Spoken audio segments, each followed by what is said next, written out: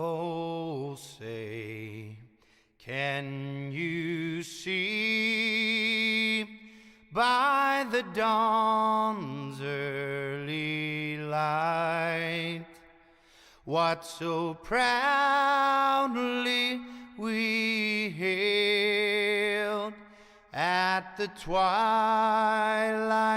last gleaming, whose broad stripes and bright stars through the perilous fight o'er the ramparts we watched were so gallantly streaming,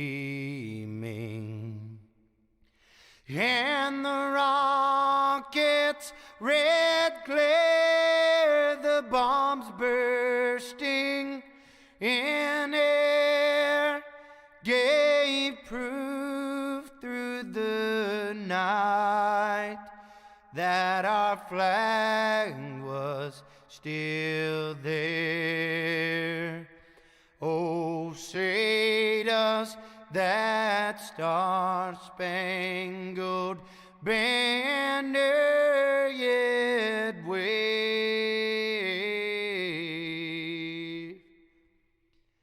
o'er the land of the free and the home of the brave?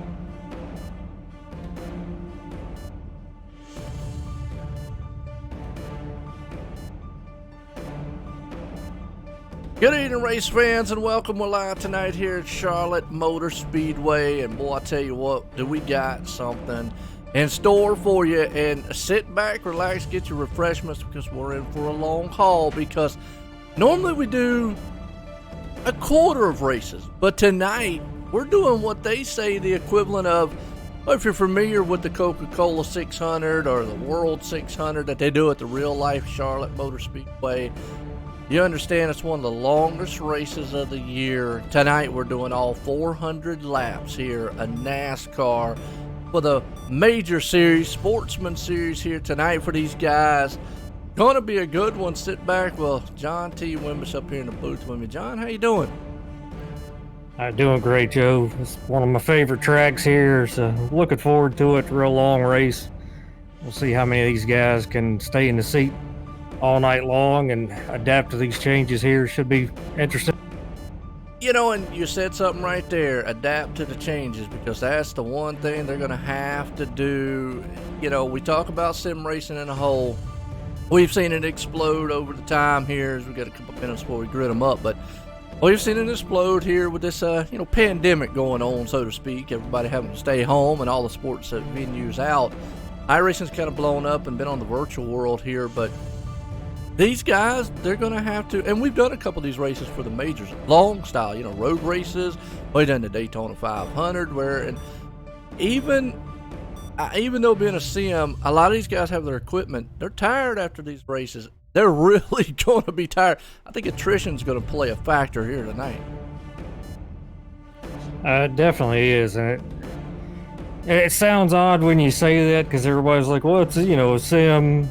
You're sitting, in your air-conditioned or heated home or whatever, but, depending on what you do and how much you put it, if you got a lot of feedback in your wheel like I do, it does matter. And it's a long time to sit here, man, 400 laps. And, of course, most of that is going to be under green.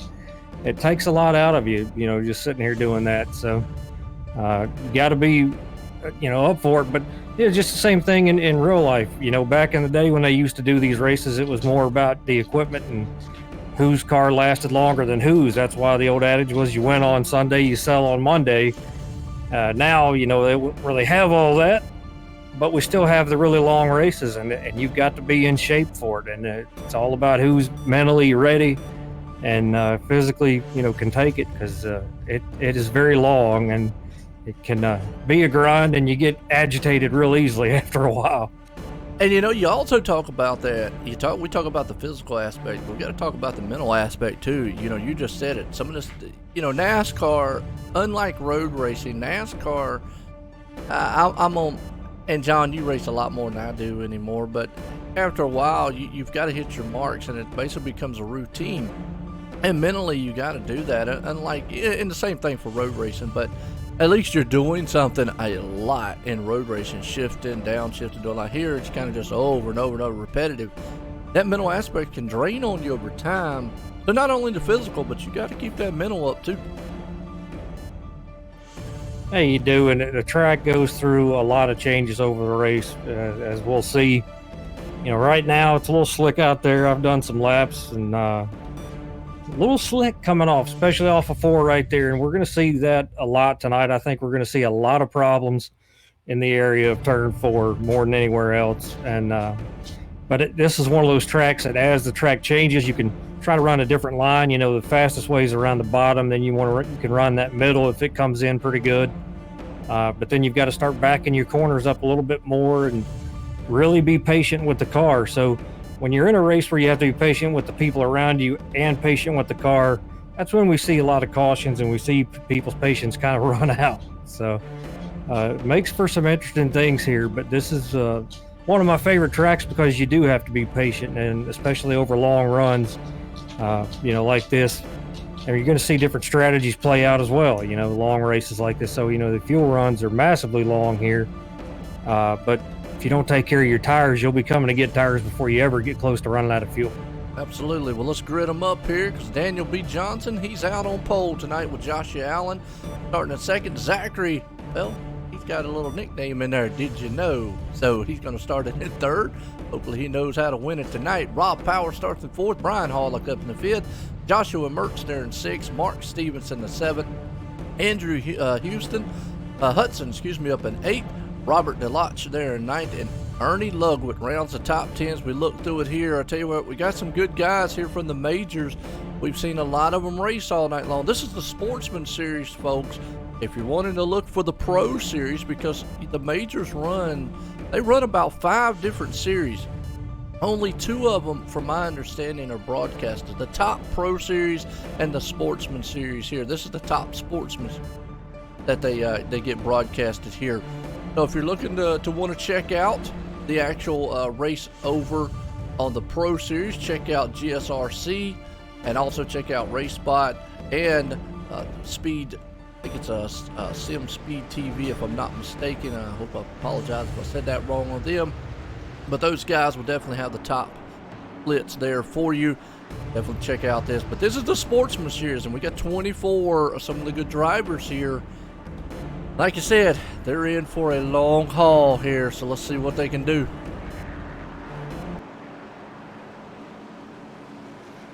The biggest thing is restarts, as you know, Joe. You've covered enough of these races to know in the Cup Series, restarts are very important, but that's where they get extremely crazy. You try to make up as many spots as you can. Yeah, no doubt about it. Well, here we go. Boy, I tell you what, pace car is in, and like you just said, we got to be very, very patient here tonight. I want to appreciate everybody out there on YouTube and Facebook here tonight. If you like what you see, like it or share. Sit back and enjoy, and yes, you see that little time tick up there along with your eyes are not deceiving you. We're doing a full 600-mile race here at Charlotte Motor Speedway. Pace cars in. Here we go. Daniel Johnson drops the hammer. We're green flag, and like you said, these guys are going to try to get maybe a single file and patient out the best they can as they start. Yeah, hopefully they do. A lot of guys up front are definitely going to do that. People mid-pack and back, they're going to try to make up what they can here. You see, we've got a little too-wide battle back here between Andrew Hewson, Rob Powers and those guys right here going. You're right, and I tell you what, right now, and you talked about it, and oh, you already see the 47 got loose into the wall. That's actually Rob Powers, and you just spoke of it. I'm used to seeing this track, John, being very tight after a while, but it looks like tonight these guys are in for a slick style race, but he was able to hold on to it. That's the one thing that I'm kind of unique about these Cup cars, and we'll talk about that throughout the night, is the aero package. Used to, and you know this very well, John, used to, if he would have slid like that, he wouldn't have recovered that easy. No, it wasn't. You saw the 88 coming off two, get sideways as well. Like I said, the track is slick right now. You got some areas of this track still under sunlight, some areas are shaded. But the other thing is they had, the starting track condition here being pretty green. So you've got to allow the rubber to get down on this track here and be patient through the beginning stages of this race here. Absolutely. Battle for second place. Brian Hollick takes it over Zachary right there. I tell you what, looks like teams right there between Mark Stevenson. They got the same paint. All three of them guys almost got the same paint job. It's kind of wild to see second, third, fourth right there. Yeah, you see that a lot everywhere, but especially here, the Forge team there, they always do pretty good. One's in a Chevy and one's in a Ford, though, so that's a little weird to see. Hey, but I'm a Ford man. Come on, we'll have this debate probably all night. Mustang versus the Camaros out here. I'm a Mustang man through and through. And I've always said in the past, though, when they introduced those into NASCAR, and I still feel this way, even though I am, hey, look, I enjoy seeing the rivalry because it has been one for ages. I still feel like NASCAR in the top level in the Cup car. I don't really feel like the Camaro and Mustang should be in it, because I go back to the old school days of what NASCAR was. Yeah, well, things happen, life moves on, and so will you. I know. Hey, look, hey, you're right. Absolutely. We got Toyota in here. We got rumors of other makes trying to come in. So whatever. I just get in whatever I think is faster for me. Well, you speak of Toyotas, we got a couple of them in the field here. Steven back there sitting in ninth place spot, trying to see if we can't move up. Got a couple of them in a row. Ernie Lugwitz is another one. That's a name we know, Kinetic Racing right there, Kinetic Motorsports. Ernie's been a staple here for the majors. And folks, check out the PacificMajors.com. They've got a full schedule of how this series works. It's cool. John, I've really enjoyed it. We started off the year. Actually, we didn't start it with the Daytona. We started off with a 2.5-hour race at Daytona.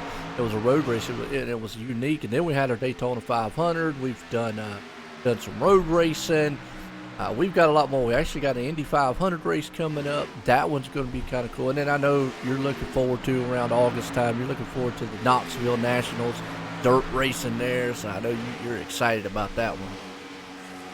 I absolutely love dirt racing, man. That's where it came from, and as many guys have at race or just like racing, you visit your local dirt tracks all the time. So looking forward to that one, but really been looking forward to this race here at Charlotte.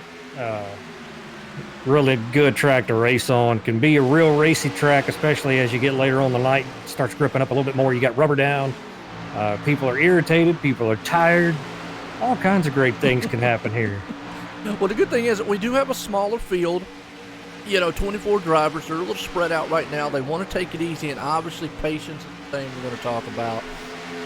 You've got to have that early on here, a lot of it, because if you don't have the patience, it's going to wear thin, like I said, as the race goes on. As mentally and physically you get drained, yes, you're right. Now, this race in real life starts out in the day, ends up at night. It will do the same here. We have day-night transitions in iRacing. So, folks, you're going to see the track change. The one thing that they talk about now here, it actually will play the same way, really, about what I'm going to say here, because normally it's a fixed setup. But here they do open-style setups. So we hear a lot of this, John, in real racing. Do you set your car up for the day, or do you set it up for the night? Well, most of the time, you're going to want your car to be better off, towards the mid part to the end, especially. So you kind of have to give up one for the other, and it's just that part of racing. And you do that anytime you race. It's always going to be different from one end of the race to the other. So what part are you willing to give up? And you definitely don't want your car to be terrible at the end. Oh, absolutely. So that's what, we're going to see a lot of guys do. But, man, a really good thing to point out is the guys that we've got up front, the top three, Daniel Johnson, Brian Halleck, Mark Stevenson, are the same top three in the last race that we covered for the majors, the road course race that kept going at it with each other there on that side. And that was exciting. It was the Audi cars. I hope I said that right. Audi cars. Audi. I say Audi, but it might be Audi. But those were unique front-wheel drive cars. And I'm going to tell you what, normally we look at road racing. They get spread out a lot on road. But they were on top of each other, bumping each other. And just, that was really exciting. Folks, go back and look at us on the OSR Network on YouTube there. Check it out. It was an awesome, fun race, and you're right. So maybe they learned something from that, or maybe they just love the oval style. Because right now, Daniel Johnson, he's maintaining a pretty good lead over Brian Halleck and Mark Stevenson. Again, though, I got to bring that up, John. And hey, look, you're the master technician here. I'm gonna say that. The setups. If you're out here right now, what kind of setup would you want up underneath your car at this moment? Well, I mean, honestly, when you want it sealed off. That's the biggest thing about it. Every time I go to make one, that's what I do, is just get my heights to the right spot there, so you're not pounding the track with the front splitter there, because that just messes everything up. Charlotte is a little bit bumpy. It's not quite as bad as it used to be, but there still is a major bump going down into one right there. As the race wears on and your tires wear out, you hit that and the front end wants to push on you. So towards the end of the race, we see guys racing each other hard. You might see some of that come into play a little bit more. So just do as much as you can to get the car gripped up, over, the majority of the run here. But the biggest thing about this track is just tires. And, if you overdrive your corners and you don't hit your marks right, because you can overdrive the corners at Charlotte. And a lot of people think, overdriving, you'll notice it. It's not noticeable when you're doing it in the Cup car at first, especially when you have tires. You're going past your points where you want to lift, your braking points, your throttle up points, because you have the grip, but that causes you to wear your stuff out. So if you know where to lift to save, that's the most important part about this track right here, is knowing how to save so that you can be good over the entire run, not just at one part. And there you go. It's a good explanation, folks. And I tell you, that's just what it takes to race here and get through a long race. And like I said, this is an open style setup. We're used to seeing a lot of fixed style setups. Right now, Daniel Johnson, the man out front, got that car. Looks like it's on rails right now. It actually looks pretty good.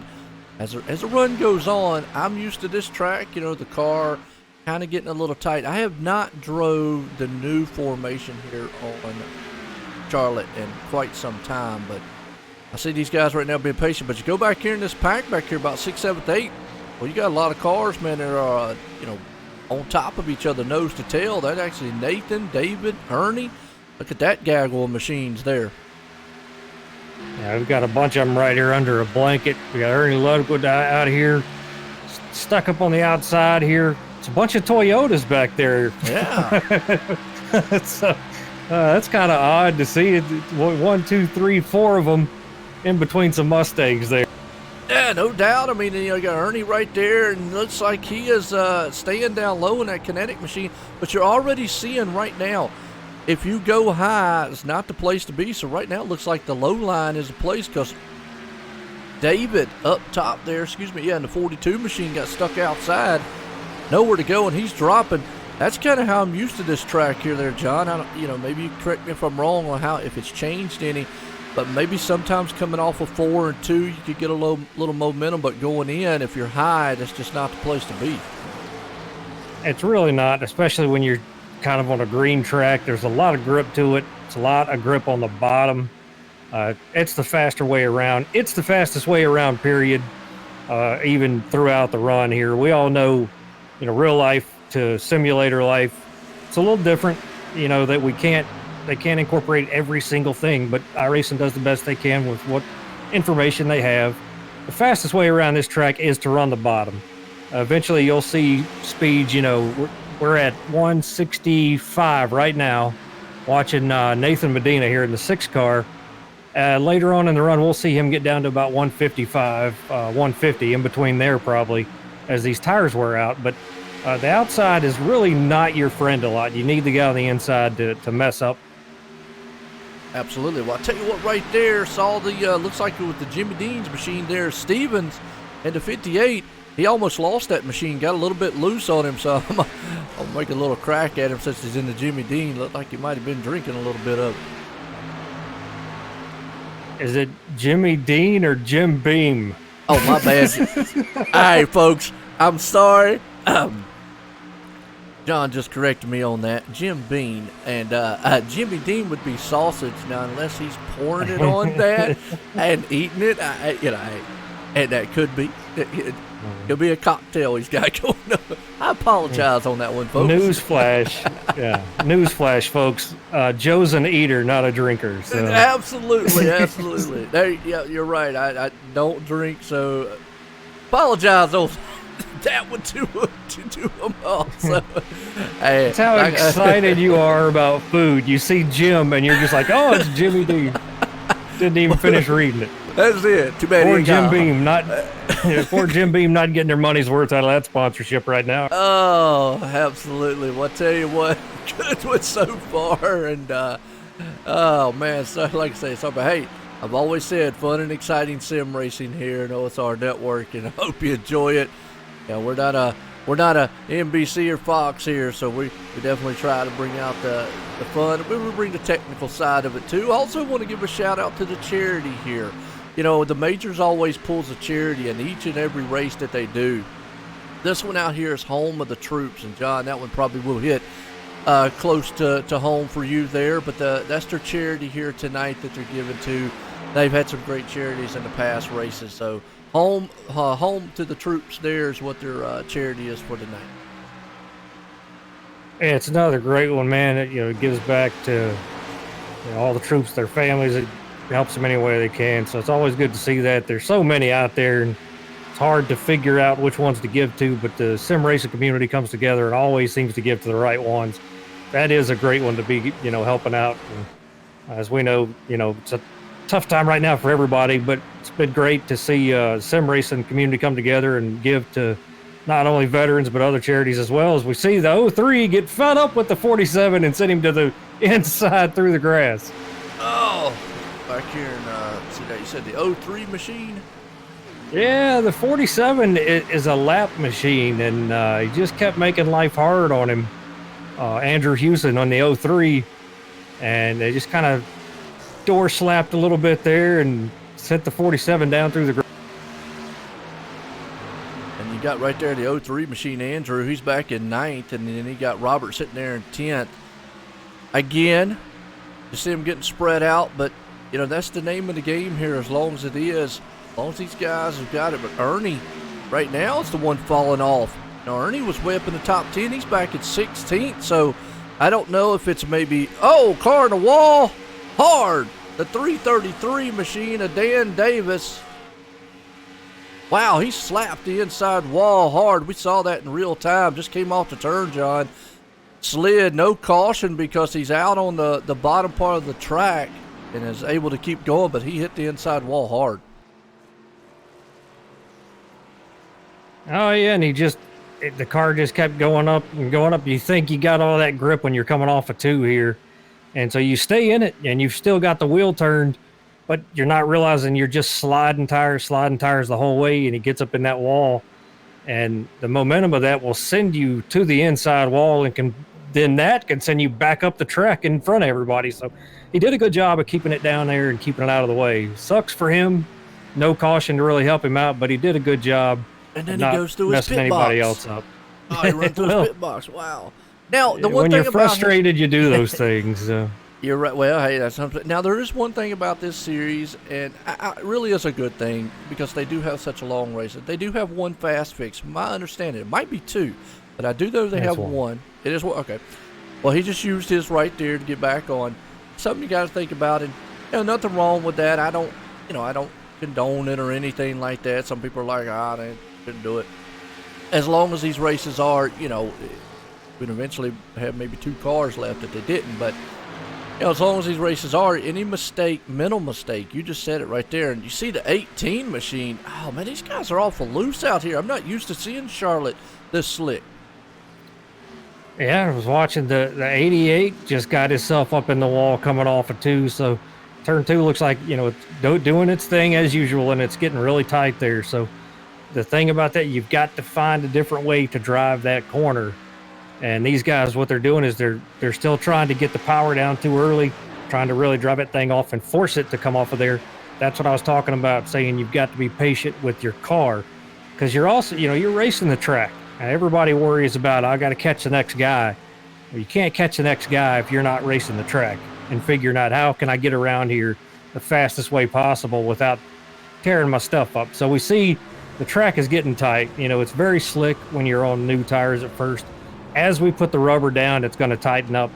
As we go and get more grip, it's going to tighten up. This time he goes cutting through the grass. So make it a little interesting here. But talking about the fast repairs, I think it's a great idea.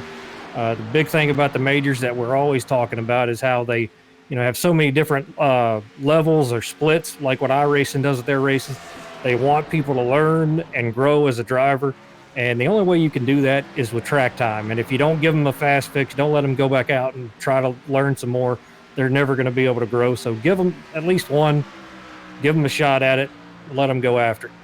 Well, there you go. I'll tell you what, last week the pro guys did their all-star race at the Charlotte Roval. Go check that out on GSRC. And again, folks, if you want to see the pro guys run, because, the majors have several different levels of racing. They have the sportsmen, which we're covering here, their top sportsmen. They do have a second split pro, but then they have the main pro. They have what they call 3 areas, obviously the American, European, and then the Australian. And the American is covered by GSRC in the Pro Series. Check them out. You can also check out RaceSpot, who does the European. And then I believe it's Sim Speed TV. I could be mistaking on that. Either way, go to the iRacing eSports network and look at it. And they cover the rest. I'm already thinking about food. I about said restaurant. Australian. I apologize, folks. John's got me all messed up. The Jim Beam and Jimmy Dean got you messed up. That's it. No doubt. No doubt. Well, it's been a good big shout out Ooh, right now to was it David Gargaro? I knew I'd get it in a minute when I stopped and looked at it. David Gargaro Jr. in the 42 started 22nd, running 8th right now, doing a good job here. Watch him come through the field a little bit, staying out of trouble, missing all the craziness, doing a good job right now coming through the field.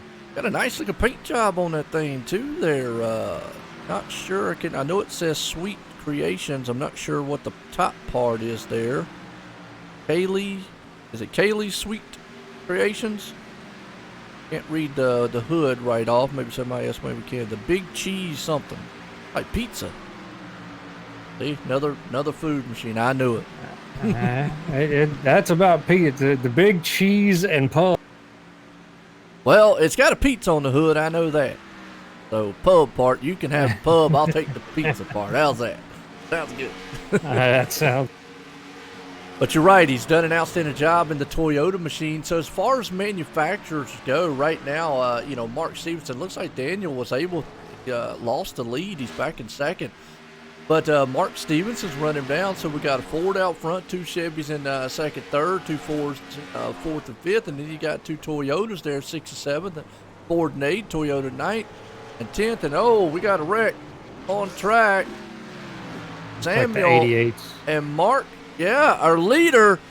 Our leader, we were just talking about it, came down and got tore up. Let's go back on the replay here, John, and see what happened.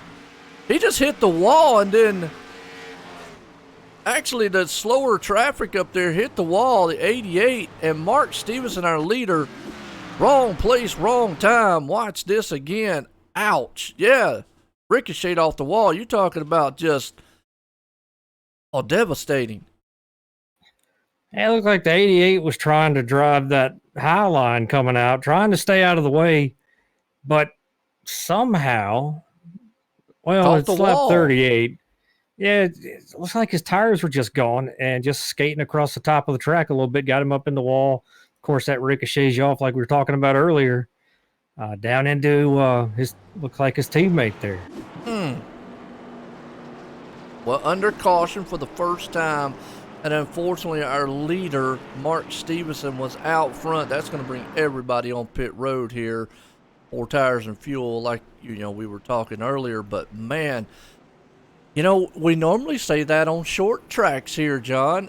Danger lurks around every corner when you're the leader. Usually don't say that too much on a 1.5 mile track. Yeah, but you see that though when you get a much faster car around somebody else that's having a hard time, or maybe their setup's not that great, and the setup that you run can really make a big difference on your tire wear. And as your tires wear out, the car can act really wicked sick. And that's what looked like the 88. He had been having problems getting up in the wall here and there, so just looked like he had some issues with that. Then of course had traction issues, and certainly not meant to do on his part, but because you could see the car just get out of shape. But just a bad spot for that to happen when you're the leader. Oh, absolutely. So, under caution for the first time. I'll tell you what, folks, let's take a quick commercial break. We'll be right back after this.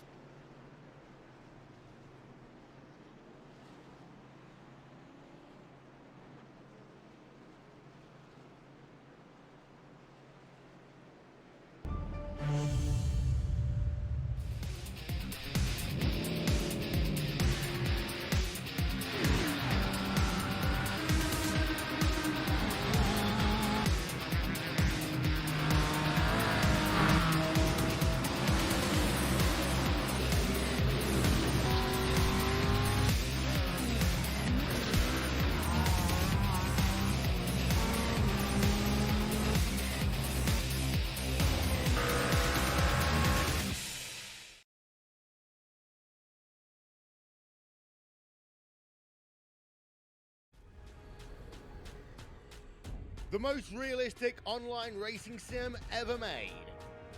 This is iRacing. Detailed laser scan tracks, fully dynamic real world cars, and over 50 series to choose from. 6 online world championships offering over $100,000 in annual prizes. This is the original eSport racing game. This is iRacing.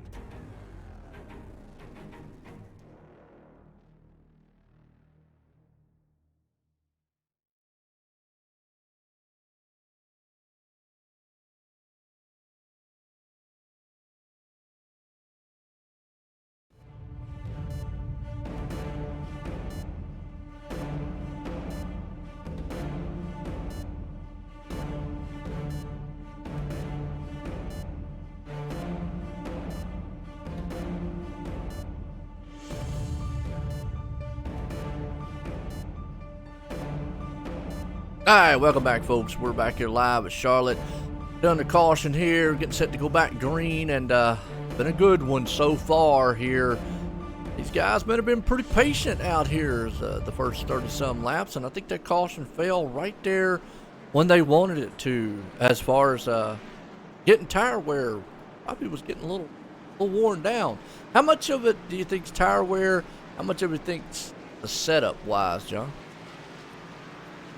Well, those two go hand in hand, really. So if you don't have your setup right, the tire wear is really going to affect you. And I think that's what we saw with that 88 right there, just not meaning to get out of shape, just the tire wear doing it. You get on the throttle, you got your right rear all worn out from your setup, and it sends you up in the wall. And I think that's what we saw there. So tire wear is very critical at this track. I mean, you can pit twice before you need fuel sometimes if you don't have a good setup under the car. But these beginning laps here, the first 10 laps of any run matter, whether it's open setup or fixed setup.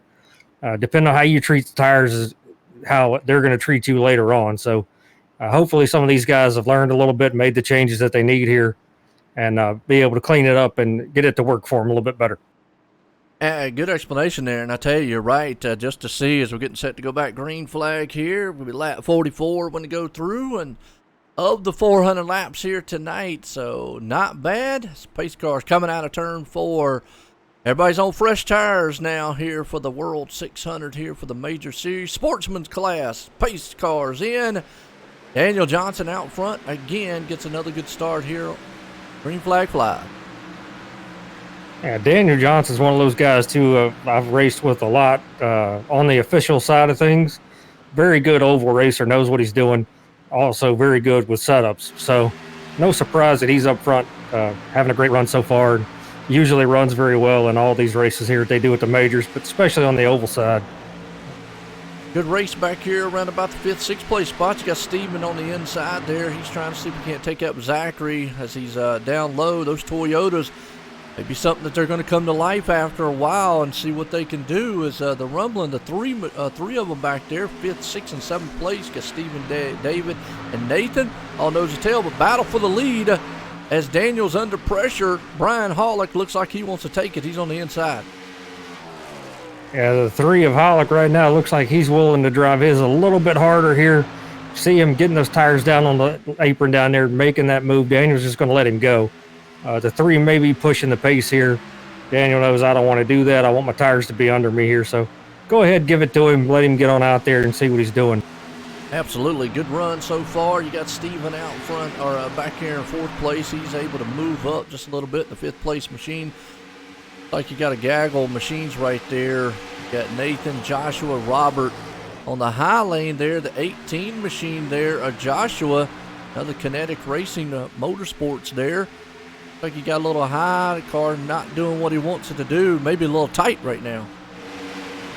It is. The high side's not where you want to be, and go through the trial right there. It can be tricky, you know, when you're the guy on the outside, to know how much room the guy on the inside needs. So doing a good job, you know, working with it right here. So got room now. He should be able to move back down, take it. What I'm seeing right here is that, you know, and how I've noticed a lot on this track. We talked about the inside lane, the bottom lane, but also that middle lane comes into a play. I've always, you know, going into the turns, I'm either trying to kind of diamond it in a little bit, go down low, maybe try to maintain sort of the middle of the track there. Don't want to go too high. But a fine line here at this track from what I'm used to seeing. Yeah, it definitely is, especially when track is going into a transition period here like we're seeing now. It's basically no sunlight on the track now, so it's going to be a little different. When you're first on tires, you can just scream around the bottom. As you're trying to take care of them, you know, you can run the middle lane if you want to, but the way that it usually is the very bottom against the line, you know, is where you want to be. In the center, you want to be on that line. And 1 and 2, you could even take your left front and put it right down on the apron on that line. And being on the apron will actually help you loosen the car up and bring it around, even when you're on old tires. There you go. Well, I'll tell you what, just to check on Mark Stevenson, who was involved, was leading out there and got involved in the wreck earlier on. Brought the first caution. He's back in 14th. Now, he did not use that fast fix, folks, to get that repair done. Smart move. A lot of guys opt not to do that. Remember, this is a long race, so he's looking at the long haul here, so to speak. And I don't blame him, because the damage wasn't too bad. Just a little bit there on the left, or excuse me, right front, it looks like. So, I mean, yes, it's going to hinder him a little bit here early on, but I think by the end of the race is what he's looking at. He'll eventually use it and clear it up. Oh, yeah, right now, like you said, it's so early. You can go back out, turn some laps, and see, you know, am I that bad? And then if you are that bad, you come back in next time you pit, go on and use it. So, because you're just going to continue to lose time here. But see that 18, it all but about moved 58 out of the way and took that spot away from him there. So we see some patience from others and not a lot of patience from other guys. and you know, that's the thing too. We're still way early into the race, and we talk about patience. A lot of guys feel like, hey, I got a great setup, and they feel like they need to get the urgency to get to the front. I get what they're looking at. You know, the leaders are pulling away. The gap's getting bigger here on the track, because right now, as we look, you know, Brian Hollick right now, he has about a half-second lead over Daniel, and you talk about the 18 machine back in fifth. It's 3.1 seconds to the leader. You know, I know you're looking at it like as a driver, you're like, oh man, they're just getting away. But you've got to look at the big picture too. It's a long, long race. You don't want to use your equipment up. And being that this is they have setups. These guys are actually able to do, I'm not sure how much adjustments they're able to do in the pits. John, maybe you can explain that a little bit. But I know they're able to do some adjustments in pits. So they're able to do something that a lot of guys can't do on a fixed style setup. Yeah, you're able to change your tire pressures. You could change the offset of the car, which is, you know, going to change basically the heights around the car. You want it to loosen up or tighten up, you could change that in your left rear, right rear. So there are some things there that they can do. You know, obviously your brake bias, things like that, and you can add tape or take tape off the front, depending on how that's doing. So you just want to be right on the edge of, you know, you're not going to blow it up, but you've got enough downforce. So you might add some tape as the night goes along and it gets a little bit cooler out there. The engine's going to run a little bit cooler, give yourself a little bit more downforce. There you go. And you're right. That's the thing is as temperatures go differently, I think tire pressures and like you said, the tires and everything, the downforce, can they change this? They can't change the spoiler or anything, can they? Can't change the height or anything like that. Okay. No. I mean, your offset change is going to change the ride height of the car, and that changes it in the back. So it puts it up or down a little bit more, but not enough to where you're really basically affecting this quote unquote from Dale Jr. big ass spoiler. So it's going to be up in the air. You can't help that. Yeah, so we got a good battle going on here about the 5th place and 6th place spot. Steven and Nathan right there going to go door to door. That's a good explanation of what these guys are going to feel going through. And I think tire pressures are the biggest thing. We hear that a multitude of times, adjust tire pressure. We also see, wedge and, putting in more turn on the back. Track bar is another one. Now, can they adjust the track bar on here in iRacing yet? I know that was something they talked about there. That's all it. You can add a little bit, take a little bit away. So it's not going to be something that a lot of guys. Most of the things that you're going to change right now are going to be your tires and your offset. That will help loosen the car up over time because it's going to continue to get tighter throughout the night. So we'll see guys mess with that. It's just some guys start at the left rear part of the car to make those changes before they go to the right. To me, when you go to the right side, that's making an extreme change. The left, to me, is a little bit more of a subtle change that will help to loosen the car up and help you get through the corner a little bit. Ooh, good battle going on right here around about the 5th, 6th, and 7th place spot. You see these guys getting awful wiggly. The 6th machine there, Nathan almost went up into the 58 of Steven. See him kind of just bouncing around. That car is a handful. Tell you, that's just, like I say, kind of odd to see here at Charlotte. Used to seeing these cars a little bit more stable, but right now these things look like they're just kind of a handful to drive. And they are, and as the sun's come back out through 1 and 2 and down the backstretch a little bit there, but we saw that the 6 and the 58, they really give each other a hard time, and I think the 6 was just a little agitated with him and decided to run him up the track a bit. So the 58 said, I'm going to stay in it, run this high line, and just get out of here for a minute. And he did. You calm down. And he did get out of there. You're right, he go. Put the 52 there, David, right behind him there. Puts him in 5th place spot. Zachary's hanging on to the 7th place, and like his little nickname, Zachary. Did you know? Well, I don't know what we know, but he must know something that we don't know. And I don't know. Did you know? I did not know, but now I do know.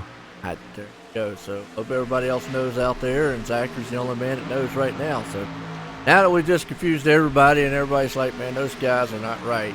Hey, appreciate y'all tuning in. We're live here tonight, Charlotte Motor Speedway, here for the Majors Sportsman Series And want to give a shout out to the not really the sponsor, but it's the charity of choice that they do here. The Pacific Majors always does a great charity, and it's a home for the troops here that they're doing it for tonight. A good charity there that they're giving to. Want to appreciate that because we're here at the World 600, and their eyes are not mistaken.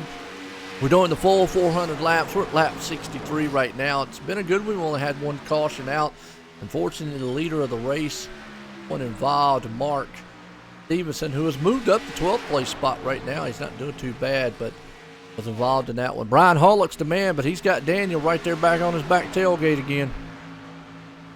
And we saw that, beginning of the run there after that restart, the 3 was really putting the pressure on Daniel. Wanted to push it. Daniel let him go.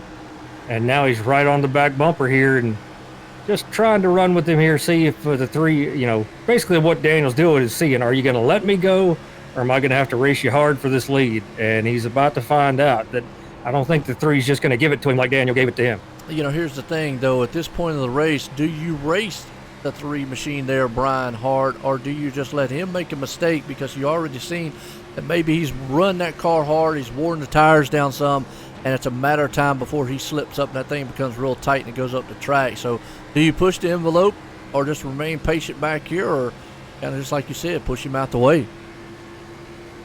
Well, if you're me, and I have a tendency of being most of the time the nice guy, what I will do is just say, okay, you want to race me hard? I've caught you from all this way back. I know. Well, I do what Daniel's doing right now, basically stay a car length off of you and just continue to do my thing, because right now you're still taking care of your stuff. The 3's used his up, so as you continue the run, you're still going to be better. You're still saving your stuff. You're letting the 3 set the pace instead of you pushing it and ramping the pace up even more. Let him set the pace, which is a slower pace than what you can drive. So you're saving. So Daniel wants this, because if Daniel can get by the 3, then he'll start stretching this out. We see him now shoot down to the inside as they go into 3 here. And you're going to see if Daniel gets by him, I think he's just going to start just leaving him. I'm with you there, and I agree. I think Daniel, maybe he's testing the waters here to let Brian know up front that, hey, see what I can do. But Brian powers back on the outside, and he has to fall back in line for the moment. So I'm with you there. I think you're right. Daniel is probably just seeing the bad thing with Brian, though. He's having a mirror drive, and sometimes that's going to make a mistake, but you can already see his car getting a little bit high going into the turn. He arcs it in there. He's able to drive it down low, but keeps leaving that door open. What's going to happen? That car's going to push up the track eventually. Yeah, and what he's trying to do, having a late entry like that, is allowing him to really come down, diamond the corner off by center. He's down at the bottom lane, but it's going to make you push. And you see every time he comes off the corners, his car's a little bit higher than Daniel's is. So he doesn't have the grip that Daniel's car has right now. So I don't think Daniel's really pushing the issue here. He's just basically seeing what do I have versus him right now. And if the 3, has a nose out on him, he'll let him go back. And right now, this is kind of just a game of how good am I versus what this guy has in front of me right now. Well, you can see right there, we're seeing a good hood shot there of Daniel. And going into the turn, he gets a good run on him. And he drives Brian up the track for the moment. He peeks to the inside. We'll see if he drives it on the inside here at the turn. He's going to, but I don't know if he's going to make the pass. He's got enough to do it. He's able to push up the track here. No, Brian didn't let him have it. No, he did not. He had that run on the outside there. It actually worked, but here, being on the bottom over the run, these tires, you've got to be able to have that grip and that drive off. Didn't have it on that end. He's going to get it here, no problem. Absolutely. I mean, and that was a good move and a perfect example of what I just showed right there. You see Brian trying to get a little draft, but I think you're right now. It's just all Daniel walking away. He saved the stuff. Brian Harley moves back in the second. Don't look now, though. You got Joshua Allen, the other Kinetic Racing Machine teammate there to Daniel, it looks like, coming up in the third. He's going to see if he can't get up here in the party, mix it up a little bit. Guys getting spread out a little bit here. Let's go back around about the 7th and 8th place spot. Looks like Lucas up there, up high. He's going to look almost to lose a spot.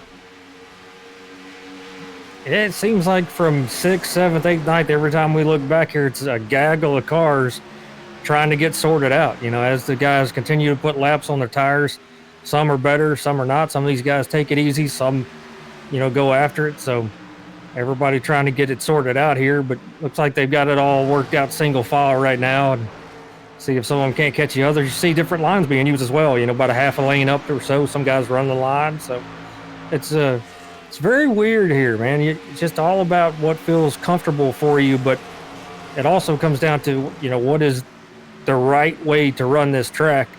And as long as you're by yourself, you're fast around the bottom. That's exactly where you want to be. If the car won't handle down there, then you have to fix it to where it's going to do that, because people say, oh, I'm going to fix it to where it's going to feel comfortable in the middle. Well, that's terrific. You do that.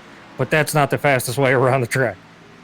Momentum, too, is another thing I talk about this place. You can lose it so easily and lose a lot of spots. Well, I'll tell you what, we talked about it earlier. Mark Stevenson, he has moved up into 10th, John. So that damage on the front nose there hasn't really hindered him too bad. So it might have been a right call not to use that fast fix. And you mentioned it earlier. You said whether or not, should I use it or shouldn't I use it? Wait on it. If the car's not bad or that bad, why use it now? Because you never know. Could get caught up in a massive wreck, tear the car up, and then you need it later on. We've got an extremely long way to go. Oh, yeah, and I mean extremely long way to go. So his damage really isn't that bad. It's just a little bit on the right front, crunched up a little bit.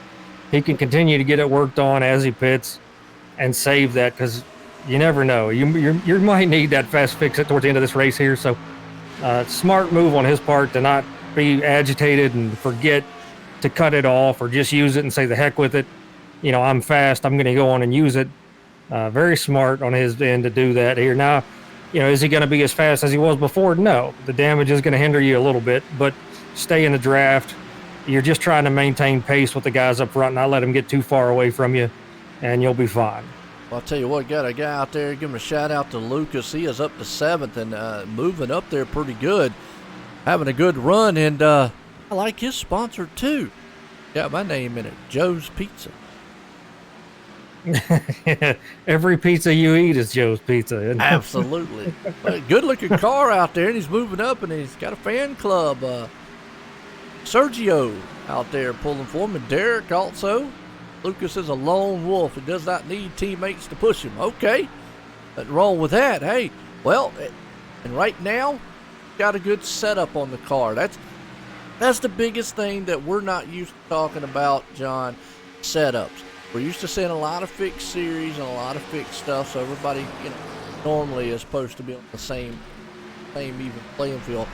But setups is the biggest thing that they have here. So that is one thing. He's got a great setup. It looks like it's a good long run style setup because he's able to come through the field the longer he goes. And that's exactly what you want when you're doing a setup is, you turn laps and a lot of people focus on, I want to be fast. Well, be fast, at the beginning, but you've got to have a car that's balanced and stable. And that's how you run up front. That's how you win the daggone race. You can run 1 or 2 fast laps, but, if you got a bad set under you, it's going to wear your tires out a whole lot. So Lucas, right now, doing a great job. He's actually turning faster laps than the guy in front of him. So matter of time before he catches up with him. Absolutely, and he's up there, like I said, the 7th, but he's got Mark Stevenson. Boy, I'm going to tell you what, that guy's turned the wick up here. Now, he's going to put the pressure on Lucas for that spot.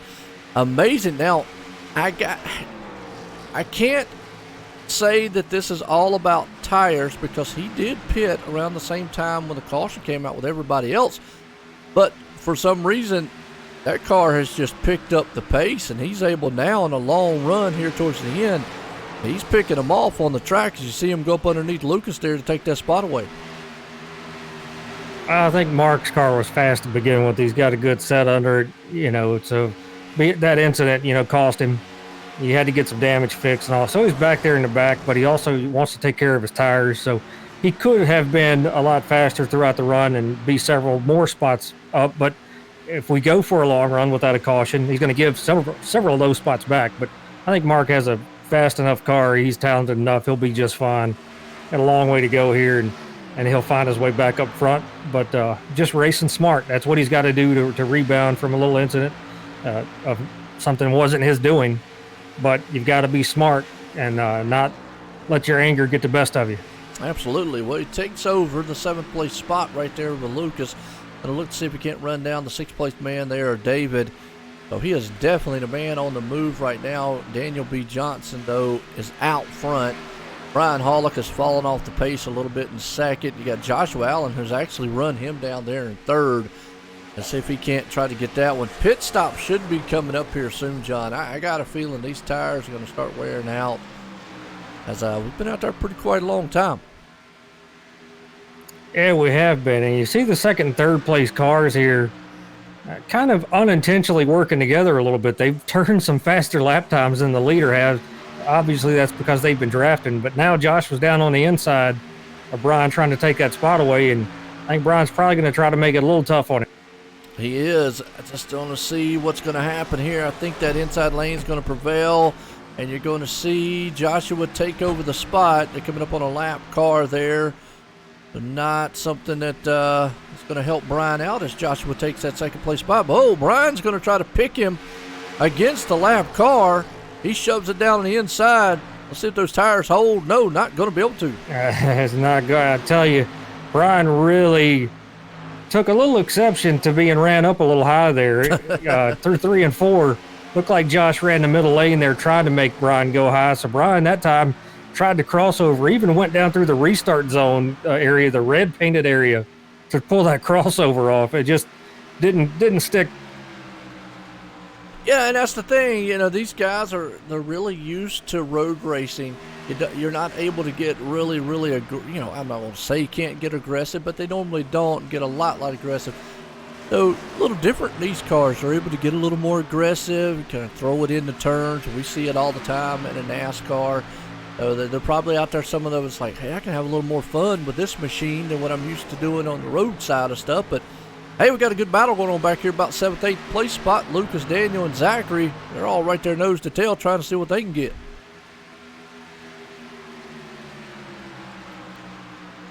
I think the thing that I like about what Brian's doing, and I know we keep talking, we're giving him a hard time or whatever, but I like what he's doing. I like his aggressiveness. You know, I like that he's making it hard on guys to pass. He tries, something crazy like driving through the restart zone. He's seeing, what have I done to my car since the start? What can it do now? And learn now early in the race so you know what not to do later, what it can't do once you put laps on it. So I like the aggressiveness. I like what he's tried out here. Obviously, we see the aggressive nature from the start. It's not going to work. You've got to take care of it. So now his next run out, take care of the tires a little bit more, and then see what you can do with it. I think Brian will find his way back up front. Well, and there you go. That's a good one. You're right. You definitely want to see what this car is going to do as the race goes on and as we get to the end here. So far, we've got a lot of machines, and pit stops here are starting to happen. A couple guys in and out. Got Mark in the back there going on pit road. Kind of looking through the field here a little bit. Back here about 13th, 12th place spot. Got Matt. Oh, Jeff back there hanging on the 13th place spot. Oh, George in the 14th. So a little spread out. A good buddy back there, Ernie Ludwig, hanging on back to the 17th. Now, he was up front early on in the race. He's not been able to rebound. For some reason, that car's just off a little bit. I don't know if he's got damage or what. Yeah, I'm not sure. I'll tell you right now, Josh in the 18 is putting some decent lap times down. He's been a little bit faster than the leader a couple laps. That time Josh was just a couple hundredths faster. But Joshua Allen here, he's done a great job to take care of his stuff. We saw him get rid of the 3 car, really fast. Didn't spend a lot of time with him having to fight like that. So looks like we got 2 teammates up front here. They've got their setup working for him. And looks like Josh has done a really good job of taking care of his stuff. Yeah, just went past the line right there, and Daniel had a 30.9 to a 30.7, so you're right. Josh, obviously now the longer the run goes, because he got a lot of 30.9s. Hey, look at a lot of these lap times from the past. The top 9 all running in the 30s, and they're within a tenth or so of each other. So definitely What that tells me a lot of times, John, is you're not going to see anybody blaze through the field. It's going to take some time for somebody to get up to the front. Yeah, you definitely not. As long as we stay green, if we have some green flag stops here, you're going to see, varying degrees of strategy here. How long are these guys going to stay out on old tires? If somebody comes in that's, one of the competitive top 4 or 5 guys, especially Mark Stevenson, I'm really interested to see when is he going to pit, knowing that he's as fast as he is. If he were to come in early, is that going to force the guys up front, Daniel and Josh, and them to hit pit road, the very next lap? If you were in his boat, what would you? That's a good thing. I think I would come in a little bit early. You also got to look at too. The one thing that green flag pit stops does, and and I know, it splits the field up. It strings them out so much, especially in a race like this. Now maybe like a plate race or something is a little different, or short track maybe a little bit different. But in a 1.5 mile, the way they are now, if I was Mark, just me, I think I would maybe try to short pit 1 lap, 2 laps earlier than those guys up front, knowing that my car, like you said, is fast. He is gaining. Well, good strategy. He's gained a lot, as far as spots go. Right now, his lap times are nowhere near. It's about a 10th off the guys up front right now, and I think that's pretty much where he's going to stay. I think he's used up what he can to get where he's got. He's got to be happy with the rebound that he's made since the incident. If I were Mark, I would definitely stick with whatever the strategy is that you have here. But if I am him, I want to pit earlier than the guys up front. There you go. And you're right. If we look at the lap times, Daniel with a 30.89 to a 30.94. So roughly, give or take, about a half, 10th or so. Not quite as fast as them. But, like you said, able to go through the field, get up front, and sitting in that 5th place spot, he's right there in a good position that if he does short pit, it could help him out. Again, something right now. No, it's early, way early. Something to think about later on in the race. I don't, if the race keeps going like it is, I don't think we're going to see a lot of cautions. Charlotte sometimes, it's one of those tracks where even in real life, unless it's at the end of the race, early on, it doesn't really have a lot of cautions on it, and they do have long green flag runs. How many of these guys might be thinking about 2-tire stops? You're not going to do any 2-tire stops here. This track is very abrasive on tires. Right now, the fall off is over 2 seconds. They've been out there since, I think, lap 44 was the restart. So lap 44, we're on lap 97 now. So we've been out here a long time. So you're definitely coming down, and you got to get fuel anyway, full tank. So you go forward and fuel. But Mark wants to get in there at least a lap or 2 earlier than these guys, so he can get out there and make up some of this lost time with the tires, because you gain a ton of spots doing it, or a lot of time on the track doing that, and that's what he needs. All right, good deal. And that's a good explanation on there, and you're right. Not sure, though, like I said, the reason I brought up the 2 tires is with the lap times like they are, if there's not a lot of cautions, you're going to have to do something wild, pit strategy wild. Like I say, either short pit or do something to get up through the field here, because if you're marred way back, catching the leader without a caution is going to be very hard. Looking back here at old Carl Burke, back in 9th place spot. Nice looking machine he's got there. That's a colorful Red Bull there. Yeah, I saw that a little bit ago. That is a nice looking car. But looking at these lap times, and it's just amazing. Oh, we got a caution. Oh, yes, Mark McFadden. See what happened to him here, and just looks like he went down into a lap machine. And another machine got into him there. The 14 looks like Matt Spear, but Mark out there riding down the inside, and then just got collided with another machine there, the 42. The 99 up into the wall. Ouch. And for a ride, too. I think flipped over end over end. That was very awkward. Strange. to say the least. Yeah. Yeah, and the Well, 14 nowhere it to looked go. like maybe the 40, looked like the 42 maybe had the idea that he was going to come to pit road, so he was trying to get to the bottom and just didn't know he was there. Yeah, two That's guys the take the only same. explanation I Yeah. got. Well, two guys take the same real estate at the same time there. So either way, the under caution here, and tell you, we were talking about Mark Stevenson. This actually helps him, really, because now pretty much everybody's going to come into pit road. It takes out that equation of do you pit early, and we talk about other guys who were way back, Lucas, Zachary, a lot of those other guys who were just way back from the leader. Bunches them all back up again here. Everybody's going to jump on pit road, and 4 fresh tires here, and fuel. Sergio out there says Lucas might be the fastest one tonight. Pretty quick. He was running some decent times there, but he wasn't the fastest. The fastest was that 18 car. At one point, he was still running 30.7 while everybody else was running 31s, including Lucas. So I would imagine if I'm the 18, I'm not happy about the caution, but if I'm the 53, super stoked about it. Seems like he's Joshua there in that 18 has got a good long green flag machine, and it looks like Brian Hollick's going to beat him off pit road and going to come out in second, so put Josh back in third.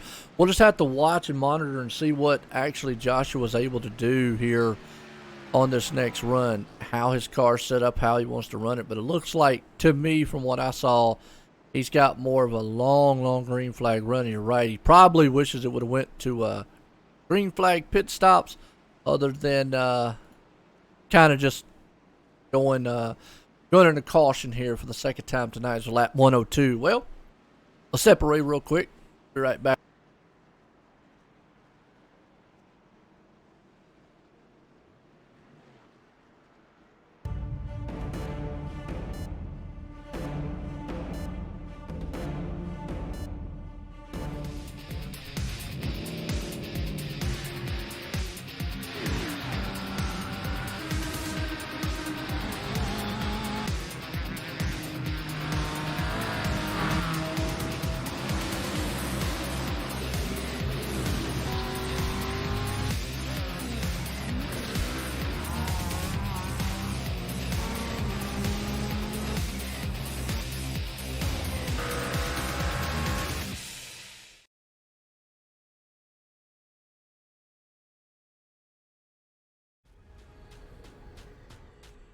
The most realistic online racing sim ever made.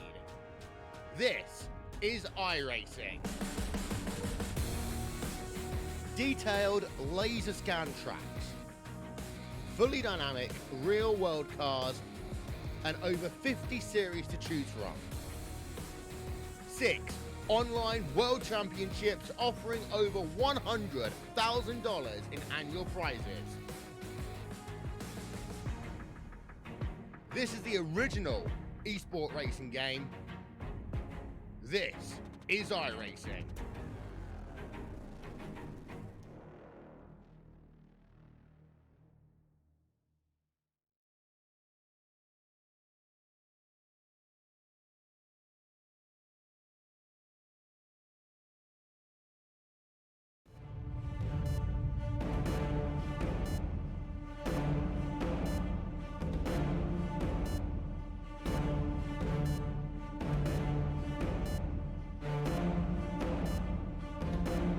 All right, welcome back, folks. Here we're live tonight here at Charlotte Motor Speedway for the Major Series here, the Sportsman Series that is. Has been a good one so far with these guys in the Cup machines. We're at the World 600 here, full World 600 that is. The caution for the second time as lights off on the pace car getting set. Shout out here to the charity here tonight for the Home for the Troops here. Good charity that these guys put on for the majors. Well, it's been a good patient style race here. I think what we've seen, cautions late as the tires wear off. And we've talked about that as the race went on, John. Tire wear, it seems like these guys just kind of get uneasy a little bit with it. And it can here. You're trying to get the power down here, and you're under a lot of speed, still 155 or so in the center of the corner there. So trying to get that power down.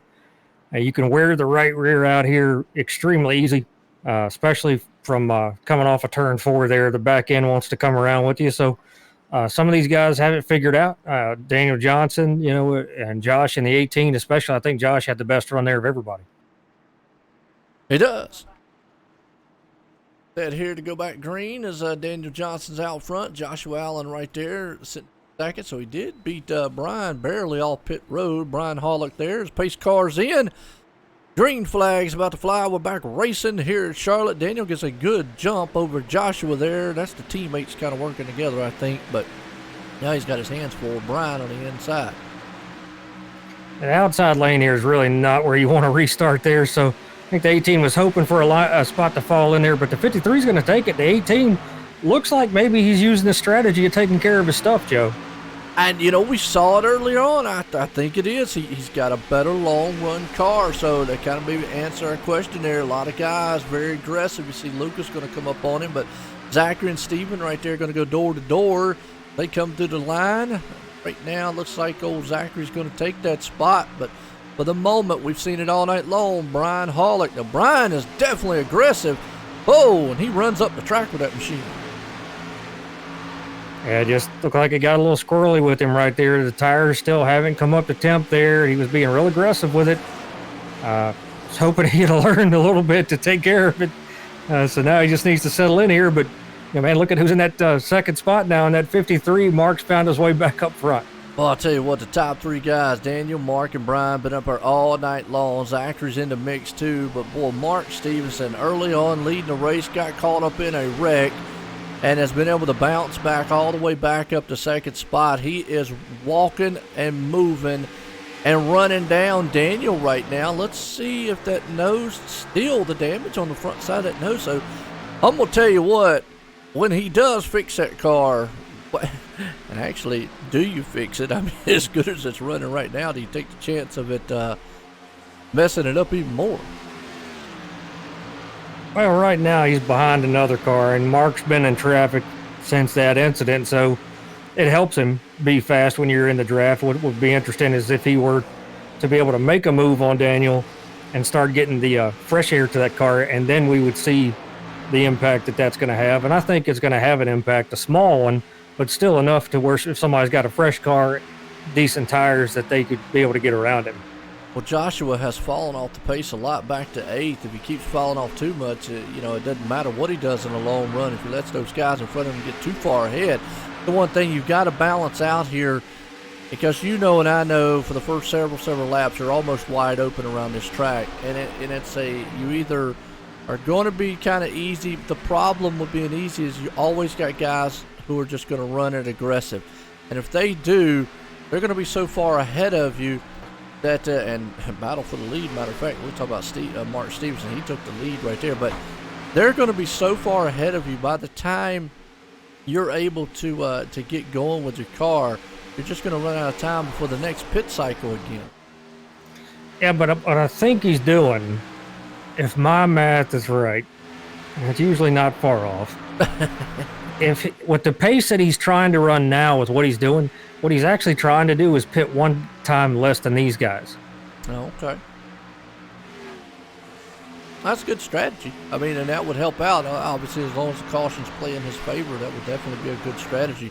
Because he has fallen off the pace, and like I say, and I know, if you fall back too far, it doesn't matter how good your car comes in later on.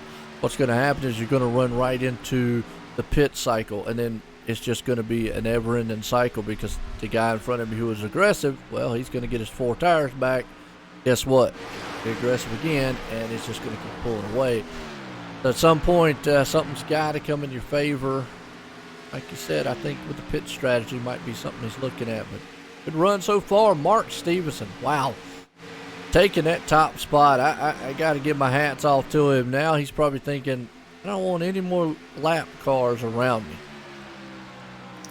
Yeah, he's probably thinking that, but unfortunately you're going to have more around you. But I think for the most part they're going to take care of themselves, which goes back to Josh's strategy and why he's doing what he's doing. We just saw an extremely long run there and the caution was brought out by some fluke incident. So the chances that we're going to see that happen again are pretty slim. So if he's thinking we're going to run this thing out green, then he's going to try the strategy. Now, the only problem with that is going to be, have you thought far enough ahead in lap terms to say, at this point in the race, at the end, my tires are going to be garbage, and these guys are going to be on fresh stuff running me down?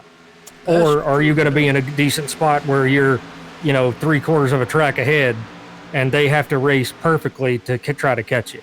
Yeah, there you go. That's a good one. You're right. So it's all about that, what you got to do in the long run and what you're not. Right now, these top three guys, Mark, Daniel, and Brian, got Daniel there in second. Mark's not able to run away from him. So I think you're right. When he got out front in that fresh, clean air, that's where the damage is kind of showing its ugly head up. He can't walk away. He's able to get around him. But right now, Daniel's able to hold on to the back end of him. And Daniel was actually a 10th faster. So I think, again, what Daniel's doing is allowing this car, as he did with the 3, set the pace. If it's more, harder than what I want to run, that's fine. You go right ahead. I'm going to race my race, and then you'll come back to me. And we'll see Daniel catch this 53 here and eventually get around him like he did with the 3 car. I don't think, Mark done a terrific job, but I don't think Mark is a superhero to where he can keep it up there when Daniel's still already faster right now. How is he going to be able to keep Daniel behind him later on, 30 laps from now? And I think if I'm in the spot there in second spot with Daniel, you're right. I really feel what he's doing is a good strategy. Let the guy in front of you wear his stuff out later on, go around. And we only got one car out of the race tonight. Samuel, unfortunately, out of it here. Leaves us with 23 machines. What's up, Tim? How you doing out there, man? And got a lot of great folks out there watching. Appreciate everybody. Good one so far. Here we got the World 600 going on here for the Majors Sportsman Series. Mark Stevenson's the man out front. To the field, Joshua Allen still, though, back in 7th. Old Lucas, everybody out there was looking at him. He's up to 5th, and he's trying to move in on Zachary to take the 4th place spot. Yeah, there's a name we haven't said yet, and I feel like we should because we're 118 laps in. Robert DeLoach, the 235 car, started 9th. He's running 6th. He's had a very good, consistent race, putting down really good laps, 29.68 that time. So doing a great job, just staying out of trouble, not getting mixed up with the guys up front. He's been in those battles that we've seen from 6th, 7th, 8th, 9th, working up through all that, and doing a great job. Just nice, consistent race right now.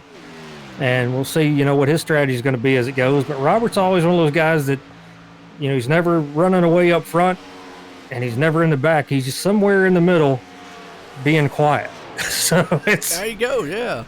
Points guy. There we go. We got consistency. Consistency wins championships there. And I tell you, it's something we'll get into as the season goes on because they do have a championship running here in the Sportsman Series. But right now, Robert looks good as Lucas has got his hands full with old Zachary there in 4th and 5th.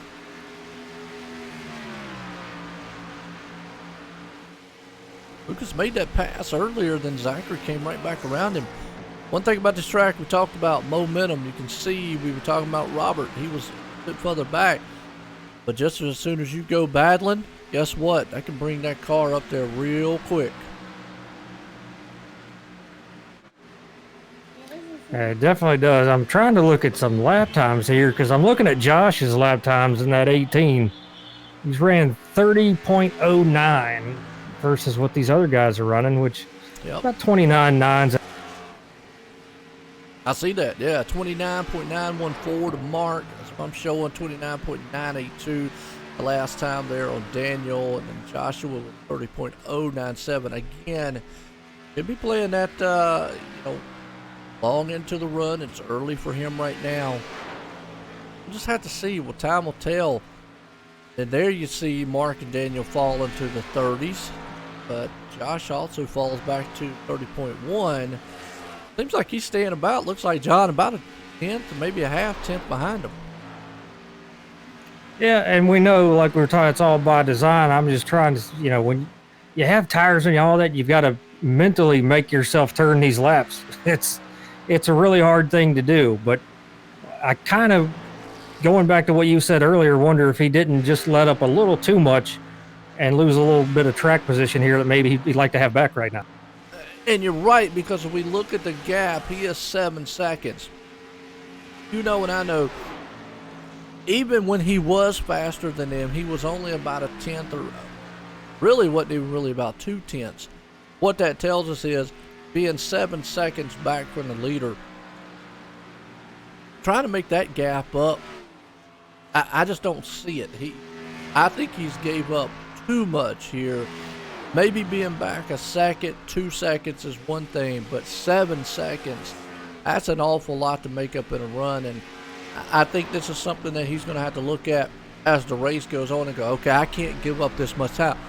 It forces you almost, those other guys force you, John, just change your strategy.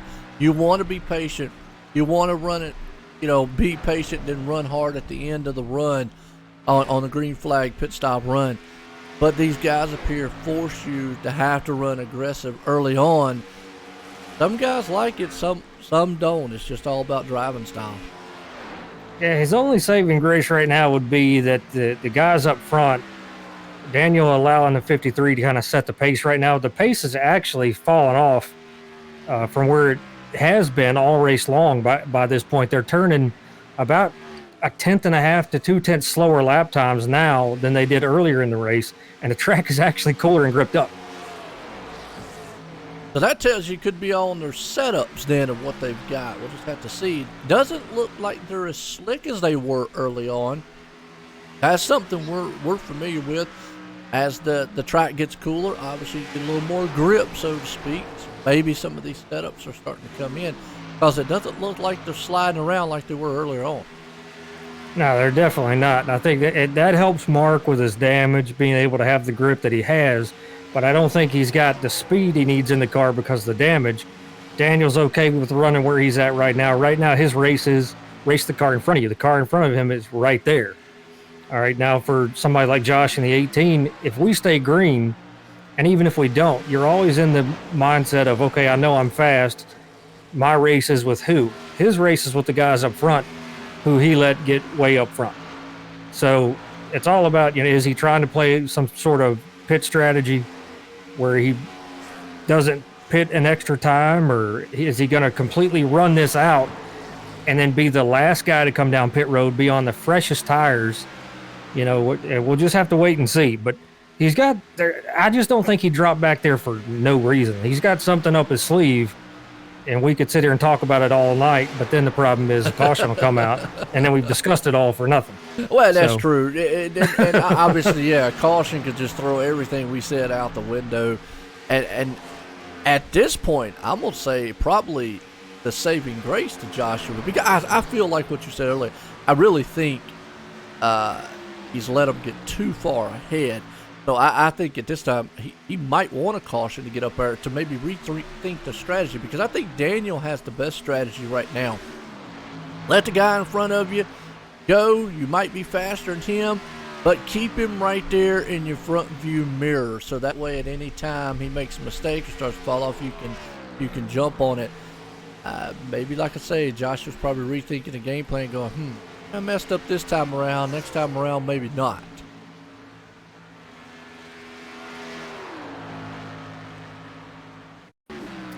Yeah, I think the other thing that Josh would want is for his teammate Daniel to get up there and race the 53, and that would really slow the front two guys down. But Daniel's got to run his race as well, in second place here.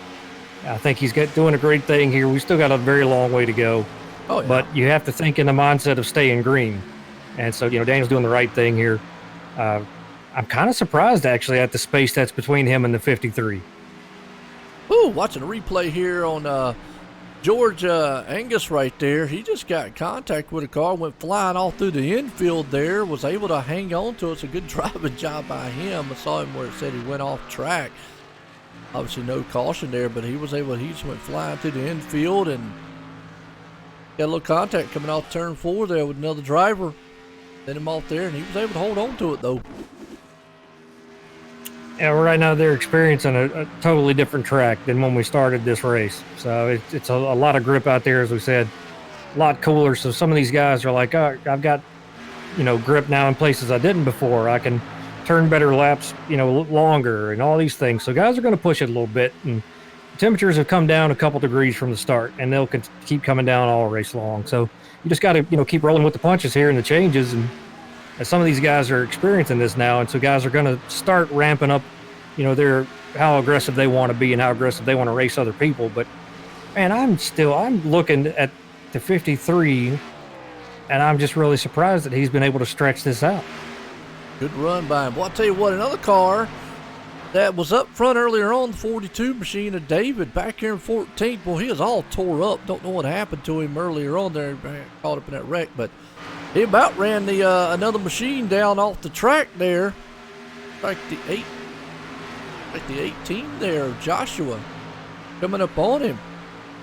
He got way loose. Right now, David way off the pace. Hey, he's got a lot of damage on that car. Actually, the left rear is crunched up big time. The spoiler is affected by that on the left side, so it's definitely gonna hurt him. He's gonna have to go in and get that fixed. Maybe use this fast fix as damages the rear of that. Yeah, I definitely would. He still would have its fast fix out there to be able to use. Maybe just waiting till later on in the race. Like I say, we've still got quite a ways to go here tonight with the World 600 here. We're doing the full 400 laps here at Charlotte Motor Speedway. Appreciate everybody tuning in. It's a good one so far. As old Mark Stevenson got caught up in a first caution here tonight. He was the leader at the time. He's the leader right now. And he's been able to battle his way back. And we've got a good battle here. About 14th to 15th place. I tell you what, looks like, I hope I say his name right. Gerald, is that right? Gerard Gilbert. Gerard, okay. I appreciate that, John. Gerard, he's been trying. He's got up there to David a couple times, but then has not been able to make that pass. No, and I think, honestly, what Gerard's problem is when he catches David, it's at such a massive speed, because I've started looking at the damage on the 42 here. His front end is completely bashed in. The hood has even been up on this car. So in a sense, in real world talk, there's air getting under this hood, and he's got the damage on the back end. So he's actually really slow, and Gerard just can't get around him because he catches him in a bad spot at a bad speed, and he's trying to play nice right now, but eventually he'll get fed up with that. So he'll find a way around him. How's that, Tony? Sure, I can put the number to the cars out there for you. Not a problem. How's that? That'll definitely help you out there. On the ticker, that way you're able to see who the driver is. A lot of times we say the actual driver's number, but sometimes we'll associate the number with the driver. But there you go. I can put the driver's number beside it so you'll know who we're talking about. Obviously, the ticker's going to show all 23 of them out there, so at any point in the race, you're going to see what position they are and what they're not. So anything out there to help you out, heck yeah, we'll definitely try to do it. But right now, watching back here in the 15th, 14th place spot, Gerard's trying everything he can. He can get up there to him, just can't make that pass. Wow, I was just looking. The 314 car had the 58. The Jim Beam car just clobber him in the rear in 3 and 4. This lap 138 coming to 139 just really shoved him off in the corner there. Messed the 314 up big time. Looks like he's blinking too there. That'd be Jeff, that number 314 machine. Yeah, he's blinking an awful lot. So that might have been the reason why there. It's just he might have blinked at the wrong time, and like you just said, the other car came up on him, and obviously that's something that happens. The virtual world here, nothing that you can do about it. Definitely. Yeah, that might explain why the 58 acted like he just wasn't there. So sometimes they see it, we don't see it. It's just weird, man. That's the thing about virtual racing that can be frustrating. I've been one of those guys. I disappear and somebody just drives like I'm not there, and you're in the wall somehow. So. Oh, well, and that's true, and it's just one of them things. Yeah, you're right. I mean, obviously in the virtual world, we can associate that with the real world as, mechanical problems, something that might happen or so forth, so on. But yes, you see the cars blink every once in a while. There's some things just out of our control. Servers, internet, Mother Nature, so forth and so on, computer problems, definitely just something we can't. But look at that. Daniel Johnson has moved back around Mark. So he said that he was sitting up there and he got where he needed to be. So Daniel's able to take away the top spot again. We're going to see if he's able to walk away. He's able to walk away right now from Mark. So good strategy later early on. Yeah, and I mean, looking at the lap times pretty much proves, what we were saying is that Daniel was letting him set the pace, because Daniel's turning faster lap times now than they turned 10 laps ago. Absolutely, and right there he's looking very, very good. So we'll bring up the last lap times for you as Daniel out front leading it here. Brian Hollick's hanging on the third. We got Robert hanging on a bit further off the pace there, further back from them, back in fourth place. Zachary's hanging on to the fifth place, and Lucas up to sixth. Got Joshua Allen right there sitting in the seventh place spot. Nathan up to eighth. Steven up to ninth. And Ernie Lugwood, tell you what, he's been able to bounce back up to 10th. Remember, he was way off the pace, way back in 20th some position early on. He's up down there to 10th place now. Yeah, and a lot of these guys too, we say sometimes some of these guys are better, road racers. Some guys are better oval racers. We know Daniel Johnson, Mark Stevenson, Brian, how they can do both sides. So very good on both ends of racing disciplines here. But some of these guys are more of a road racer. So for them, finishing this race, getting a top 10 even, would be a great accomplishment for some of these guys. So maybe that's all they're looking for. And to just finish a 400 lap race. It's the same, for us oval racers, doing a race at 100% is a big deal. It's kind of like doing, the 24-hour races like they just finished doing this weekend.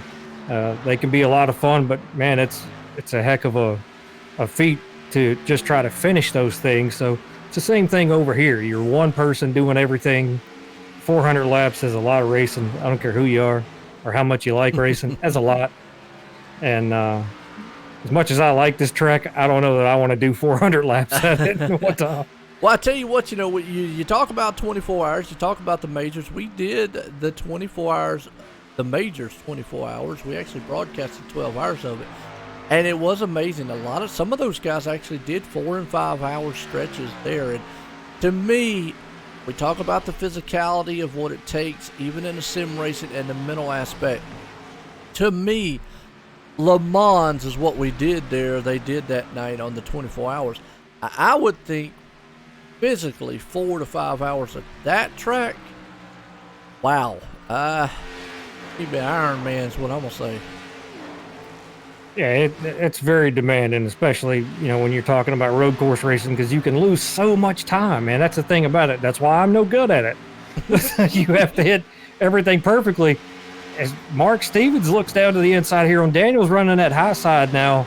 Mark put the nose in thinking he might get a run, but he doesn't. Daniel gets a massive run off from the high side there. But yeah, road course racing is a totally different monster where you can gain or lose a ton every single turn. Everything is so technical about that, and to sit there for hours. And once Christian Challoner, got in there and raced. I think he did, what was it, like a 6 or 8 hour stint for those guys overnight, because he lives over in Europe and let all the other guys sleep, and he sat there that whole time and I don't know how you could do that and just not pass out. But because I've done the 24-hour race at Daytona, we did 2 or 3 hour stints, and by the end of it, I was exhausted, but it was still a lot of fun. I'd be ready to jump back in the car. But doing this 400 laps, you get no break except cautions, and even then, that's not much of a break. So, man, it's a little demanding out here. But I'm amazed right now at what's going on up front. Daniel kind of ran off. Now Mark's back on him again.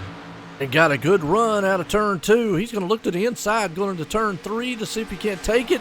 He's got the bottom lane, but I think that high lane's going to be able to push off of turn 4 here. It's usually get that momentum because Mark's not quite enough inside. But what this does is it keeps Daniel honest up front that, hey, look, anytime I might be able to run that inside and take it away from you. Yeah, now the big test is going to be coming off a 2, who can do what. Because the 4, you can be the guy on the top side there. Now we see it works out for Daniel that time. He actually was able to kind of come down, pinch the 53 a little bit so he can get that run, keep the 53 from getting it. But if you get a really good entry and going through the center on the inside, you can really make that move going through 2 there. So all depends on how that car in front of you is going to run you. So we see what Daniel did there to be able to maintain the lead. But 4, especially 3 and 4, being on the bottom is really hard. You've got to be able to get the drive off, and you got to have the grip to do that. And you got to have the room for the car to slide up a little bit. So if you're the guy on the outside in 3 and 4, that's actually where you want to be when you're fighting for position. Not so much in 1 and 2, unless you can pinch that guy and know he's not going to wreck you. Absolutely. As they come out of 4, looks like Daniel's got a pretty good lead right now over Mark, and is able to maintain. Maybe Mark's sitting those tires and cool down a little bit there. But, you know, we go back to a little bit of the conversation we was talking about, you know, how long these guys and the physicality of this race. Here's one that really amazes me, and a lot of people might not know, some should know. On the same day that they run, usually it's the Coca-Cola 600 or, you know, World 600, whichever you want, the real-life Charlotte race, they also run the Indianapolis 500. There's actually NASCAR drivers who actually physically run the Indy 500 race, and then they jump in a helicopter and fly straight to Charlotte, and they race the 600 race. You're talking about 4 hours in the 600 race, about 2.5, give or take, maybe 2.5, 3 sometimes in the 500. That's a lot of racing in a machine. Yeah, I mean, to me, you're a superhero if you can do that. And I say that in a great sense because I'm a big Tony Stewart fan, and everything that the guy does I think is terrific. And I remember Tony doing it and helicoptering his way into Charlotte Robbie to Gordon race also, some more. Yeah, fine, Robbie Gordon, whatever. Hey, but you gotta give the man credit. I mean, he did it. I gotta give him credit, you know. I mean, and you know, Robbie's great at other racing disciplines. I don't think he ever was able to really take off in the NASCAR world for whatever reason. No. But he's done great at other things. IndyCar, obviously, he was good at that. And he's really great in the trucks. Those trucks. The super truck racing. Yeah. He's very good. Well, the one that they did, the Baja, is that it? They did the Baja race. He loves those. Yeah. Yeah, he does, you know, he's just a great racer all around. But again, going back to Tony Stewart. It's kind of you can't really talk about Robbie Gordon and Tony Stewart in the same sentence. Like, but I'm saying is they did it. Is what I'm in a nutshell. They were able to pull off a feat that a lot of drivers just wouldn't be able to do. I mean, that's kind of what I'm looking at. I mean, because we've never seen anybody win both of the races, obviously, you know, and whatnot. We've seen them finish pretty good because. That's got to be. That's just got to be so physical. I mean, your body has to be in such good physical condition. And we talk about a lot of people say NASCAR drivers aren't athletes or race car drivers aren't athletes. But I'm gonna tell you what, go in a car that's over 100 degrees and run and see how well your body is afterwards.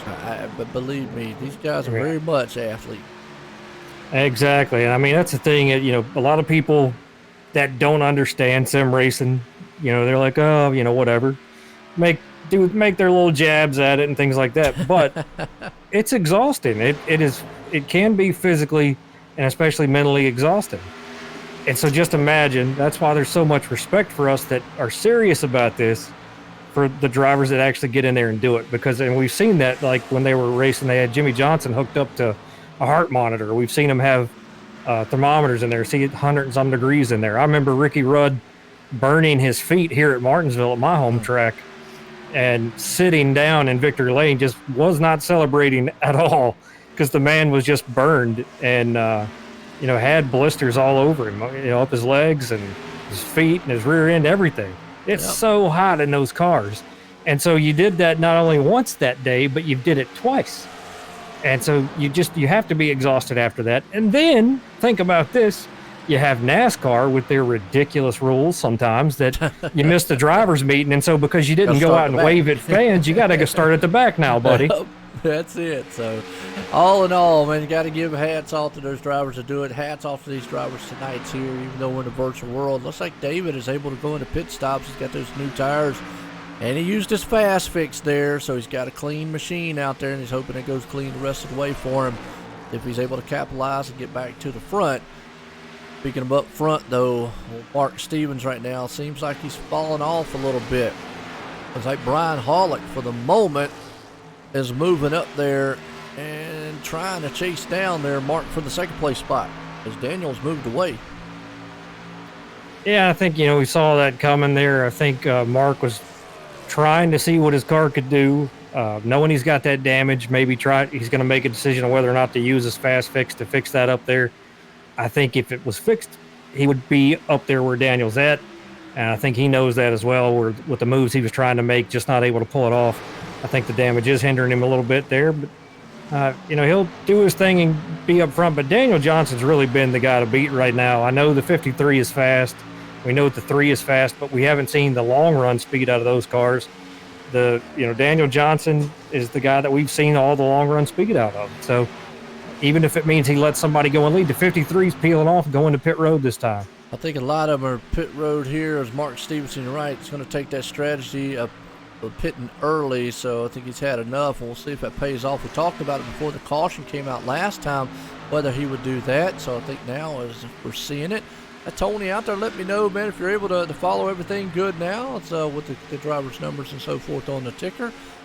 Know how it looks and sounds to everyone out there, because we're at Charlotte Motor Speedway here tonight under some green flag pit stops here. These guys are doing pretty good, and our leader, he's on pit road. Daniel says he's going to bring it in. That puts Brian Hollick out front, but here for the World 600 here. Caution. Tell you what, this will definitely help out Mark and Daniel, because they were on pit road. Not seeing with a caution.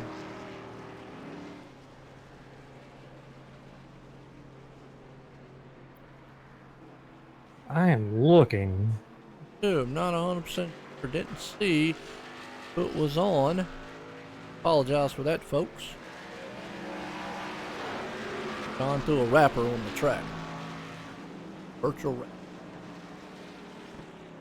We'll just chalk it up as one of them NASCAR debris cautions.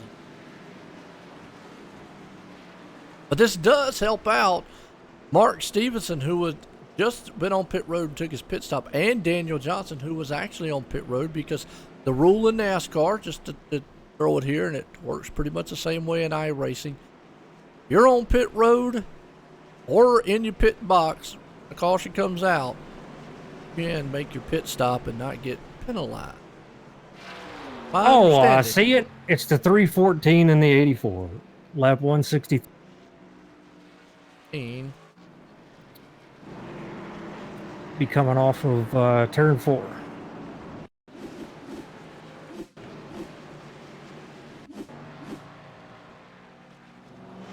Can't get a shot here.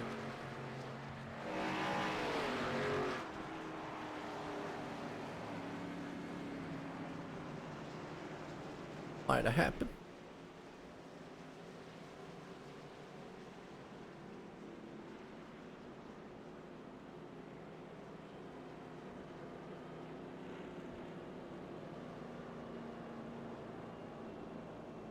Yeah, unfortunately, sometimes if it doesn't show it, he must not have stopped on the track there. Incident. Yeah, they didn't stop. What happened was the 314 was high. I mean, against the wall, even past center, and then just came straight down the track like he was going to pit road, and he was, because he went from doing 170 to 120 in no time, but just jerked the car straight left, and there were cars down there. Yeah. Well, I appreciate that, Tony, for feedback out there. Well, under caution here, like I said, with the 314 machine out there, that would be of Jeff. Fortunately, they're getting involved. Like I said, looks like he might have went to pit road. Sometimes on the monitor stuff I have over here, I'm not able to see it unless it shows up. And if they don't spin or stop on the track, it won't show up. They just going. But well, under caution here, third time tonight. We're at lap 168, moving along pretty good here. But I'll tell you what we're going to do. We're going to step away for a few here. Be right back after this, folks.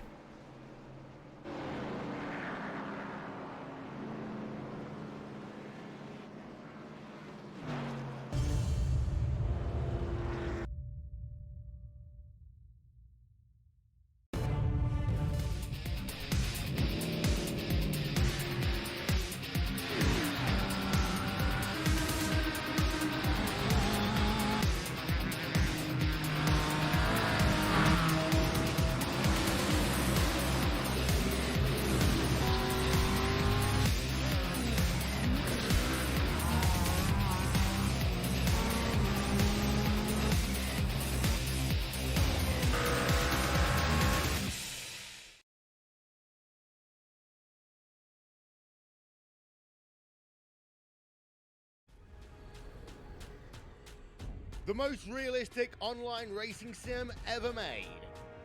This is iRacing. Detailed laser scan tracks, fully dynamic real world cars, and over 50 series to choose from. 6 online world championships offering over $100,000 in annual prizes. This is the original eSport racing game. This is iRacing.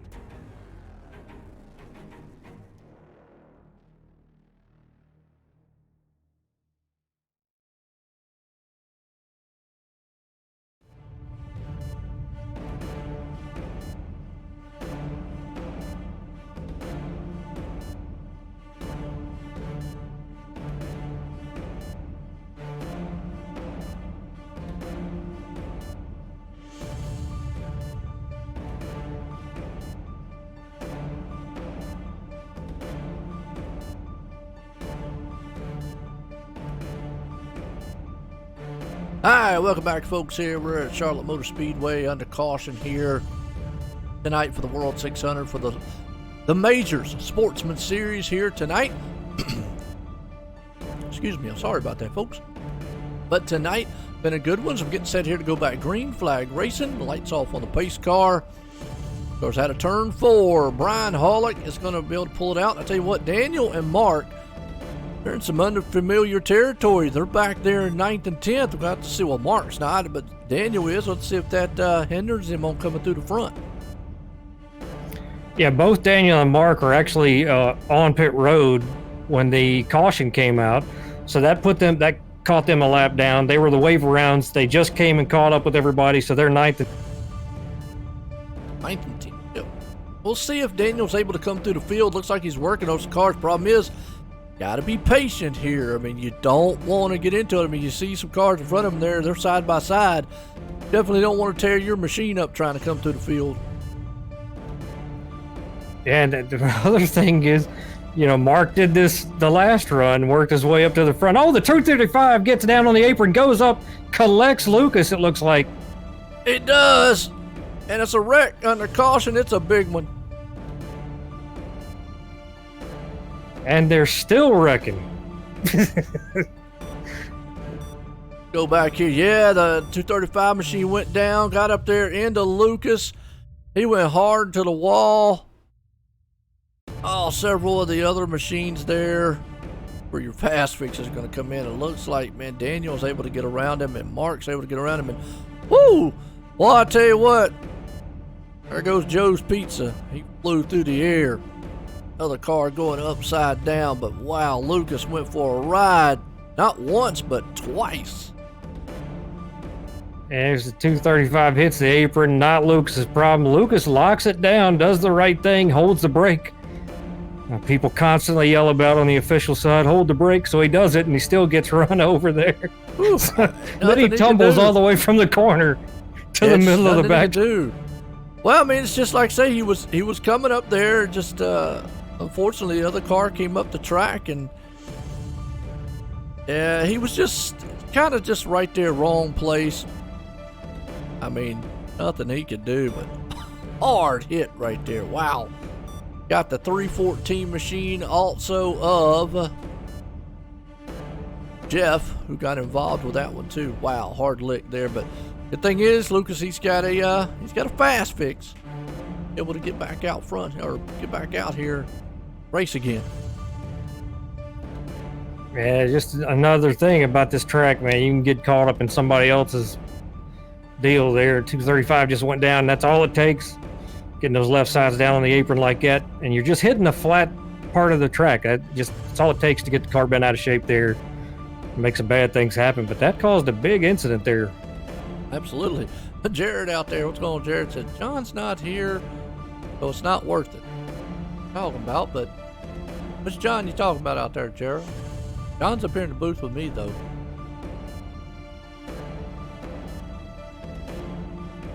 Maybe one of the drivers. 314's out there with no front end now.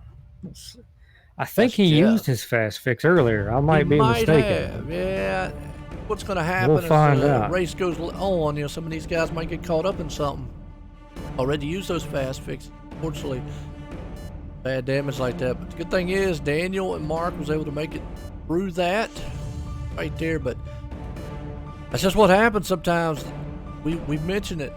Even though these guys are under a fixed setup or their setups that they've made, gotta let, you know, iRacing has the tire model here. Pretty realistic. Have to let those tires warm up. They're cold, they're very slick, and right there I think what we saw was a product of the machine just got way slick and out of shape down on the apron, tried to get back up the track, and unfortunately Lucas was there when he came back up the track. And it's real easy here when you go into these turns at Charlotte, the rear end, the way of the deck. Sometimes it will force you down there on that apron. So you got to be easy when you get in there because you want to be on that line when you're on new tires. But you can also, and I've done it. I think anybody that's raced here enough has done it. You've hit the apron before and you've jacked somebody else up. So I know that I've done it. So it's one of those things that happens. And it's easy to do. I mean, it probably, you know, obviously your spotter's not going to tell you you're clear or anything. You don't see the car 1 second, the next second he's there. You know, it happens so quickly. You know, he coming back up on the track, thought maybe nobody there, and unfortunately Lucas was there. He got there in time. So just one of them things that racing everything, it's fast reaction times here, but good caution. Ryan Hollick's the man out front, and Zachary sitting right there. Still get a kick out of a did you know? Well, right now he knows he's in second. Seeing if he can get this thing. Looks like his teammates too, him and Brian Hollick. Yeah, a little update to where I was wrong. 314 had not used his fast fix. He's used it now. There we go. So and really that is a, you know, you don't want to use it too early, you don't want to use it too late. Get about it, obviously. Something that you definitely won't. You don't want to have to use it at all if you can get away with it, really. But you don't want to use it too early. Fortunately, they'll lose kind of early here. Though we're getting close to the halfway point. Definitely is still, you know, you've got the first half of the race and then the second half of the race here. And I'd say the second half's when you kind of really want to use it. well, you're definitely trying to save it for the second half, so you'd like to go without having to use it at all, but at least they get to use one. So now you just have to try to stay out of trouble. And 314's been a part of the last two cautions, unfortunately, so he's got to break that habit here and make sure he tries to keep it clean now the rest of the way. Well, we'll see what happens here on this restart. Brian Hollick's the man out front. Lights off on a pace car. We're getting set to go around turn 3 here. It's going to come out of turn 4. Daniel's back in 6th. Mark's up to 7th.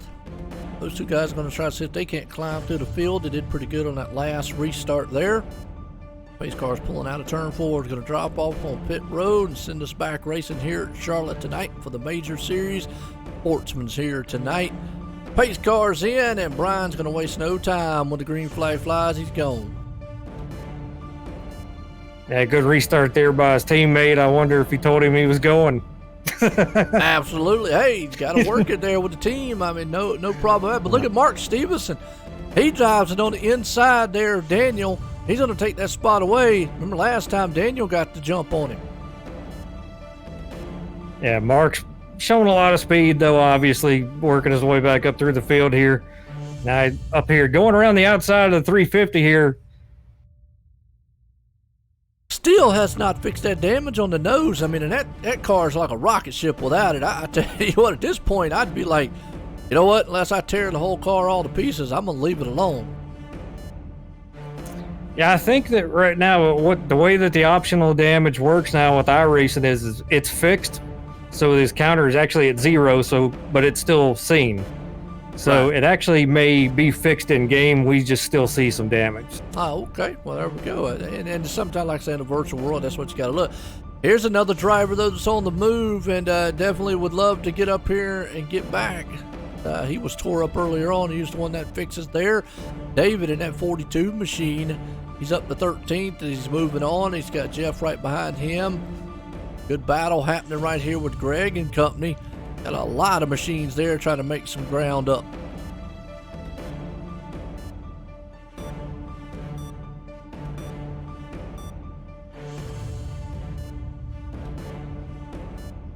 Yeah, sorry, I was listening to some of the race chatter there for a second.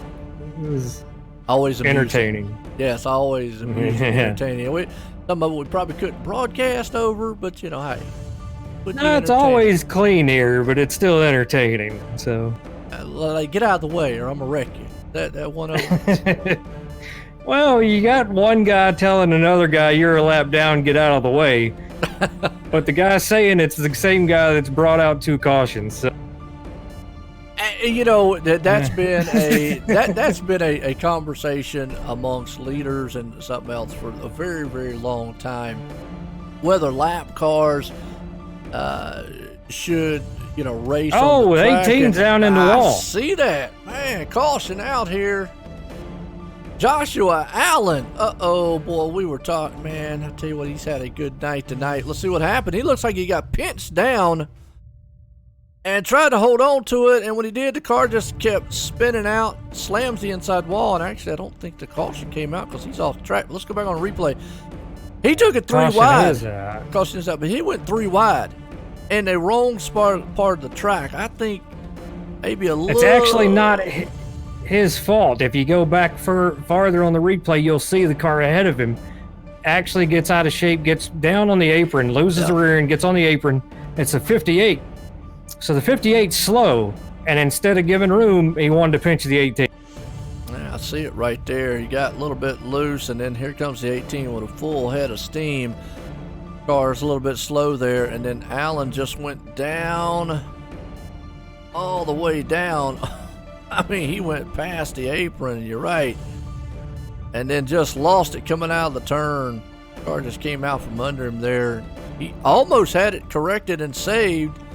Then it just kept kind of just spinning. He had it saved. And then it just kind of lost it and looped it and head first into the wall. He was trying to save it. I was riding along in the cockpit view here watching him wheel that thing and on and off the throttle. He was trying to save it. Just hard to do down on that. Well, Daniel's opted to come into the pits here. 4 tires and fuel. Some other guys are staying out. Mark Stevenson's coming in also. A few other guys out there, but under caution here for that one. Wow. Joshua Allen was one of those that was fast earlier on. Unfortunately, just hitting the wall there. You can see it on his end. Yeah, just wrong place to wrong time for him there. Not his fault. You know, the 58 gets all out of shape. And it's the one thing that you hate is when somebody else, you know, messes themselves up. I understand you're trying to protect your position, and maybe he didn't know the 18 was there, so I'm not trying to place blame on anybody, but maybe he didn't know the 18 was coming that fast when he had put himself in that spot. But Josh was just trying to get by him. Oh, yeah. So, and the closing rate, you know, there's a closing rate there, too. You see it, and we talked about it before. Everything happens so darn quick. And like you said, the car got out of shape there in front of him. You know, he's definitely slow. And then here comes another car. You know, Josh was thinking, okay, maybe if he could have got around him. He was probably thinking if he could get around him coming out of the turn, but he caught him right there, I think, in the turn. And you know what I know, John, that's a bad place to catch a slow car at. Yeah, and it's the second time now that we've seen an incident from a guy going down because the rear end gets light, it puts you on the apron, and then it causes an issue. And it always is a bigger problem for the guy that catches you than it is for you when you're the one hitting the apron. You're the guy that caused the problem, but yet you end up being okay. Yeah, and you know, how it goes sometime in racing. I mean, it's just not fair sometimes, I guess, but good thing is, like I said, he's going to be able to use the fast fix, get that car, you know, clean back up. He didn't lose. He lost too much. He said, well, it's showing him back in 11. I think the big reason for that, too, is here, folks, is the fact that...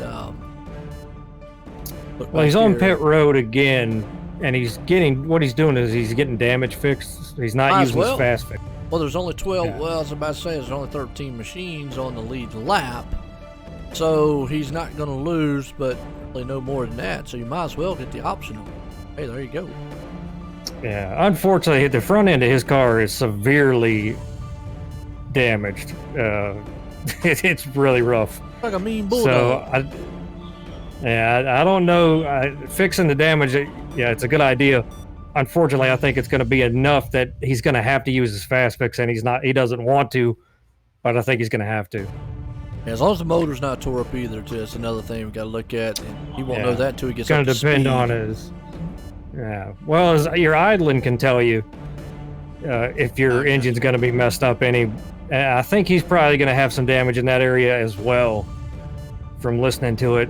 Well, it is a Chevy. Ha ha. I had to say that. Yeah, I know you're a Chevy guy. Well, you might be a Dodge man. You're a Dodge man. I am. So, yes. So my opinion does not matter at all. That's no Dodge, unfortunately. But they were. Hey, I liked when Dodge was in the NASCAR series. But now they reign supreme when it comes to NHRA. Oh yeah, of course they do. Don Schumacher Racing. Don Schumacher. Oh yeah. All right, I tell you what, get set to go back green here. Mark Stevenson. Tell you what, him and Daniel benefited huge on that caution there up front, along with Brian Hollick, Zachary. To see us your top four guys. The fifth place man Nathan right there. His pace car lights are off coming out of turn 4. Drop off on pit road, and Mark is definitely out front. He's loving it here. He's been up front, he's been in the back, so he's traveled to the front a couple times tonight. He knows what his car is going to do. Lights on. Here we go. We're back racing at Charlotte. Great start by Mark Stevenson there. He's got the 3, probably going to fall down into place here. He's got his teammate behind him.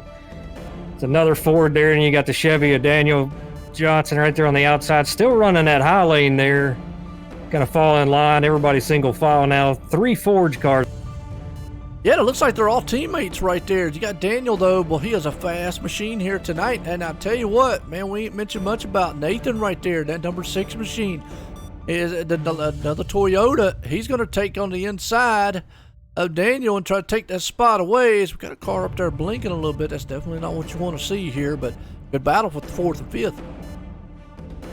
Yeah, that was the 3 car, I think, of Brian Howlick that blinked out, because I was actually on him and then just went away. So not what you want to see up there, but now the 6 is under Daniel Johnson now. They're going to take that spot away. Good power move by him. He goes to 4th place.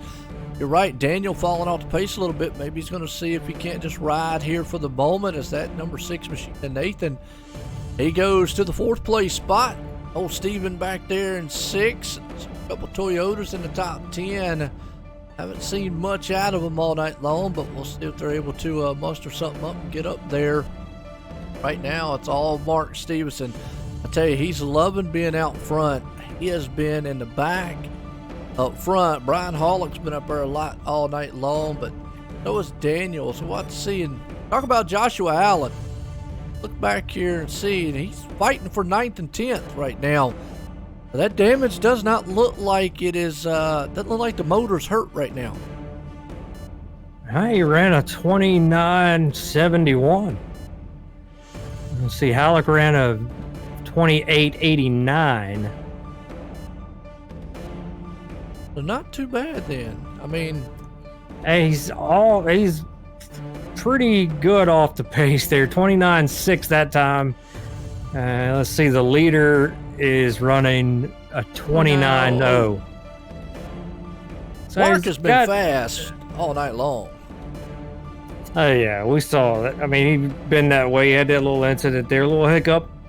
And he's worked his way from the back of the pack to the front twice. And so, if he wins the race, he's going to freaking deserve it, because he's had to work his way up there twice. There you go, and you just never know what's going to happen. But, with the damage, yes, it's a lot of damage there on Joshua's part. He's able to hang on to 10th place. I'm out here top 10 right now. But kind of under a blanket right here for the most part, but now it looks like old Joshua was going to take over 9th place spot there over the 73 Gerard. And we're talking about the 6 of Nathan Medina earlier. He's taken over the 3rd position now. So he's worked his way up through the field, gained 2 spots here in just a couple. And got Yoda power. There you go. He is working pretty good. That car's come to life. Maybe this is a strategy. We haven't seen it all night long, guys. You know, later on in the run, we talked about it. Sun's kind of going down. We're getting into that evening, nighttime. We're getting close to about the halfway mark here, and see it. His setup starting to come into it. Hey, we see a lot of speed out of Nathan right now in that 6 cars. He's pulled up about a half a car off of the 3 now. So he's showing a lot of speed now that we didn't see earlier. So he's adjusted on that thing, added a little tape to it. Who knows, man? But he's done something here to find some. Definitely. And if you remember correctly, he was a 42 earlier on. There was one that tore up a lot, but I don't think he's actually, it's showing some damage on the right side. But again, like you said, in iRacing, it might physically show it, but it's actually fixed. Still about the kind of same damage that Mark does, so maybe that's a secret here that we don't know about. Maybe get some right side fender damage. Who knew? Your car flies like a rocket ship. Hey, yeah, just go, put John. The right front up in the wall. There you go. I've learned something. Hey, I can do that. I'm good at hitting stuff. Absolutely. Well, you want me to hit the wall and be faster, you say? That's it. You're in luck, sir, because I'm great at that. Absolutely. We've seen it. Mark right now, he's out front. Definitely looking good. He's been to the back and the front. Out front in that number 53 machine. Brian Hollick's hanging on to the 2nd spot. So you got Nathan, like we was talking about, sitting in 3rd. Daniel Johnson there in the 4th. So a good mix-up of the manufacturers from the top 5 here. Zachary still hanging on the 5th. Yeah, it looks like we got these guys up front here just kind of settling in a little bit. Daniel's doing what Daniel's been doing, just hanging out behind a guy. Takes a little peek here at the 6 car on the inside. Looks like the 6 is going to give him the inside lane a little bit just to let him work there, see if Daniel can take that spot back. Daniel's on the move, and real close right there, though. Dang, and that almost shoved him up against the wall. Wow, he went way, way high out of 2. I'm surprised he did not get a piece of that wall. Yeah, it came very close there.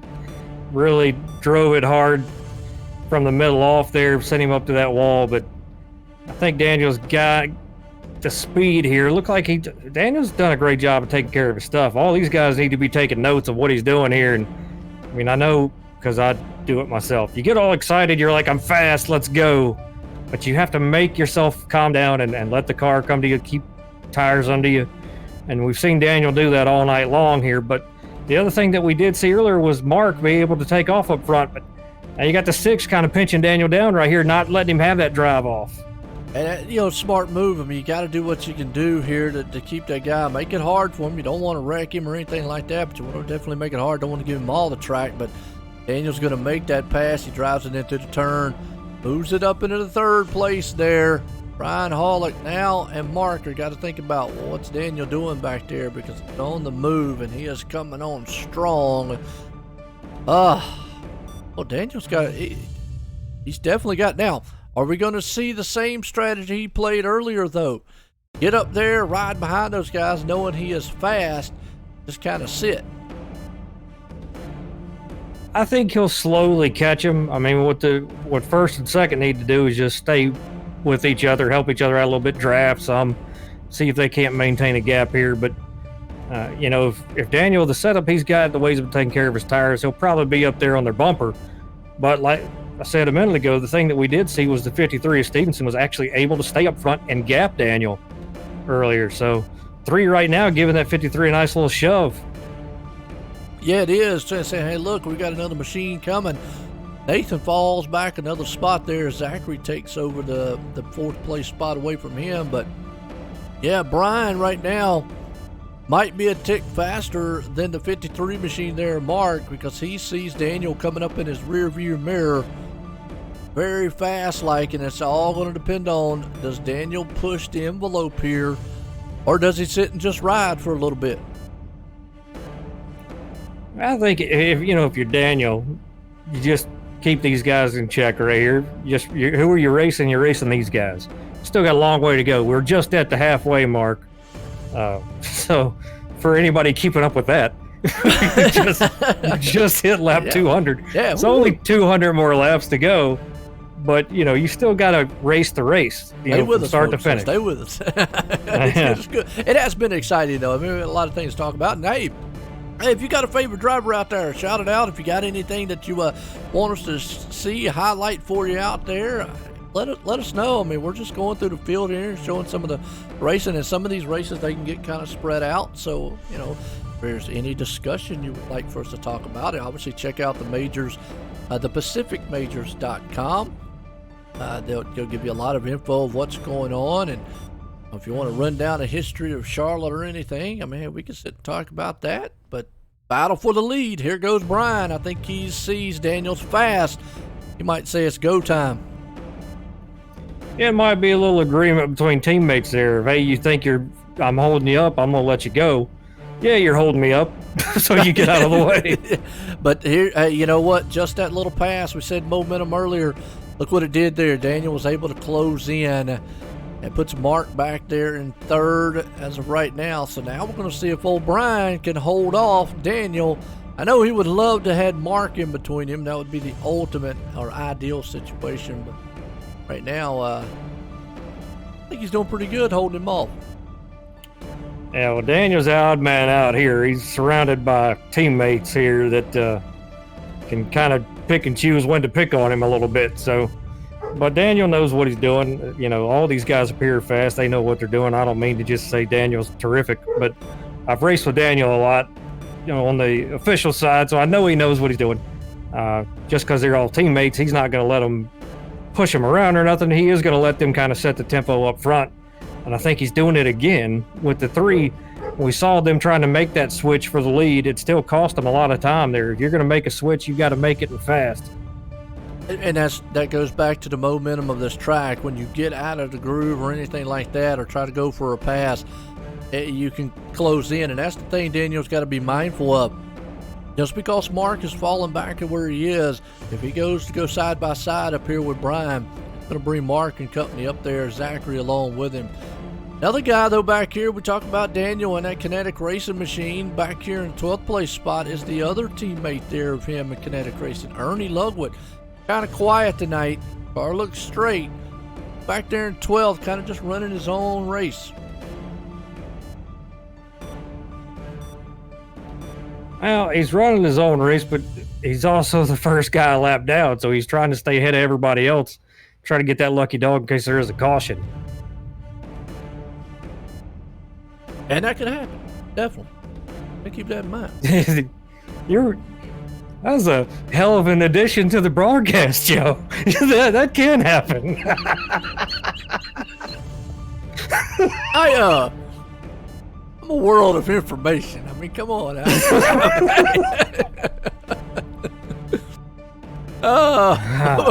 Folks, hey, look. Folks, we're halfway through the race. We've already lost it. I know, it's terrible. I mean, but good. These guys have not. They've had a very good race up front. We hope you sit back, man, and getting a chuckle and a laugh with us here, too, because we have some fun. We get the technical side of it also, of what's going on, but we love to have a good laugh up here and some fun here. I always say fun and exciting sim racing. But Brian, right now, John, he's doing what he needs to do out front, and I'm with you though. I still think Daniel at any moment, and I could be wrong because we have to look at lap times here. The last lap, they're running pretty close to each other. Pretty close together. I think Daniel at any moment could take it, but the problem is, as close as they are in time, I don't think he can pass him. Yeah, dude. Right now, the battle is actually in the back with Rob Powers and these guys in 13th, 14th position right here. This is a battle for position. You got And they've Lucas got in the mix too. Yeah. All these guys are racing for position right here. At the 73 is on the lead lap. These other cars around him are a lap down. So all these cars around him are for position, and they have been racing each other extremely hard. Well, let me go back on what I was saying before the caution came out. We were talking about lap cars and lead lap cars, and what I was saying before about that, and we were talking about, you were hearing some of the race chatter and guys talking about the lap cars. Hey, look, you need to move. I'm coming. And my thing on that, and you're going to hear so many different conversations about it, but the one thing I look at is if a lap car is fast enough and he's not impeding the leader or anything like that, if he's fast enough to stay in front of you or race with you, he has just as much right to that racetrack as you do. Now, I'm not saying slow the leader up or wreck him or anything like that, but a lot of leaders think that you're a lap down, get out the way, don't race around me, don't race me. But if a lap car is fast enough to hold, then yes, I'm all for him doing it. Again, don't wreck. And you see Lucas right there with a power move. Well, he almost drove up the track there. But I don't know how you agree on it there, John, but that's just how I look at it. If that lap car is fast enough to hold, then he's got just as much right. But where it comes a problem, I think, is if he's been very aggressive, blocking or something like that, then that's a different tale. Right. Well, at this point in the race, it's not really impactful on what's going on. Unless you're the 73 and you got two lap cars racing in front of you like these guys, and you saw the 45 move up the track there. If they were to wreck and then collect him, now you're going to be mad. But true. But no, I'm with you. Just because you're a lap car doesn't mean you're just supposed to pull over. If you're faster than me, most of the time I'm going to let you go. And if you're not faster than me and you're just kind of sort of in the way, then just give way and just hang around me, you know. But most of the time, you know, just go on. Now when it gets to the end of the race, get out of the way. Well, yeah, 5 laps to go, then, and especially if there's a battle for first and second, then yeah, that's a whole different subject. But like what we're seeing here with the 73 machine of Gerard, doesn't look like he's able to run Lucas down. And like what you were talking about, that Lucas been in that 13th place spot like he is. Lucas is working away from him. Okay, Lucas second car's a lap down. Rob, obviously he got around Rob clean there, but he's not able to run Lucas down. So it's the 73's job of Gerard, to run down Lucas and get around him. And Lucas, just because he's lapped down, I'm not slowing up, letting you go. I mean, catch me. And that's kind of what I'm seeing. And what I'm getting at is, but you still see some drivers, time to time, they get aggravated with lap cars. And that's just one of those conversations that have went on. I mean, it happens in real racing also, just one of those conversations for the ages. It definitely happens in real racing. We saw it come into play at Bristol also in real racing. So some people will know what I'm talking about. Short track racing, now that's just a different beast there, I think. Not the way it was done at Bristol. That was totally on purpose. Probably so. A lot of things done on purpose. I didn't see it. I didn't know which one you're talking about on that one, but that was just Ryan Newman taking up the whole track. But that's Ryan Newman for you. Hey, look, got to do something to make the car wide. Yeah. But, going into this race, you have to understand, too, Lucas is actually fast. The only reason he's a lap down is because he got wrecked. Yes. He got caught up in that wreck. He had to drive it to pit road, under power, all that, use his fast fix, all that good stuff. So not by his doing is he a lap down. He had to tow it, definitely.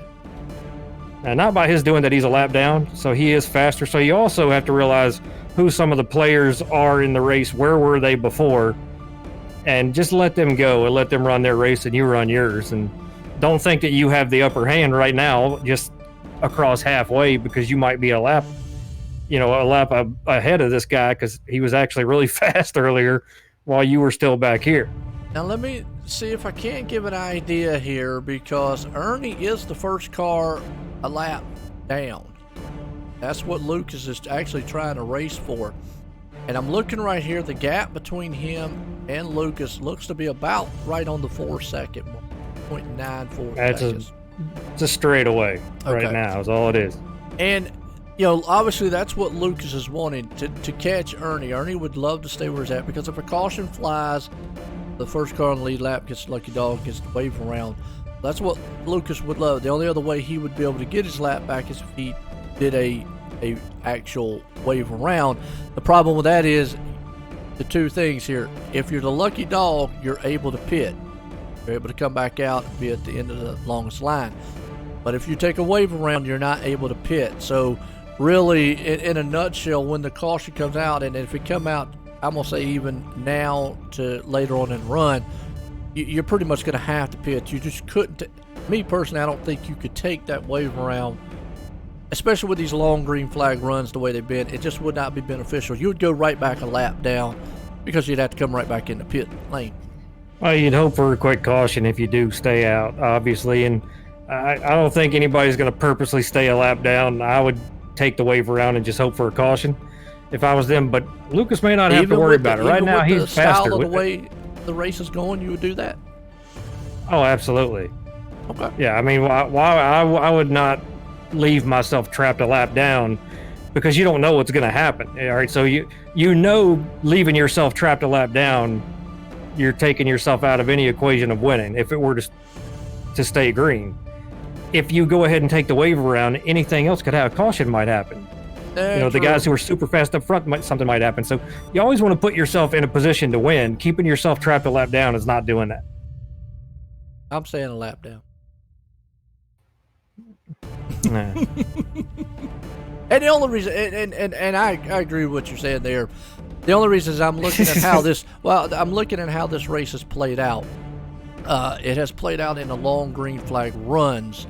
And the problem, like I was saying, is like what you said, if you take the wave around, yes, you get back. You're hoping on a caution. The caution doesn't happen, guess what? You're going to have to pit earlier than the others. You're going to go right back a lap down. As opposed to pitting, staying with everybody else on speed, and then hoping that caution. But again, like you said, might not be one either way. So either way, we're both here hoping that it works out in our favor as a driver. And folks, I tell you, that's, you hear the different strategies here that would play out. This is what these drivers have to think about too throughout a race. And what do I do, especially in a long race? Now, if we were only running 120 laps, most drivers think about the winning scenario. They don't think the way Joe's thinking. They think about the winning scenario. And like I said, his scenario played out too, could not win. But anyway, the ultimate thing is, like we're getting the Howard Cosell there a little bit. Like, this is why you're in broadcasting and not on the racetrack. Yeah. I hear you. But it makes sense on both ends, like I said. I mean, it really does, because of this race played out. Now, if we were in a caution fest race, then that might, like I said, it's a game of chess. Racing is a game of chess, I'm going to tell you. And a lot of people don't think it is, but especially when you're on a 400-lap race, I mean, you've got to have a strategy. We're not racing 100 laps like what you're used to and what I'm used to. We're only used to maybe 100, 150-lap races. Those could play in your hand real easily. This is 400 laps. Really got to be, like Daniel right now. We've talked about him all race long. There's no doubt that I don't think he's probably faster, but why push that envelope and go around old Brian? Sit there, run, 10 laps to go. I'm probably going to be on your back tailgate pushing you around this track going, you either move or get moved. Yeah, I think everything that these guys are doing, and look, Brian Hollick and the three may actually have more in the take. He may just be holding back himself, and we're just sitting there going, oh, Daniel's just setting him up. Maybe they're setting him up, I mean, you don't know. So yeah, if Daniel's going to let them set the pace, maybe they're like, okay, he doesn't want to push it, so I'm not going to push it. And then they're going to continue to get slower and see how slow is he willing to go. How much can we save too? So it's all a game. If Daniel wants to lead, does he want to lead a bunch of laps? Maybe you don't have to, and they don't some leagues people want to lead a bunch of laps because you get a bunch of points for leading a bunch of laps. Hey, it ain't Howard Cosell, ain't he a news anchor person? Howard Cosell? Well, I mean, I've heard of his name, but what does he do? What's he He was announce? a sports broadcaster. Well, he was the football guy, and he talked like this. Oh, God. That's right. I just didn't know. I can't remember. Kind of like that. Okay. Yeah. He got to do a racing. And Great Bay in the frozen tundra. If you're just tuning in, folks, no, John's not lost it. We're good up here. Oh, I've definitely lost it. Oh, it's a good one here so far. Hope you're enjoying it. At least we didn't pull out the Harry Carey just yet. Oh, yeah, true. Absolutely. Well, we've got a good one, and we're just talking about strategies of what we do in a long style race. And you know, John obviously races a lot. He races in several other leagues and series and stuff throughout iRacing. I really just don't race anymore. I started out racing a lot, but I love the broadcast side of it. I love sitting up here, and you can learn a lot though, man. Talking to the drivers and looking and enjoying that. Joe also realized that it pays better. Well, yeah, there you go. It pays better to broadcast than race. You have fun too. You're able to get to associate with a lot. I mean, let's put it this way: it at least pays to broadcast. Well, unless you're in the Pro Series, folks. I mean, if you get in the Pro Series, and speaking of the pros, want to check out the pros here at the Pacific Majors? Check them out over on GSRC. They're running the same race here, and you know, there's several different divisions that run in the majors, and I've always said it, man. John, you know, and I know that this place does a phenomenal job when it comes to putting on some great races and, you know, organizing these full series style races, because that's all they do is full series races. Well, tonight they're running, you know, multiple, you know, servers here tonight for the pro, and I think they have a pro, you know, pro split 2. You have 2 sportsmen running this. I think is the top one. But 2 of the series being broadcasted, obviously the top pro and the sportsman series, which is what we're here live with right now. But if you want to check out the pro series, check them out on GSRC, Race Spot, and I'm hoping I'm saying the third one right, Sim Speed TV. I apologize if not. Either way, check it out on iRacing eSports Network. You can check that out. That's the pro series.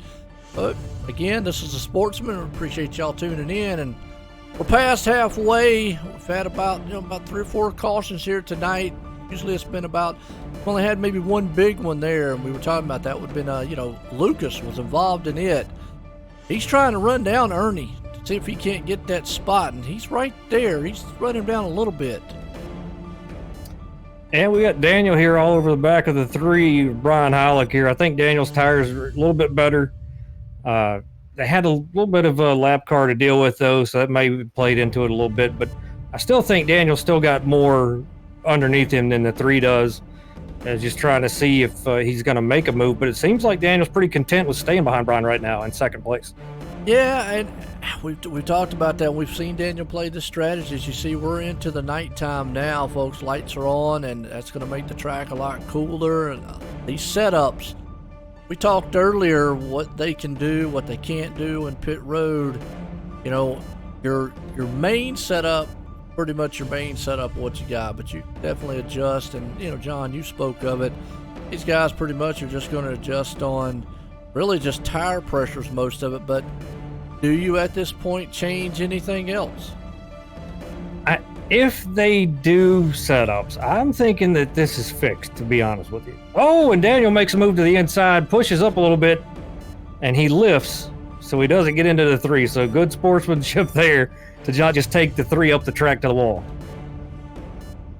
And you saw how much momentum, yeah. He lost a lot, yeah. But I thought on the oval side of this that they run fixed setups. Remember the Rockingham they but did. I might be mistaken. I might be wrong on that, because see, when I don't know. Maybe it is open. I'm sorry. I might be a moron. Well, I tell you what you can do on your side there. I can't do it during the broadcast, but you could flip over there and look at the info, and it should tell you if it's open. Yeah, right? that's. But I think all these races and majors are open set. Remember, Oh, King they came are. up. That's right. Yep. My bad. King came up and told us on that because at Rockingham we were asking the same question. I think that was our first oval race that we had of the season. At Rockingham, we were asking that, and he said yes, all these guys were on them. So we take it back to that, So setups really play a huge factor in what these guys have, as opposed to we're used to the fixed setup, and just how much they can change. I mean, how much now the car, to me, is going to be a lot different than what it was when the sun was out earlier. Man, you can get really aggressive with it now, and I feel like a moron for forgetting that. We talked about setups earlier, but I'm going to blame all the concussions I've had on that, because it's like my mind totally forgot. So it's not that I don't keep up with the people, it's that I've had like 5 concussions. So I totally forgot. But yes, now is the time where you can really, be aggressive with your setup. Now, wait a minute. Man. John said out there, no open sets. So, all right, King. I think he means that it is open setup. Okay, all right. Fix it. Yeah, okay. Good. All right, Yeah, we appreciate that, John King out there. Obviously, that's the man. And we see Daniel spinning off on pit road. He's bringing Mark with him, too. So pit stops, green flag pit stops here and away. And I appreciate out there, King. Hope you're enjoying the race so far. It's been a good one, I think, out here. These guys have shown a lot of patience. We had a few cautions here and there, but that's just the norm that's going to happen through any of these races. But how's the pro side doing over there? Oh, man, out there, how those guys are looking. We're a little bit halfway. Let's see, we're lap 242, and John Ed actually is going pretty good here so far, pretty steady. Don't want to jinx it now. I mean, obviously we can throw the broadcast jinx on. We don't do that. Yeah, so totally bring it up then. Caution again as Mark Stevenson's coming off. Oh, I'm sorry, folks. I did. I just said don't jinx it, and I did. The 314 of Jeff just lost it. Oh, that car got awful wiggly on him, and he just slams the wall, inside wall, and it just, when he hit the inside wall so hard, it just threw him right back up the track. Ouch. Yeah, it looked like when he went to turn in, he had a car underneath him there, but he was already losing the rear end and just trying to catch it. So many laps on the tires. It's hard to catch. It really is. It's hit the inside wall so fall hard. Back on that him. thing, man. It's hard. Yeah. Threw it right back. If he probably wouldn't have thrown it back up on the track, he'd probably been okay, but that thing hit so hard it threw it back up on the track. Wow. Yeah, it's hard to catch, though. It's nothing on him that he was trying to do the right thing, but get so many laps on your tires here and he's been trying to be a good sport here and move out of the way for other guys and do the right thing, but that's a very hard thing to do is catch it. Rough night for him. Well, it's a long race, man. It is. We mentioned that before. I mean, it's a mental thing, physical, and this right here again. Daniel and Mark was on pit road and making their pit stops when the caution came out. But I'm gonna tell you what, they must have a magic genie or something, because they have hit that. It's been about like twice now. That's actually going to work out in their favor pretty good. Yeah, well, at least this time they were coming off of pit road as it happened. Last time they were actually on their way down pit road, going to their stalls or sitting in them when the caution came out. So be a little bit better shape this time since they were leaving pit road as it happened. Now, I'm trying to look because I believe Lucas ran down Ernie and got around him. Could be wrong though, because it is showing Lucas in 13th, Ernie in 14th. Remember, Lucas was only a second back there when we looked back last time before we saw it went to the front runners. I think Lucas might be our dog. Have to look here. I don't know. We got to let this stuff cycle around though, because right now it's showing him as being 2 laps down. So yeah, he might have made a pit stop, and that might have hurt him there. Remember, he could have made a pit stop under green. Not, if so, yeah, definitely just not what he wants. And now here, it'll be interesting because it looks like he might do the wave around. See, though, if he drops off on pit road. Well, if he already made a pit stop, I'd definitely do a wave around. Might as well get one of those laps back. They're going to put you a lap down, and John says, I don't want to be a lap down. Well, you can't win that way. I know that much. I'm not a smart man, but I do know that. Might if everybody's a lap down. You're in second place, here's the only scenario I can see that work. You're in second place, a lap down, and the leader blows up with go. Now you're really getting out there with your thought process. I had to throw that one out though. But you're trying to analyze this from every aspect possible. John King, your races are too long for Joe White now. Hey, look, come on now. That's some good theory, but that definitely somebody out there is going to be thinking about that now all night. You know what? That announcer guy, hey, he's right. That would be only way that somebody could win. If everybody's a lap down and the leader blows up with 3-4 to go. Wait a minute, hold. If this was the 60s and 70s, absolutely, because that's how races used to go. And I'm gonna tell you what. And if you're the guy, man, a lap down to second place, better buy yourself a lottery ticket because you just got lucky. You know, because I have never seen a race like that. You might have, but I've never seen. I forget what race it is that they were talking about on the Dale Jr. download. That it was back in the day. You know, the guys would barely finish races. It was all about these long races like this, and one of the guys had like a massive lead, like a 12-lap lead over the field. Wow. And this other guy was like 50-some laps down, decided, hey, I'm going to go back out, make up some spots here to get paid. And so he went to the owner of the car that was leading and said, how much will you pay me to not take your car out? Wow. And he, jokingly ended up paying the guy, I think they said it was like 50 cents or something at the end of the race for not wrecking his car. And that's just back in the day, folks were talking about 70, 60, all the way back in that area. You got to look. Back then, racing was way different than what it is now. Now, I've seen guys in the 80s, not so much in the 90s, but I've seen it in the 80s, probably has happened in the 90s, be 2 laps down and come back and win a race before. I've seen it actually seen it here on iRacing being done. So I've seen that scenario, but yeah, you're right. You're a lap down, the likelihood of you. Jimmy Johnson's done it before. There you go, absolutely. Yeah, that's why he's the champ. He is definitely good at what he does. We're getting set to go back green. Brian Hollick out front, and Zachary's going to come up in second. And tell you what, Daniel, Mark, both of them, those guys are getting a workout coming through the field. They're not going to have to be too far back this time. They're back in 5th and 6th. Greg up there in 4th. And old Robert hangs on to 3rd. Pace car's out of turn 4. Going to drop off on pit road. Brian Hollick, he's going to drop the hammer. He's got his teammates up there. That's definitely going to help him out.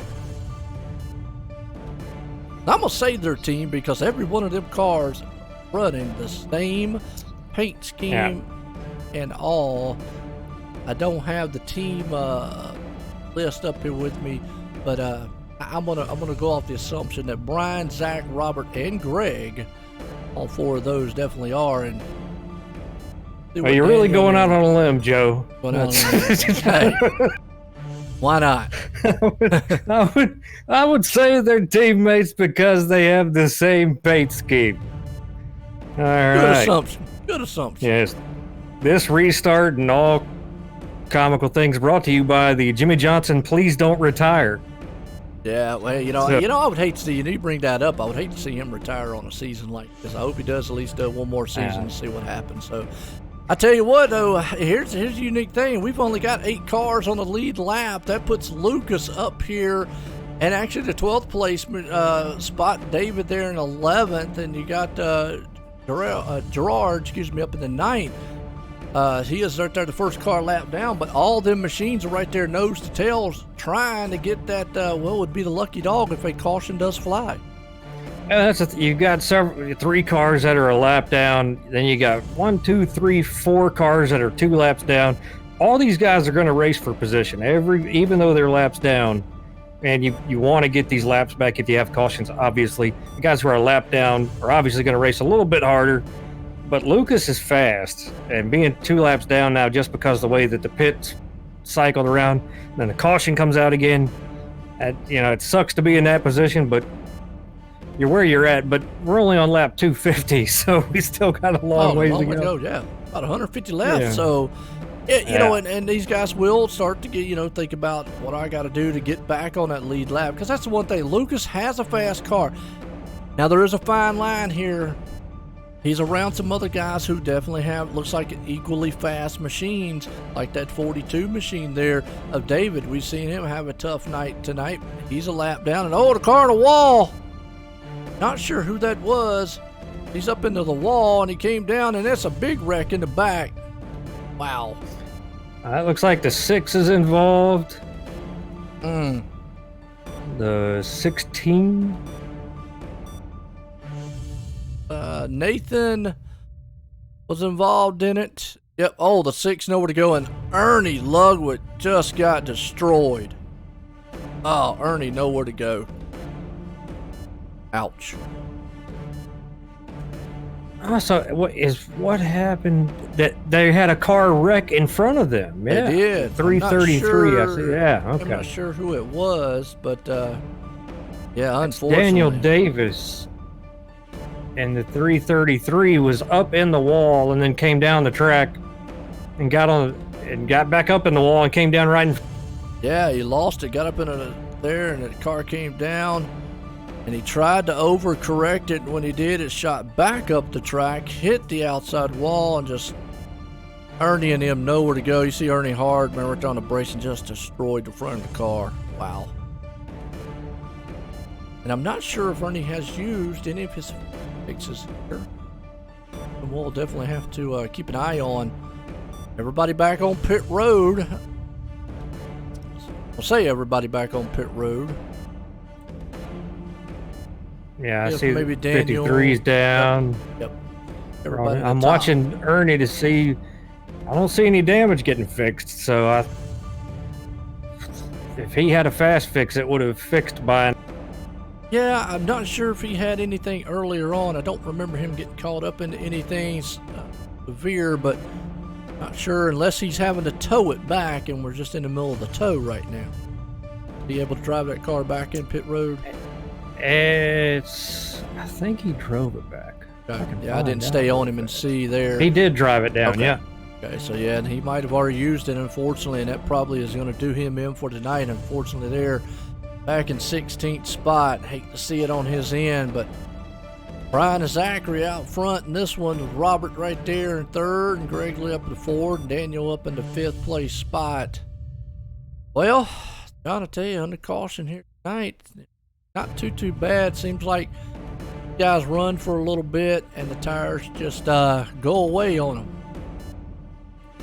Well, I guess we're in a big transition phase. Now it's all under night. It's very cool now. So if you're not staying ahead of the track on your changes, then you can, have crazy things like what we just saw happen there. So, but you've still got the same guys up front that've been up there the whole night. So. But it's a bunch of Forge Motorsports guys against Daniel Johnson. So it'll be interesting to see how Daniel can try to get up through here and deal with these guys, or if they help each other out here as the race starts coming to a close and trying to block him in a little bit, or do they race each other hard? Absolutely. Well, I'll tell you what, folks, caution here tonight, lap 254. Let's step away here for a second. We'll be right back.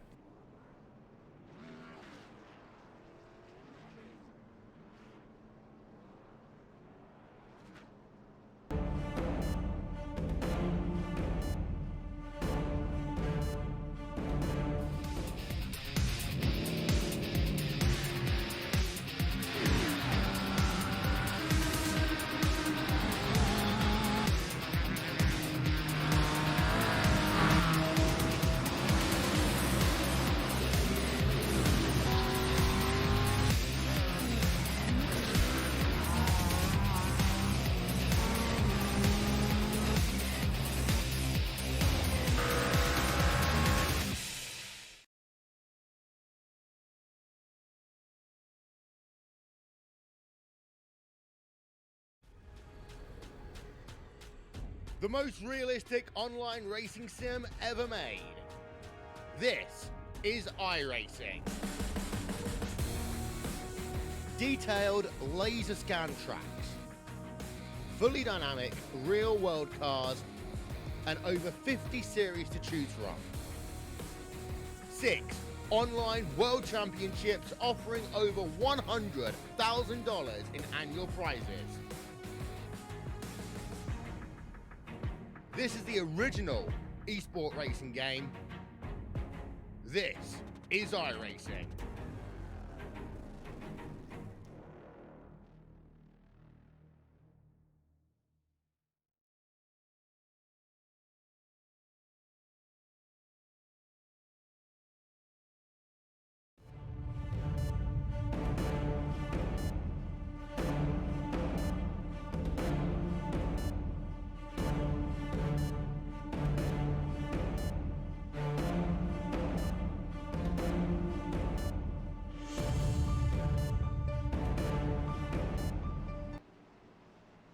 All right, welcome back, folks. We're back live here under the lights, Charlotte Motor Speedway. Getting set to go back. Green flag here. Man out front here.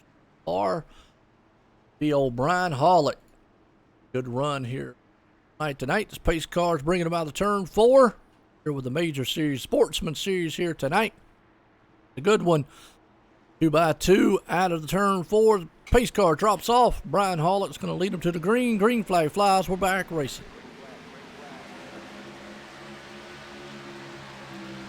Yeah, we've just got a Forge Motorsports Fest up front here. Oh, yeah. Five or six of their cars up here, so it'll be interesting to watch them finish this out and how hard they're going to race each other.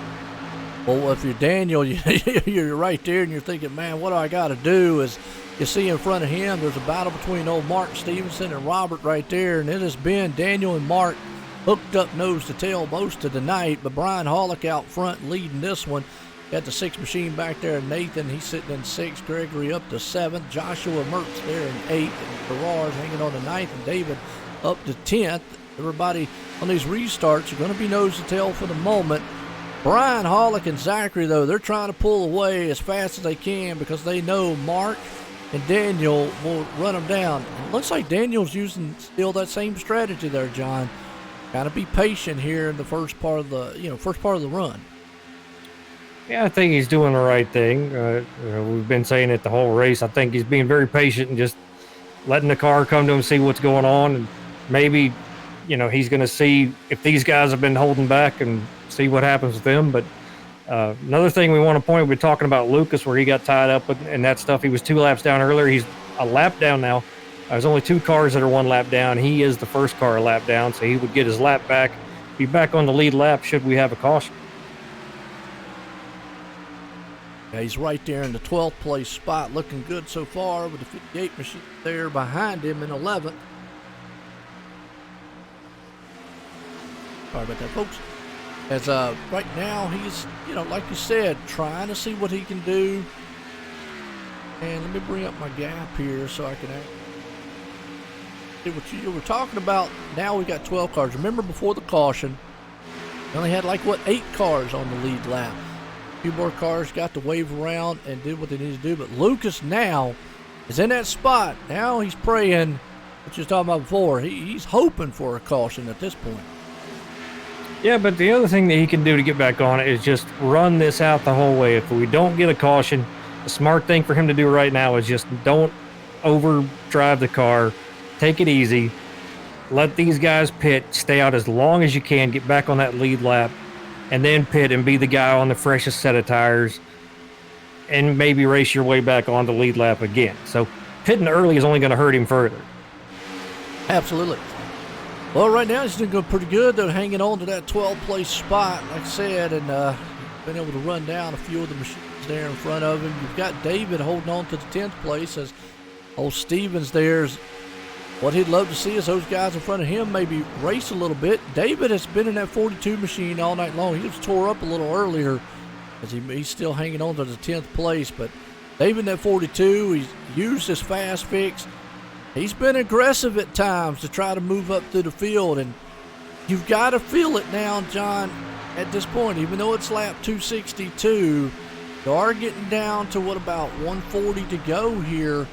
you got to start thinking about it. We only maybe have, maybe a couple more pit stops if it goes green. Maybe one pit stop at that, if they can go long enough, yeah. I think we're looking at one stop from here. So these guys, you can definitely tell the intensity's, ramped up a bit here. And, we got some guys out here who've done a great job, like Josh Mertz in the 14 car, sitting 8th right now, fighting for 7th place with the 350. So done a great job. The 14 hadn't made a whole lot of noise tonight, but been in minimal, incidents here. Doing a great job to try to pull out this 400 lap race and get a good finish out of it. Looking good with that Mod Motorsports machine there. And as Greg is in the 7th place spots, you were talking about there, Joshua there holding on to it. Looks like the car's a little tight. He's hanging on to the top side for the moment. As we go back up front, boy, Mark Stevenson is on a tear. That guy has been one wrecking machine all night long. He has been in the back, to the middle. He's been to the front several times. Caught up in a wreck earlier on. He wins this one. It's definitely be well earned for as much as he had to work for tonight. He's all over the back end of Brian Hollick right there to see if he can't take that spot away. He's went around Zachary, and Daniel Johnson still hanging on the 4th. And Daniel, I think, is the lone horse here. He's the guy I think is kind of just maybe the sleeper. I think he's just waiting kind of in the weeds there a little bit, John. He definitely is. He's actually the fastest car in this group here. And then the next fastest is Robert DeLoach, the 235, sitting in 5th place right now. Ran a really good lap time there. Him and Daniel Johnson both are the fastest cars out of these top 5. Well, I hope you're enjoying the race so far, folks out there. It's definitely been a good long one here, and we like this one. John, I really like this series here at the Majors. We've done several of the races. We've got several more to go throughout the year. They are spread out. Go to thepacificmajors.com and definitely check out the schedule there. While John's talking here, I'll look it up and see what we've got coming up. Actually, I think it's the Indy 500 is what we got coming up. If I'm not mistaken on that, and that one's going to be a very good one. We've also got some Road America ones. I know John's looking forward to the dirt one there at the Knoxville Nationals. We got some USAC racing. Got a Norberg race coming up. That one's going to be wild. So we've got Spa. I'm looking forward to that one. I love Spa as a road race. So definitely looking forward to that one. So a lot of great racing happening, and the one unique thing about the Majors is they don't do 100-lap races, 80-lap races, 150 lap. They do full course races. So whatever the real life event is, they actually do the real life. So when we say Indy 500, it's going to be a true Indy 500. Just like tonight, World 600. They do it at Charlotte Motor Speedway every year. One of the longest NASCAR races that there is. Starts in the day, ends at night. 400 laps here, and been a good one so far. These guys have done a great job here, especially the guys up front, be able to race each other the way they have. And, a lot of give and take up front that we've seen so far. Now, eventually that's going to wear out. We're going to just see a whole lot of take. So it'll be a lot of fun to watch as this thing comes to a close here and who's been able to save their stuff. But going back, touching on what you're talking about Pacific Majors and what they do, they've got so many splits, different, levels for everybody. And we, as we all know, iRacing's just taken off with all this stuff going around with the virus and things being shut down. And the economy may be hurting, but iRacing's economy is the strongest it's ever been. So if you're looking for a league, looking for a place to go race, and you're getting started, or even if you're a seasoned veteran of this stuff, they've got a place for you to race here around the talent of your level. And they figure that out. They help you grow as a driver, help you figure things out. So they don't just stuff you in there and say, here, figure it out. If you want help, they're willing to help you as much as you want to help yourself. They've got a lot of great things going on here. And the thing that I like is that things change. So it's not just the same car, the same type of tracks. It's so many different racing disciplines that they do. And so it keeps it fresh for everybody. It keeps it fresh for the competitors. So guys that maybe aren't strong oval racers or great road racers, or guys that, they've even added dirt to this deal and what they're doing. So many different racing disciplines makes it a ton of fun for these guys to do, and makes it fun for us to watch and be able to call these races. We're not big professionals of it by any means. At least I'm not. But man, I enjoy the heck out of watching their races. It's been a lot of fun every time we do them. Yeah, no doubt. And you're right. May 17th, folks, going to be the Indy 500 there with the Dallara car here, the Indy. And then after that, you got to look back in June the 7th. We go back to Le Mans for the WEC machines there to race. We've got Road America coming up, and then obviously the Knoxville Nationals, the 410 Wings there. Belgium with Spa. With the Grand Prix cars, we got a USAC going to happen also, the Silver Crown, Watkins Glen coming up. And then we also got some supercars happening later on in the year here with Bathurst. That one's going to be interesting, so definitely check them out, Pacific Majors. You get all kinds of info you need about the series. But right now, Brian Hollick, the man out front, he's got Mark Stevenson, and I think Mark is content to ride where he's at right now. And right now, it's called being a good teammate. They're just drafting, doing what we were talking about earlier, just try to get a gap and maintain that gap right now. Because we're getting down to crunch time here. And who are you racing? You're racing those guys behind you. The further you can get away from them, the better off you are. That's track time. That's positions on the track. You got to pit again. So you want as big of a gap as you can get. Good one right now. About the middle of the pack here. You got about 5th, 6th, and 7th place spot. Still Robert hanging on to that spot, and Nathan is along with him there. But Zachary and Nathan, they're kind of nose to tail, making up ground on each other. Got Joshua still holding on to the 7th place. Greg back there in 8th. Gerard hanging on to the 9th place spot, and David rounding out the top 10 in that 42 machine. Like I say, he's had a well up and down night. I mean, that car was all tore up earlier on in the race.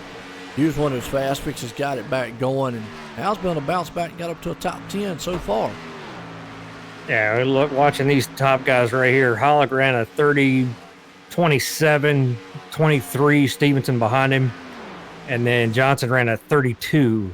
So you see those two drafting with each other is helping just a little bit, but still, every little bit they can pull away is what they need. You know, when you go to pit road, you're trying to get on there as fast as you can, as hard as you can. So they're doing a great job right now. Mark's being a good teammate here, just sitting behind Brian and just drafting with him. And their lap times are just nice and steady and faster than the guys behind them. And the thing is, too, is the more they pull away there from Daniel, when they do decide to maybe try, or Mark decides he wants to make a pass on him, it will not bring Daniel up there into the mix like we've seen all night long, because momentum plays a huge factor in this track. And right now they've got a pretty good gap. You see Mark, though, he looks like he's ducking out maybe to get a little air on the nose of that machine. And he might be, but the other thing is ducking out and getting air in certain places will actually help you get a run back. Once you draft so much, there's only so much that you can do here, right? Because you're having to slow down some. So you want to do some things to try to get a run on a guy and get a little push again and get that going again, because it kind of stalls out. So you're just trying to duck out, cool it off, and it'll help you get a run on a guy some. So we're just trying a little bit of everything here. A little space between them now. Maybe he's trying to cool that thing off a little bit, because you can get it heated up but I don't think you're going to overheat it to the point where it's going to blow up here. Now, at this point, your Mark, you're sitting back there. Could you also be trying to see how your car reacts in different lanes to just so Brian does not give you, and again, it takes us back to the leader. Well, he has that choice. I mean, if he thinks the low line is where he needs to be, it's you as the driver in second place. It's your responsibility to find a way around that guy. A lot of people opt for the go through him method, or they can drive around him. Either way, it's up to you as a second place car. Find a way around him, and that leader, hey, if he's going to take the line that you need, because if they keep running like they are, obviously it's the optimal line, and they're both going to be fast. But as you know and I know, you're sitting in second, you might have to take a different route as he may be searching around the track, seeing what that car do. Yeah, he probably is, but I mean, I think that Mark is the one guy that's proven that his car is good everywhere. I mean, he's gone from, the back of the pack to the front twice now, so he's the one that's proven he can, get his way around. He's making a move here down to the inside of Brian. So, and what happened Brian's right maintained up front all night long. Mark is the one that's proven that he can get around. And, real quick right there, John, what we saw right there, that lap car looks just like it threw Brian up the track. He had to drive it in the turn, and his car just went up the track, left the door open there for Mark, and he was able just to drive right on through it and make that pass. We said momentum. So, again, I think it's all it took. Now we're going to just see just how fast Mark was and maybe how much he was, kind of saving, because it does look like he's walking away from O'Brien out front. Yeah, I think at some point Brian and Mark are going to make the switch. We saw him, do that before, knowing that, hey, your car's a little bit better than I am now. So we saw him make the switch. It took a little longer, but this time, that was obviously help with the lap car being where it was. But I think Brian knows that Mark's car might be a little bit better over the longer run here. And maybe Brian wants to hold back a little bit and see what he can do. We saw him really take off earlier in the race, really wear his stuff out. So, has he learned how to save? When does he plan on coming to pit road? And are all these teammates going to come down pit road together? Here's another thing. Daniel looks like he's falling off the pace just a little bit. Not sure what's wrong. Don't know if the setup's just or the tires is not to his liking right now. But he's falling back to fifth. He's not making the ground up that he was early on.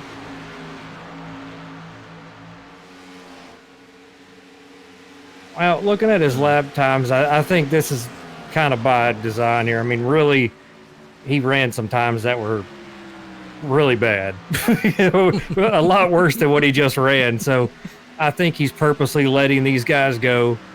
Also, it's going to give him an idea of what to do, when to pit, right? You're letting all these teammates get up here. Of course, they're all talking. And so now he's going to have to figure out, when am I going to pit? So I don't think he's that concerned. I think he's more concerned of being put into a little bit of a trap, as far as when guys are going to pit. If you let all the teammates go and put them in front of you, now you're going to have all the information you need. You can sit back here, take care of your stuff, figure out when you want to pit, and then just go on and run your race. So I think this is pretty much by design here, to just let them go and take care of your stuff, and you're not put into some sort of a trap. Next question is, what do you think when he will pit? What do you think the pit stop here is? I don't think you're going to see Daniel hit pit road until the top two guys come down pit road. Good answer. I was kind of meaning maybe around a one lap. Maybe it's a, what do you say? No, Well, you're talking about it. Look at Brian Hollick. He just took the lead. Yeah, I just don't see how it's going to help him to do anything any different.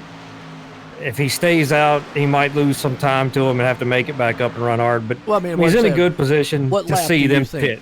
What lap do you think we will see a green flag stop? If it's going to be the last lap or last pit stop. Well, the problem is we don't know how long these guys can go. Every time we get a long run and we get a caution. So I'm not really sure how many laps they can go. I would say they can do 80-some, 90-some laps. So, I mean, it's going to be... Yeah, we've only seen, about 40-some before we've seen the caution come up, right? Yeah, that's what I'm saying. It's hard to tell, man, because you just haven't been able to see a really, really long run here to see how long they can actually go. So... Yeah. I'd like to have an answer for you, but I don't have one. That's fine. And we do know if it does go out to a long green flag here that it definitely would be one pit stop. The only way I see it might be two is if obviously we have a couple more cautions involved here. Hopefully it does go green. They have been on some, again, we take it back. It has been some pretty good long green flag runs here.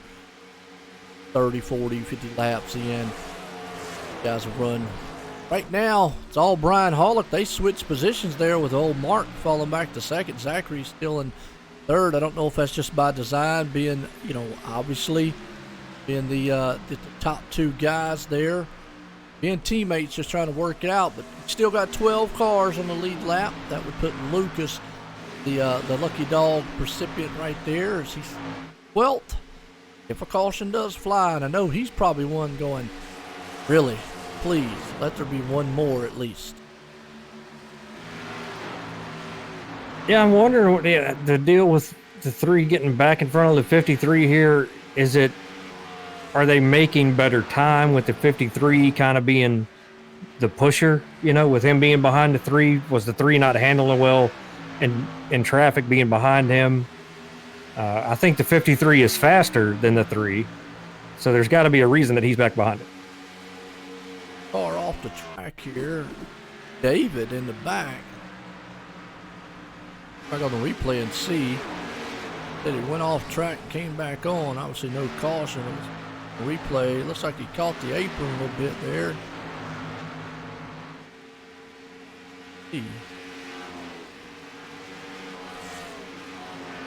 Still going.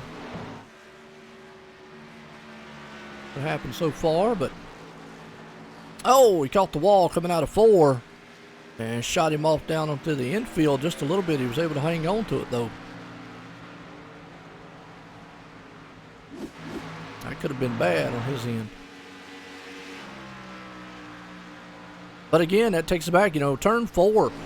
I've always known that turn there. You get off that turn, if you hit it just right, the problem is you can get so tight it can actually just throw you up against the wall coming out of it.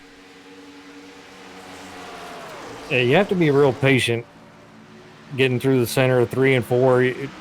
There's a bit of a false sense of security there. You think, all right, I've gone through plenty, and you get back in it, but the nose just pushes and it just shoves all the way up the track there. So you have to be real patient as you wear your stuff out here. So I feel like the 3 is better in clean air, and that's why we see him back up there.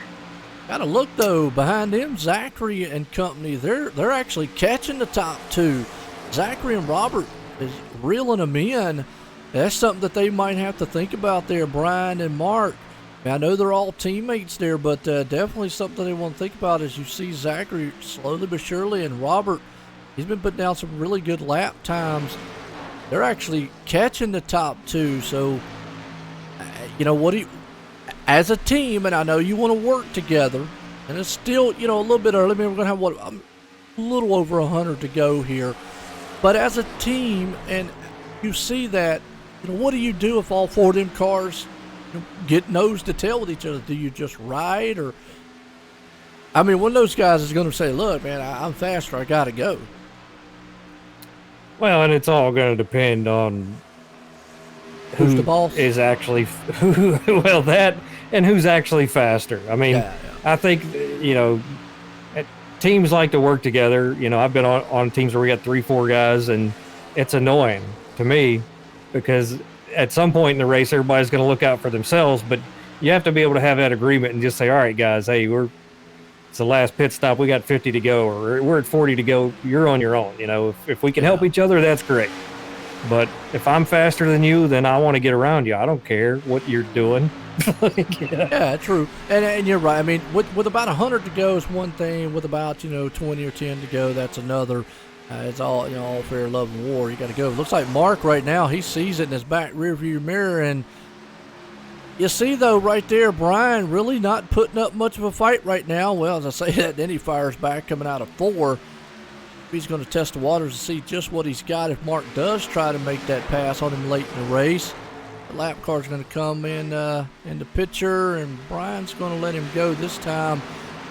But maybe he was just seeing what that car would do later on if, Mark decides to make that move, with maybe 10 to go or so. Yeah, Mark gave the 3 a real big shove going down the backstretch there, was able to let the 3 hang out around the outside there. So it seems to me like these guys are just trying things out. Like what's going to work? The question is towards the end of the race, are they going to be doing this with each other, or is somebody else going to be up in the mix, jacking up what they're trying to do? How much are they going to use each other up? And you're right. And right now, as long as they don't fight each other, and that's what it looks like, one's giving way to the other, and they've got enough gap between Zachary right there to be able to make those pass. You see Mark's able to walk away a little bit from Brian for the moment. Daniel's still hanging on to 5th place. He's right there. Any one of those machines, though, it just takes one little bobble on the track, and they all will be. As you see Zachary, I just said it. He just went way high, but then again, could have been by design. As Robert made that pass, and Zachary able to move down. This is what Daniel has to look out for. He knows those 4 cars in front of him are going to work together. He's a lone wolf out there, and if he has a fast enough machine to get around all 4 of them, his work's going to be very difficult because they're going to make life difficult for him to get up front. Yeah, and you know, going back to your question about pitting, it might be better off for him to pit a lap before or a lap after them instead of coming with them and them still be a hindrance to him.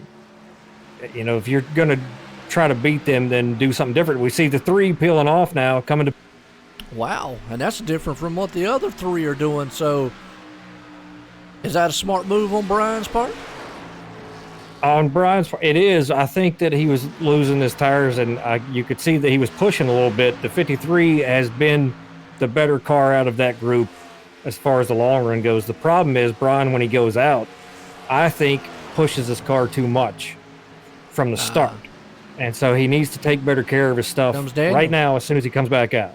Comes Daniel. I think you're right on that. I think you hit the nail on the head there, John, is Daniel, you know, because if he came in with those other 3 cars, and even if it had come nose to tail like he was, it's going to be life. It's going to be hard for him to get around them. Even if he was fast or try to win this race, I think he's going to have to do something like this to maybe get an edge up on him. And the 3 is still sitting on pit road. I think he got busted for.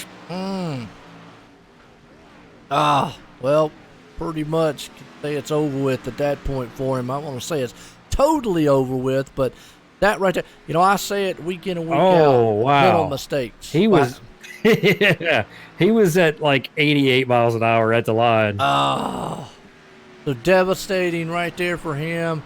Definitely going to put him, you know, probably more than a lap down. We'll just have to see. But lost a lot of time. Anything he would have made up right there, he definitely was going to lose. As Daniel's off on pit road. Looks like a lot of Mark Stevenson's in. A lot of those top guys. Zachary's still on the track, though, along with Robert. Those 2 are still out there. But Mark in right now, and you know, this could be the final pit stop. I don't know, John. Yeah, I think it is. I think they can go the rest of the way. What about green, white, checkered? We got to throw that in. Really got to. Yeah, I think you still got enough for green, white, checkered. Okay. From here, you do. I think.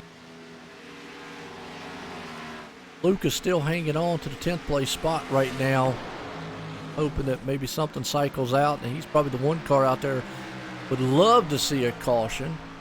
Love to see something happen right now, unless these pit stops are cycling around. Now he would not want to see a caution because Mark and Daniel are the first 2 cars a lap down. That still would put him, you know, out of sync with everything else.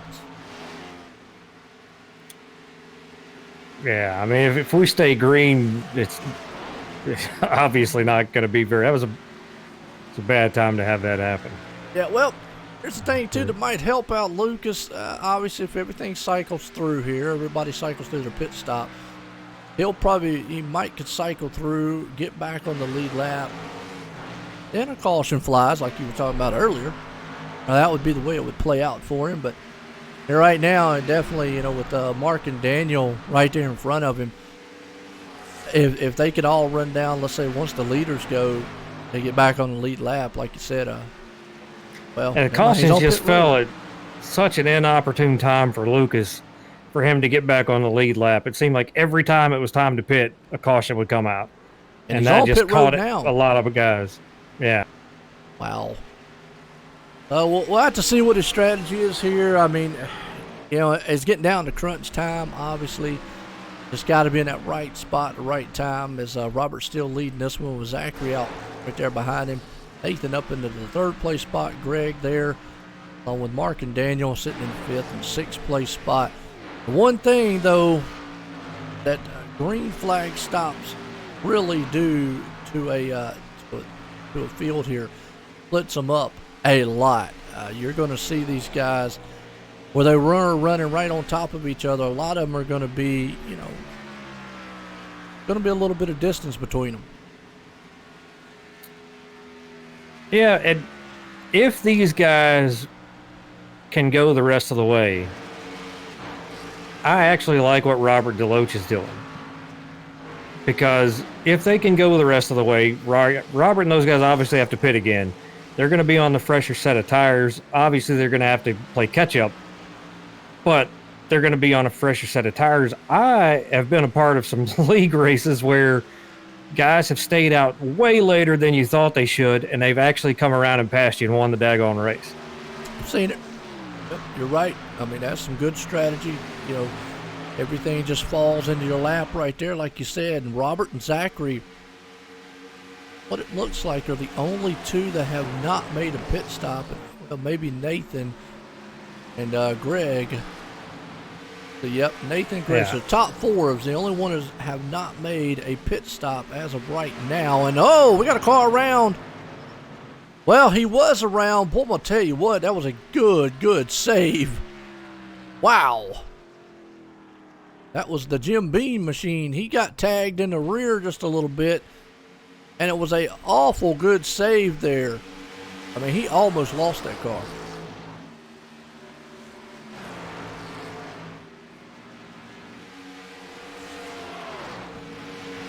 Steven.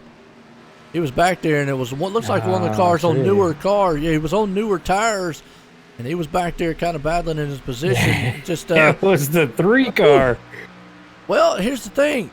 We've said that time and time again. It's the difference between new tires and old tires. I mean, well, and you got a 3 car that just got busted for speeding, so he's super mad, and he's faster than you. He wants you to get out of his way. Absolutely. Well, I tell you what, it's a little bit of blocking by the 6 machine there. I don't know what he was doing down the straightaway there on Steven, but 6 car, man, tried to block a little bit. Didn't work. But, man, yeah, that was a good driving job by the 58 machine there, Steven. Hold on to that car. Yeah, so I think this pretty, to me, confirms that these guys can go the rest of the way, because Robert and those guys staying out like they're doing. If you had to pit again, they would not be staying out like this. They should have pitted already. So I think they're really pushing it here, and they're waiting late. So unless Daniel and these guys are going to have to pit again, I don't think they do. I think they can go the whole way. But we'll see. Either way, on pit road. Bottom line is I like what Robert's doing. And Robert's on pit road right now. That hands the lead over to Mark because he's going to come across the line. And Daniel's going to be right there. Getting you an idea here when they cycle around just how far the gap is between them. 6 seconds. I said it before. That right there is just a product of green flag racing. We've really not seen that, all night long. So when we got to the on some green flag stops, caution has flown. But this right here is the first indicator of what green flag stops does. As Daniel right now, he's 6.3 seconds back. That's a lot of time to try to make up there on Mark. Yeah, as fast as Mark has been, that is a lot of time. That's I don't know why it just hit me like that, where I'm like, it is a lot of time. But it really is. And Mark has been so fast throughout the entire run. So now the thing is going to be to watch Deloach and those guys who just pitted and see what the difference is. Well, I think it's gonna be a massive difference if they can get through traffic. Well, it's gonna be a big difference for those guys. And what we're seeing right now too, Mark's out front. He's running a 29.6 at last time to a 29.7. But obviously Daniel had to contest with another car there going around him. But also, we're talking about the gap between them. Lap traffic will play a little bit of factor, but you're seeing that we've only seen it all night long. Lap times have only been within a tenth, maybe a tenth and a half, maybe 2/10 at the most. And with that kind of difference in lap times and with the gap he's got to make up, he's almost just going to run out of time. Well, now it's all but John King says they can only do 68 laps. Okay. So I'm wrong in thinking they could do 80-something to 90 laps. So. No way they can make it to the end. Okay, well, King says, John, you're wrong.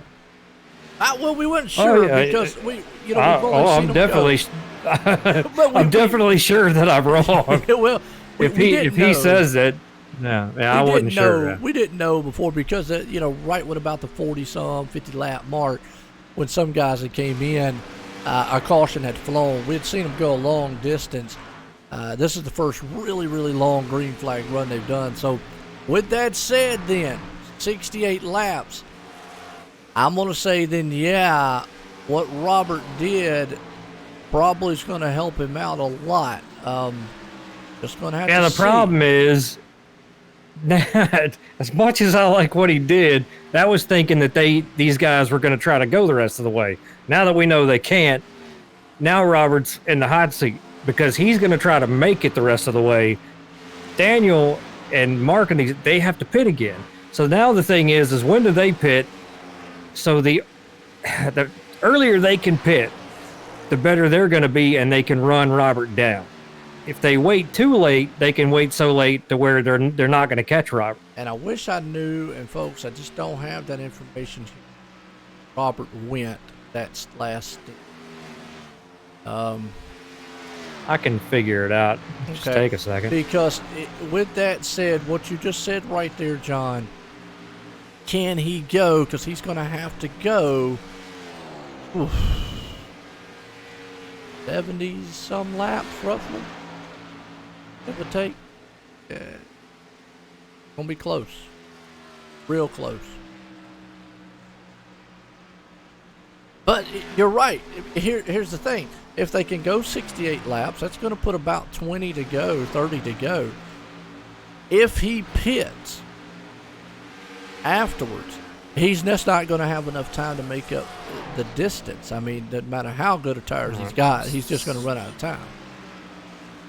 So Robert went 60 laps under green. That's not counting like the caution before that. So 60 laps under green is what he did. And if they could go 68, yeah, tack on 8.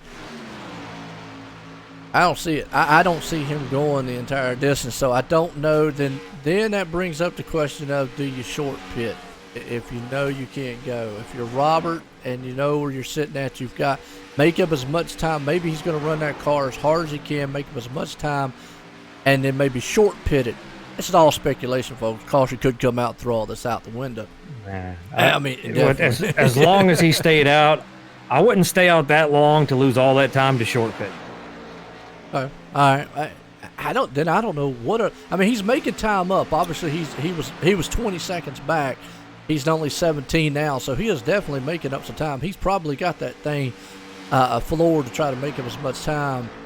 Just not sure what. I think he's going to try to make it from here. I don't think Robert's going to hit pit road again. The other guys are going to have to. But he would have to go 70 laps. He would have to go 70 laps. Yeah, but if you can go to 68, then you can go to 70. You're just going to have to be in save mode a little bit. And, I mean, his lap times right now is not setting the world on fire. So I think that he's in save mode. I think he can make it the rest of the way if that's possible. The track isn't that cool, so it's not like they're in the throttle a whole lot more. You know, the lap times have been pretty consistent all throughout the race here. So I don't think that you're going to see Robert hit pit road again. I'm with you on that one, and I'll tell you, definitely we'll know if he gets about 30 to 20 to go. If he hasn't pitted by then, at that point it's too late for him to pit because he'd never be able to make up the distance on track, and no matter how hard he'd run the car. So, yeah, I'm with you. I still say he's going to have to try to make go the entire distance. Now, what would obviously a caution would throw all that out the window, and definitely would. Everybody's coming on pit road then. Yeah, that's why I'm not going to sit here and be like, well, this, that, and the other, because every time we do that, a caution comes out, and we just went through all that and bored the heck out of everybody for nothing. Well, and it's good. It's a good. We were good, wrong, good conversation. and we were good wrong strategy. anyway, so it didn't matter. Well, it's good strategy to sit here because you've been in races before that, because obviously we don't know if a caution will fly. I mean, this thing could go green and no driver does. And you've been in races before. You've been in these positions where, what do I got to do? Even though Mark and Zachary, Daniel has been pretty much the fastest machines out there, it's still, they're not playing their hand. Right. Well, in my mentality, and you've seen me do some smart things, you've seen me do dumb things. If you're not up front a lot, you got other guys up there like Mark, Daniel, have been running away with this thing, leading all the stinking laps, and you've kind of been hovering around.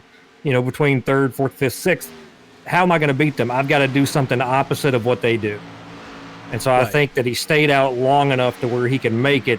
The problem for him is going to be, is he far enough ahead?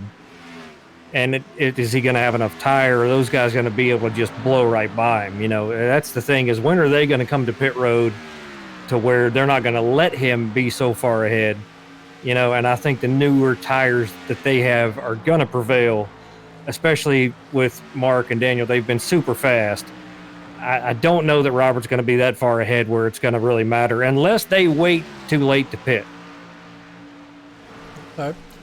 It's a good strategy call right there. Like you said, just never know what's going to happen. Definitely out front. Mark is leading this one over a good lead over Daniel right now. So as of now, it's coming down to be a pit strategy style race. And, here's the thing. I mean, we've seen some crazier stuff happen. Tires get, worn down. Cars get a little slick, can hit the wall. But everybody's kind of spread out throughout the field here. Now, Joshua's still having a good run up there in 6th place spot, though. Yeah, he's done great. Still on the lead lap here. 332 laps into it. So I started 6th. He's running 6th. You can't be too upset about that after all these laps and a lot of incidents that have happened. So, and to be clean for a lot of the guys, to be pretty clean, that for a lot of these guys, just finishing the race is a great accomplishment and something to be excited about. And it should be. It's a lot of stinking racing to do. Oh, absolutely. It has been a long, tiring one, and I gotta agree on, a lot of these drivers probably getting to the point now, mental exhaustion and, physically inside there, what do they got to do? I know King probably gets to talk to a lot of them out there, and King, what are maybe some of the driver owners or spotters saying right now? Are a lot of these drivers getting fatigued inside their rigs? Looking at the screen, look, your eyes get strained. I know you do Oculus virtual reality there, John. So imagine some of these guys. That's even more strain. 4 hours of that. Holy cow! I couldn't imagine. Yeah.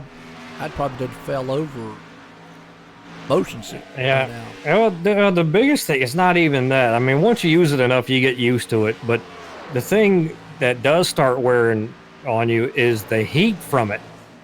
When you have it on for a couple hours, man, that the heat from that can really start to wear you out. And I have to make myself think, am I blinking enough to keep my eyes, moisturized and all that? Keep the moisture, because that's how you keep your eyes moisturized, first of all, to blink and to keep them clean and not overheat, and you start getting a headache and you start sweating from it and all that junk. So I love running the Rift, but they put out a lot of heat after a while.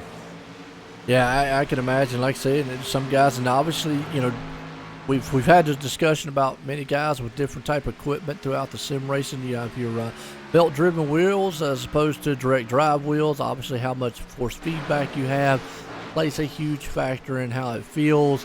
Guys like a little bit, less. Some guys like a whole lot, and that depends on how much you're having to crank that wheel and how much force you are. Just like real drivers out there. So definitely take a toll over you as the race goes on. Feet and all that working out there. Not so much on a track like this. Your feet don't. It's not like what would be in a road course where you're always braking, clutching, and paddle shifting. You're always shifting and braking and so forth. You don't do a lot of braking here. You may be doing some lifting and tapping the brake every once in a while, but so your feet don't get as much of a workout on a race like that as opposed to maybe a longer road course. It still, though, will get tiring after a while. Yeah, it gets a little tiring, but, in real life, it's very hot in that car, yes. Even at night. And so for those guys, it's extremely exhausting. So, like we were talking about, I've done a lot of these long races and things like that, and it's exhausting to do, and I've got fans on, and I got all kinds of neat stuff here at home. Those guys, it's just a totally different level, man. When you get in there and you're wearing all that gear. They did a test in a real car back in the day. They actually throughout a race, and they actually fried an egg on the floor, passenger side floor. So kind of tells you how hot it gets in one of the machines. It was amazing to see it. Oh, we got two cars together. Lucas and the 47 of Rob Powers got together a little bit coming off the turn. They're ready to keep it straight there, though. Looked like Lucas was trying to go up underneath him, maybe slid up the track a little bit. Unfortunately, Rob was there, and luckily they both did not wreck. Like Lucas's car is going away, though. That car's pushing all over the track.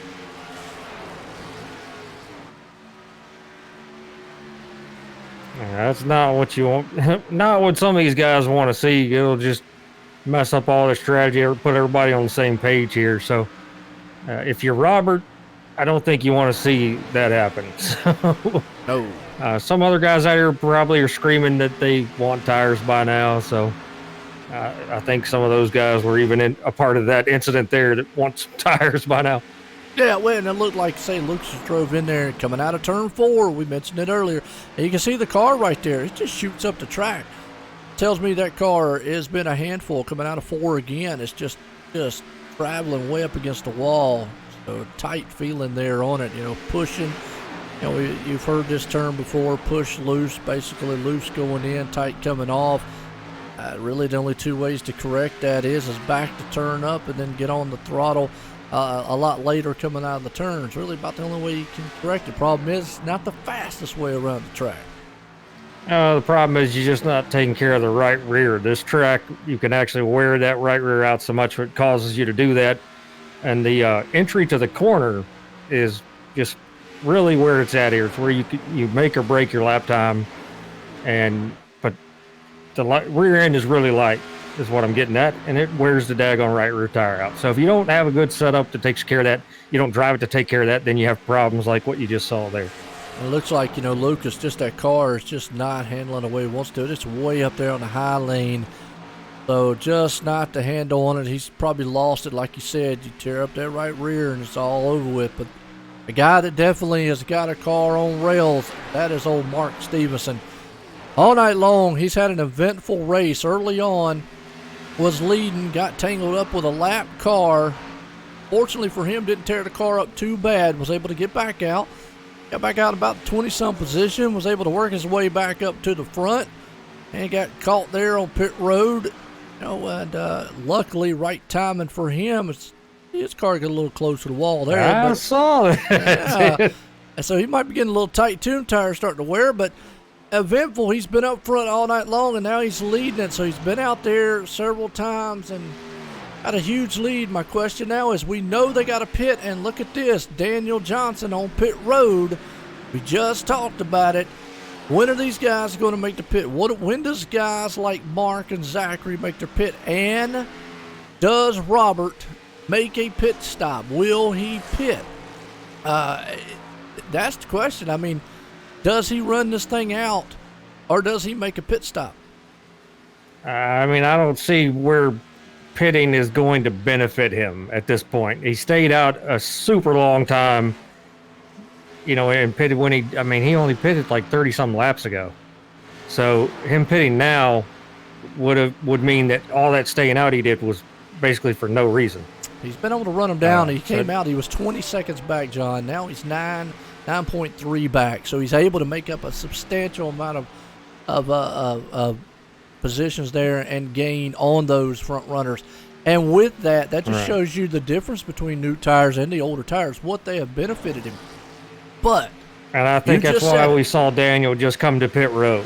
Yeah, and you just said it. I don't. Instead of splitting this up and coming on lap 350, Daniel's coming lower. And that's a good plan there. But you just said it. It took him 30-some laps, and we're getting here now with 50 to go.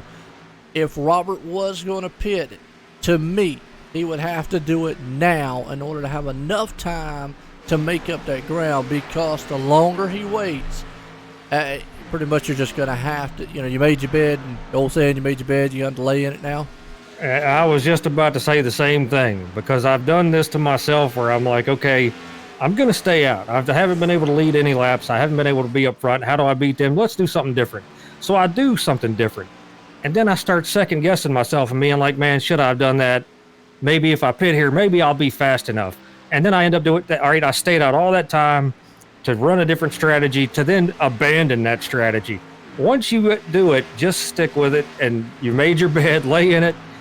If it works out, it works out. If it don't, it don't. But don't second guess yourself, because when you second guess yourself, you still lose.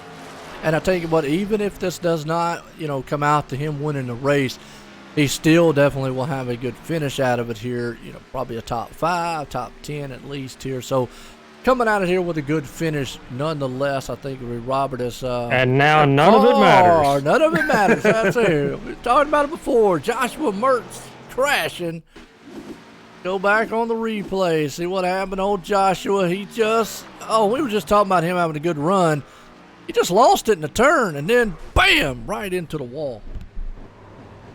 And Joshua was one of those who was having a very, very good run. They just stepped out from under him violently. Well, I will say this. Now is to the point where Robert was probably going, okay, I'll take the caution now. Because, we'll help him. Obviously, Mark Stevenson, one guy who probably, he did not want to see this. Did not. And that's Daniel. Daniel Johnson is going to have to do the wave around and hope that he can stay out front, because he's caught a lap down, John, and Steven is the one that's going to get the lucky dog. Daniel Johnson didn't get lucky this time. Remember we talked earlier in the race where, several times him and Mark got lucky. The caution came out right when they were on pit road. This time, not so lucky. Sometimes you're the windshield, sometimes you're the buck. Okay. yeah, I don't know. I was watching the cockpit view of what happened to the 14 here, because he just wrecked through the whole corner. Yeah, and he was having a good run too. So I don't know if maybe that car just ran out of tire, basically. This one sets it up here. We know this right here pretty much could be their final pit stop if it goes green the rest of the way. That they won't have to make another one. So now, if you're Robert, if you're Zachary, and Nathan and all those, and Steven, you've seen Mark all night long. And even if you're Mark, do you run this thing hard the rest of the way, or do you still take it easy at the beginning? What's your strategy at this point? Well, I mean, you got 50 to go. Plus, you got a green-white checker thrown in there that could jack everything up. But to me, you just continue to run your race the way you've been doing it from lap 1 even to now. Because we still have, this is going to be a long tire run. So if you go out there and just try to set the world on fire the first couple laps, you're going to burn your tires up. And then the guys that take care of their stuff, like we've seen Daniel do, are going to come up there and they're going to get by you. So you've got to be patient here. You've got to be disciplined enough to say, all right, this guy wants to push it and go, let him go. Don't drive over the limit that you know you need to be at. In other words, don't drive like this guy I know called John T. Exactly. Drive like anything this guy I know is called Jay Weezy. Yeah. You're right. You hit the nail on the head right there. I thought you were about to say Jake Nichols, and I was like, you can't ever put us in the same sentence together. Dude, it doesn't matter what you do with him. Above. Yeah. Hey, whatever. That guy doesn't matter what you do there. He definitely is. Wow. Yeah, you definitely. Go. Even if Jake Nichols is racing me backwards, you want to do whatever he's doing. Yeah, absolutely. Absolutely. Well, you hit the nail on the head right there. We still got some laps to go here. And it's quite a few. So you still have to keep that in the back of your mind. The reason I was saying that is because you've seen Mark out front all night long, and he seems like he's been on rails for the most part. That car is really hooked up, whether he's in a long run or short run. It seems like it's pretty stable. Not really seeing what Robert can do yet, but we'll have to see in Zachary right there. But yeah, I'll agree with you. I think you still got a long run. Those tires still will wear out, even at 40 laps to go. By the time you get down to the end of that 40, you're going to start feeling a lot of wear. I just think Mark right now has been the one who's been able to drive that car. I hate to say better than anyone else, but he's been able to maintain better than anyone else through a whole run out there, pit cycle. Yeah, I think if you look at it from that perspective, he's been the guy. I think he's got the car to beat, honestly. I know Daniel Johnson's been fast, and he's been up front all night long, but Mark has proven that his car is good anywhere throughout the entire run.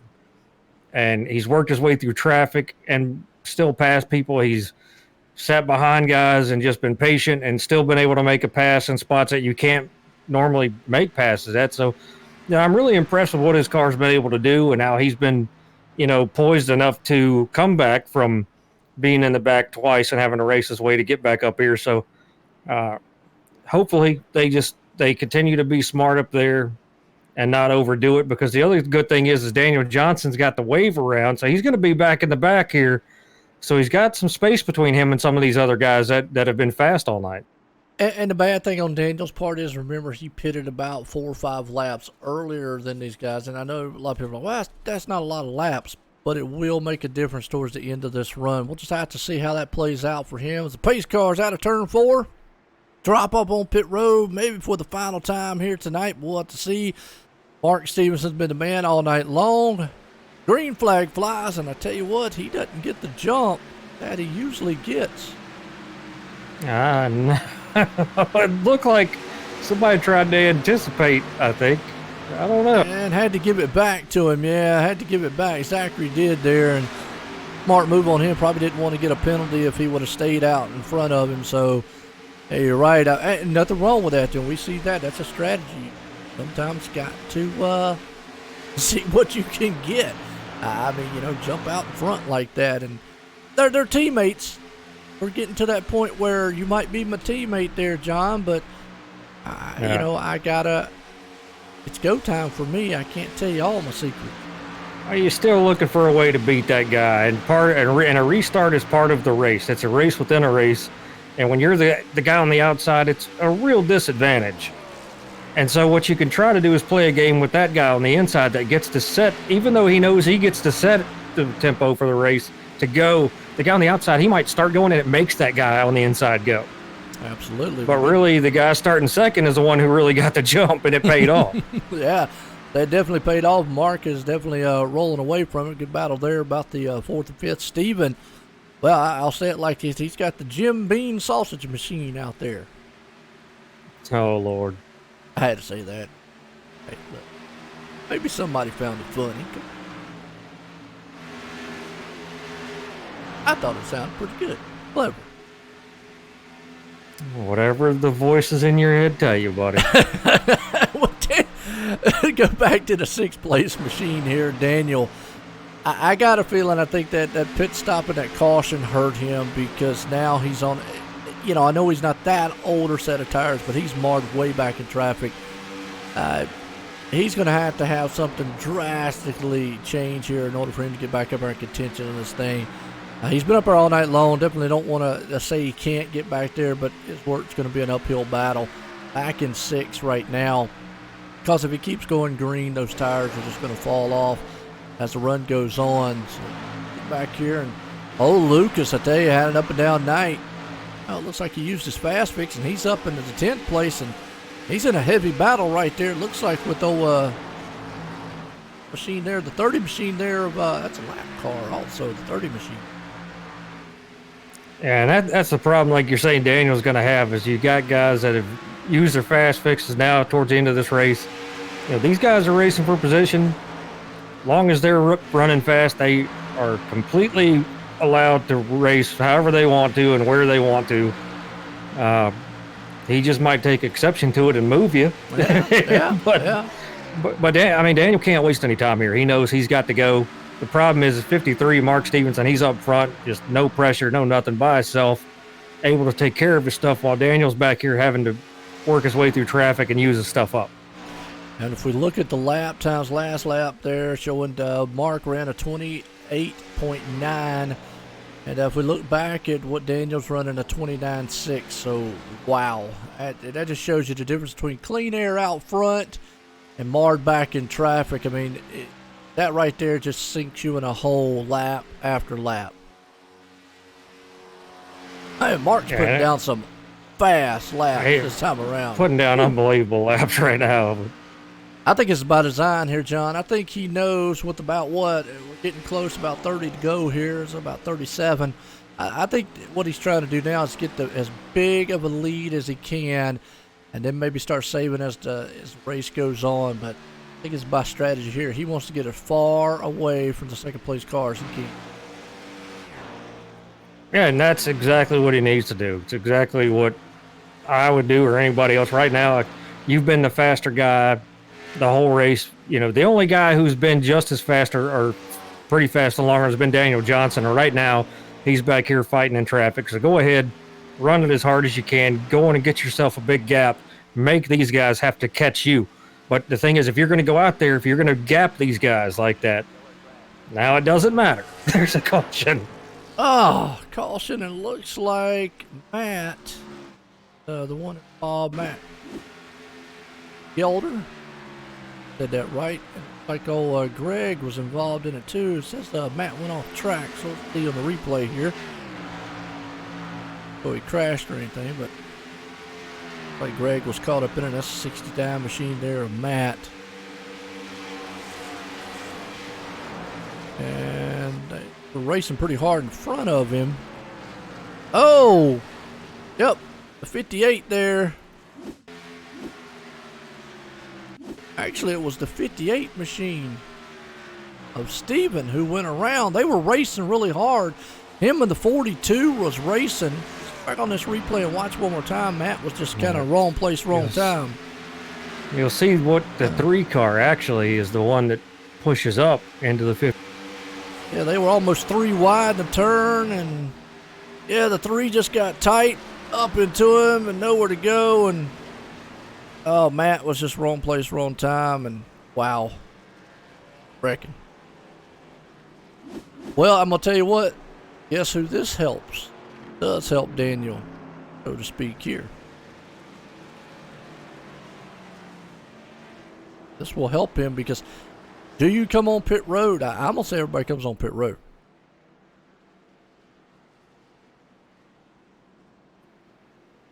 Oh, yeah, I think everybody's going to come down, yeah, for sure. And Daniel definitely would help him. We were talking about it earlier, been so far back. Wow, this right here definitely could be a blessing in disguise. This is what I said. This is what he needed. He needed something crazy to happen in order to get him a chance to get back up front there. And I feel like Robert, too. Robert right there along with him. But see, this is extremely important. I'm sorry, I didn't mean to talk when you were talking, but push the button. But these guys are making pit stops now, right? Now we only have a handful of laps. Do you pump up your air pressures now instead of waiting, and taking care of your stuff? Do you say, "Give me what I need to go as fast as I can from the drop of the green to the checkered"? Do you pump up your pressures? Do you do all the things? Put a little bit more tape on. All the things you can do to be as fast as you can be. Getting awful technical. Yeah, but it's a great opportunity. I take it back now. Obviously, Mark and them, there's nothing they can do now. They just made their pit stop. But if they didn't know that, and they're listening back, or spotters listening back going, that John Wimbish guy, he's a pretty smart guy. He should have told us that about 5 laps ago. Well, I didn't know there was going to be a caution 5 laps ago. Hey, yeah. That's why we talk about the technical side of things throughout the race. But that's part of this. All goes back to what we're saying. That when you got these long races like this, and you just get in the mode of, oh, we got a caution, I'm gonna go pit, and really you just totally space out and totally forget. Hey, can I pump up my pressures? To the point where it's not gonna. I'm not gonna go in there sideways, but I can pump them up a little bit and have the grip, have the speed, have all the things I need for this 30 lap run here. Well, and folks, basically, I mean, for anybody new out there, because I do definitely understand what he's saying is a lot of times you want to lower the pressures and let them come up because they will come up as a run goes on. Obviously, that's going to give you ample amount of, well, it's really the opposite way around. You want drag racing, lower your pressures to get grip off the line, but as you go down the track, obviously that tire inflates some and the patch goes away. But racing here, going to turns, more air pressure could theoretically make you faster. You're not going to have as much grip, though. Grip is what he's talking about, so you still got to take it easy, but you're going to be fast because there's less contact patch on the track. So, yeah, a little bit of knowledge out there for the folks listening and watching. And John, you're right. In a long run, and I would agree with you. I probably wouldn't even think about that. I probably would have totally forgot about it until you just said something, because usually we're so used to seeing races be about fuel and not so much about tire pressure or tires or anything like that. It's either you put 4 tires or 2 tires and fuel, and the only thing we look at is maybe how much fuel you put in the car. That's another aspect. But when you throw it in, like you said, the tire pressures that they can do and all, that's a whole different world right there. You can definitely change the handling of a car drastically by what you just said. Yeah, all the things, including fuel. If you had enough anyway to include a green-white checkered situation, if you don't add fuel to it, it makes it lighter. However, it tightens the car up also. So if you want it to be a little looser, be super fast like we've seen these guys be, you would fill it up so you'd have a little bit looser car, because the less fuel you have, the tighter the car is. But if you're going to pump up your pressures, then you have to think about how much fuel do I really want to add to this, because when you pump up the pressures and you add fuel, now you got a totally different feeling car. And sometimes, folks, even with all that, you actually can mess up totally your whole setup. So you actually could come in, have a fast car, come out and have a very slow one. So there's a fine line between the adjustments you want to do. But we'll just see if these guys made the right choices here. Mark has been a madman all night long and has been a fast one doing it. So we'll see if that's going to continue here, or does one of the guys behind him here, Zachary, Nathan, Daniel, Robert, the rest of the field, does anybody else have something for him? Pace cars out of turn 4 here. Charlotte Motor Speedway for the Majors Sportsman Series here. And Mark gets a good start here as the green flag flies. Well, 598, make sure he doesn't get a jump on the outside this time. Probably got a warning out of that or something, or just doesn't want to be that guy. But allows Mark to get up there and get a good start here. 598 is going to drop behind him. We got 4 guys here, nose to tail, a little space between them. Mark is probably going to just go on and just try to fly as fast as he can here. I mean, we've got a 30-lap run to the end of this thing. There's no sense in saving. You know what I just saw right there in Zachary's machine? It looked like he got a little loose and wiggly going through the turns. Maybe he did an adjustment on those tire pressures there. And until they come up, too, it's definitely going to be awful slick. But he's gaining some ground on Mark here. So he might have made the right adjustments. We'll have to see. These are teammates up front. Don't count that number 6 machine back there, Nathan, out. Because if they get up there battling, he could definitely get in the mix. And we saw earlier Nathan in that 6 car had a lot of speed on the short run here. I don't know that he's going to have enough over the span of this run to really do anything with the 53. He might get up there with these guys and mix it up, but unless he's made a massive change, I don't see it, being enough for him. The other thing is you got Daniel Johnson back there in 4th. Is he going to be able to do anything over these next 20-some laps here to really do anything with the 53? And right now, the 53 is in a perfect spot. You want clean air. It's exactly where he's at. He has no pressure. I'll tell you what, this guy must have a wild one out here. Steven in that number 58 machine, the Jim Beam machine. Remember, he was caught up in a wreck earlier on, tore the thing all to pieces. Back up to 7th spot. So, wow, what a comeback for him. He's been involved in a couple things tonight. He's coming out of here pretty lucky. So, and looking good. Daniel right there, hanging on the 4th, but just not quite quick enough to get up to the front. Again, Mark not running away like he was. I think Zachary understands that what Mark was wanting to do, and he's trying to hold on to it. But like those top 4 guys may be kind of even right now.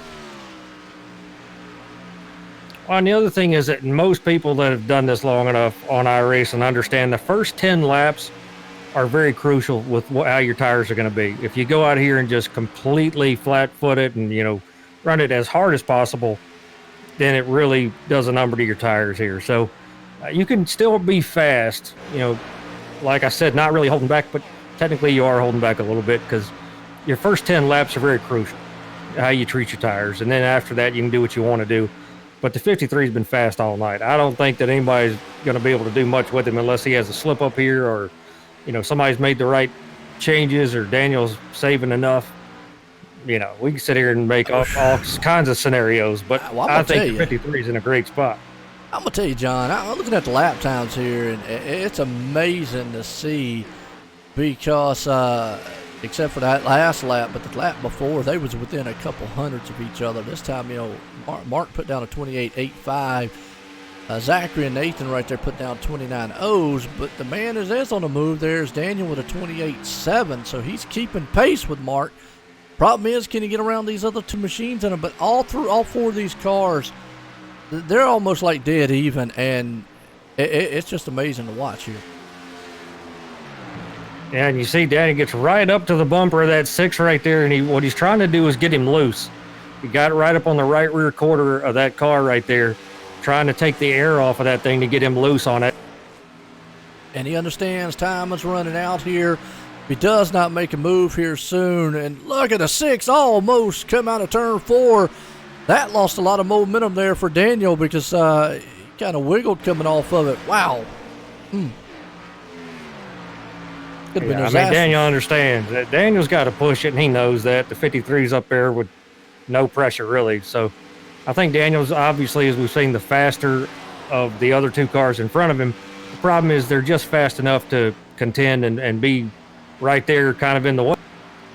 Absolutely. It's a little further back, kind of the field kind of spread out a little bit, and Daniel able to make that pass. Makes a move now. Yes, he does. He blasted right by him right there to take over 3rd place here. So now he's going to set his eyes on Zachary, and here's where Mark could benefit a lot.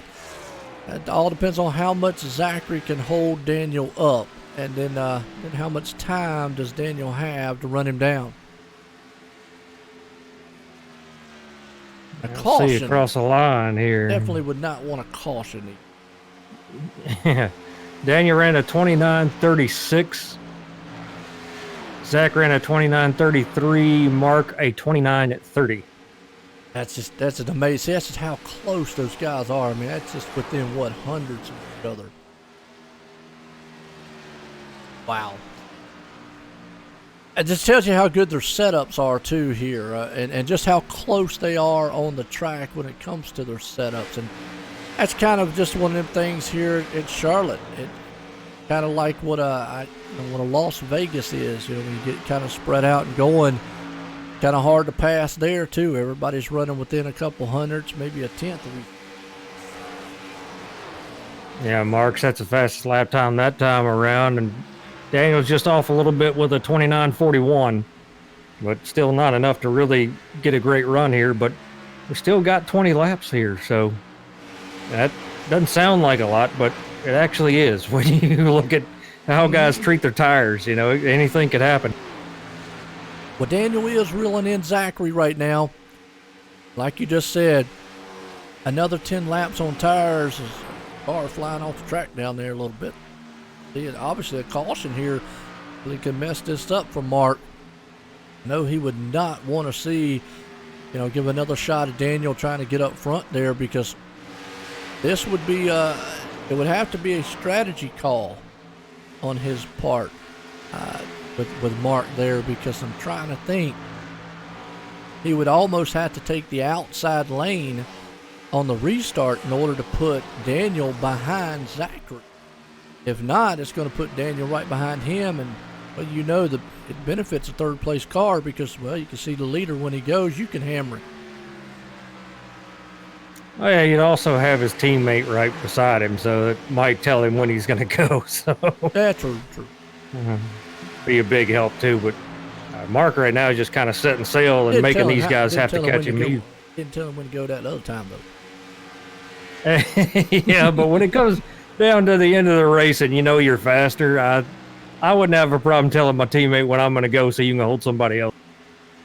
Yeah, there you go. I tell you, Zachary had to do what he needed to do on that one restart there to see, but man, Mark right now, he's just gapping the field and is gone.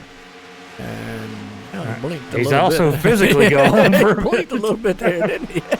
Yeah. Now that's what you don't want to see.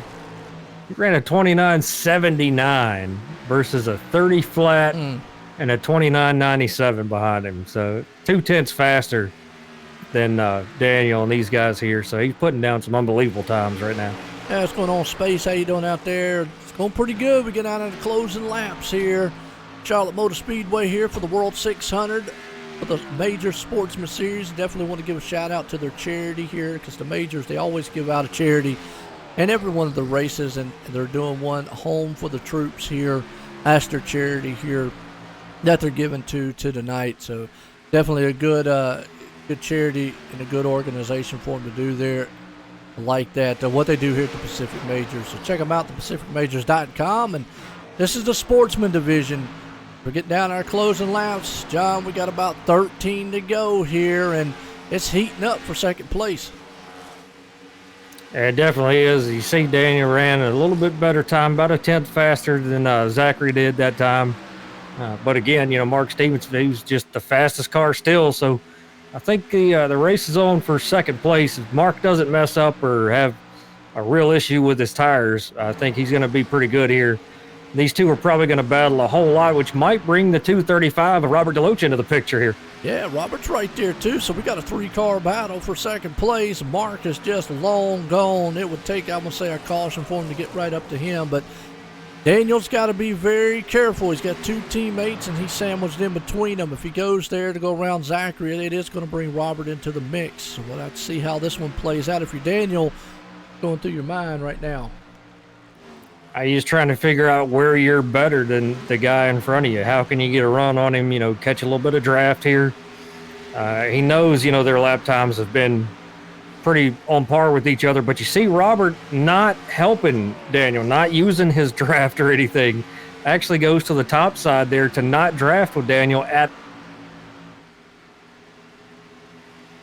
Well, that's smart. Going to help the teammate out there. And if you can't get around the guy, you definitely don't want to help him out to where he can run down your teammate. I mean, obviously, Robert would love to probably make this a 1-2-3 finish here, but he don't want to do anything that's going to, hinder Daniel getting around his teammate up there for second place spot. And it's the problem. Daniel wants that help. That air from behind, that draft is going to help him be faster.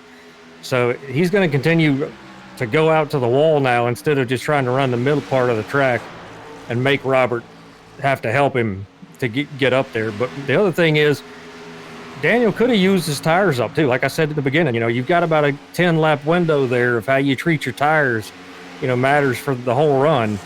And if he was really going after it, then he might have used up all of his stuff. And now the battle for him is to just try to finish third.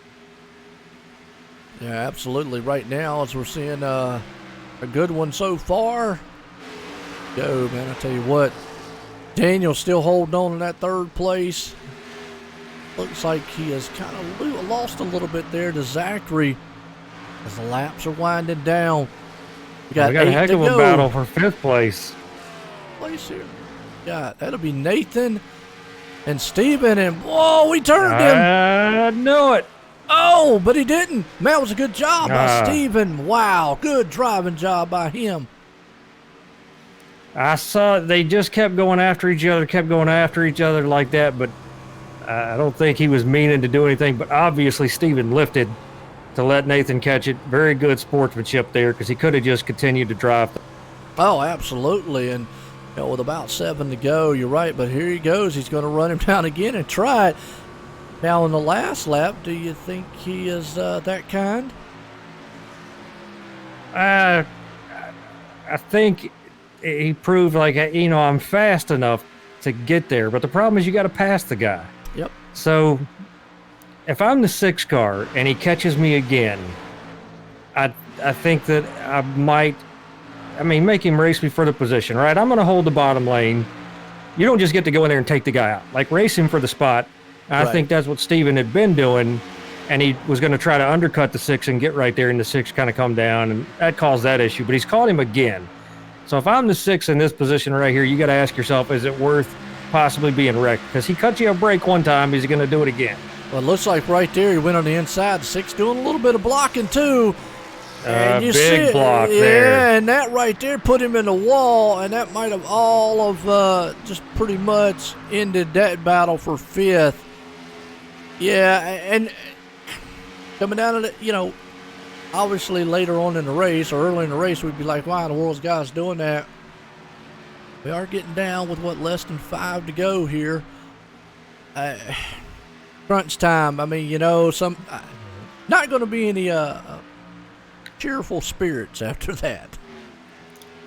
No, I got to give it up to the 58 of Steven. He was a good sport. He lifted, and he gave him the spot. That time, he still tried to be nice, and he ended up paying the price for it that time. Right. So, don't see him. I bet that'll stay in the memory bank right there. And it does. And we see it all the time, in racing. Sometimes you're the good guy, sometimes you're the bad guy. And right there, we just saw it. Well, a minute ago, Robert was up underneath Daniel for that 3rd place, so it's heating up for that position. About 3 to go here as Mark Stevenson has just walked away. He's got about a 3-second lead over that 2nd place car of Zachary. It's a good one so far as they come out of turn 4 here. Going to put us with about 2 to go. If they make it to the white flag here, John, doesn't matter what happens, but we still could get a green-white checker. Been green so far across our hands, and I don't know if Robert's got anything left to maybe run down old Daniel. He had him there for a second. He's got one more shot. Yeah, he did. He was a 10th off of Daniel that time, and then Daniel and Zach ran about the same time that lap around, so seems like everybody's pretty settled out to where they are now. The biggest loss of spots was before that 58. He was, that was a fight for the 5th spot. That put him back to 7th. So, yep. Yeah, unfortunate right there. Like I said, put him back to 7th. Now, he could get up there to Gerald, get on the back end, but we're going to come around here to the white flag one more time for this man who has just dominated pretty much the second half of the race. Mark Stevenson right here has had an up and down night for the World 600 here at Charlotte Motor Speedway for the Major Sportsman Series. He's coming down the back stretch, John, for the final time. What a run this guy has had. 2 more turns. He could pretty much just coast it in, and he is going to win this race here tonight. Really impressive race by Mark and everything that he did. Honestly, I was impressed halfway through the race with him being able to come from the back to the front twice tonight.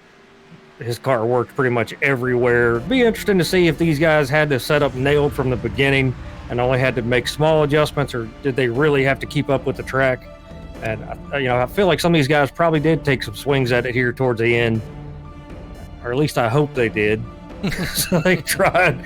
But Mark was just fast all night. It's a great run by him and these guys. And Daniel, good comeback for him to podium here after, being caught a lap down, getting the wave around there. It was just some tough luck for him, but great job by these guys. And again, into these races, they always come out pretty interesting here, whether it's on the roadside or oval stuff. So good job by all these guys here at the Majors.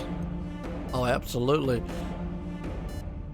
You see him burn them down right there. The 53 machine definitely bringing it home here tonight. What a run by him. And we'll if some of them come up in here and we'll get a word with them. As let's get our final results here tonight for the race.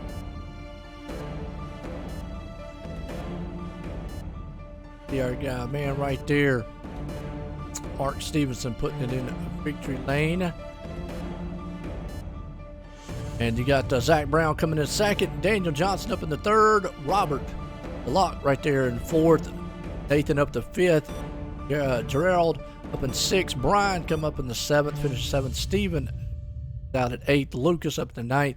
And David rounds the top 10 as we look through it here. It was a good race. Some guys definitely would have loved for it to win a lot better for them. Some guys finished pretty good, better than they thought.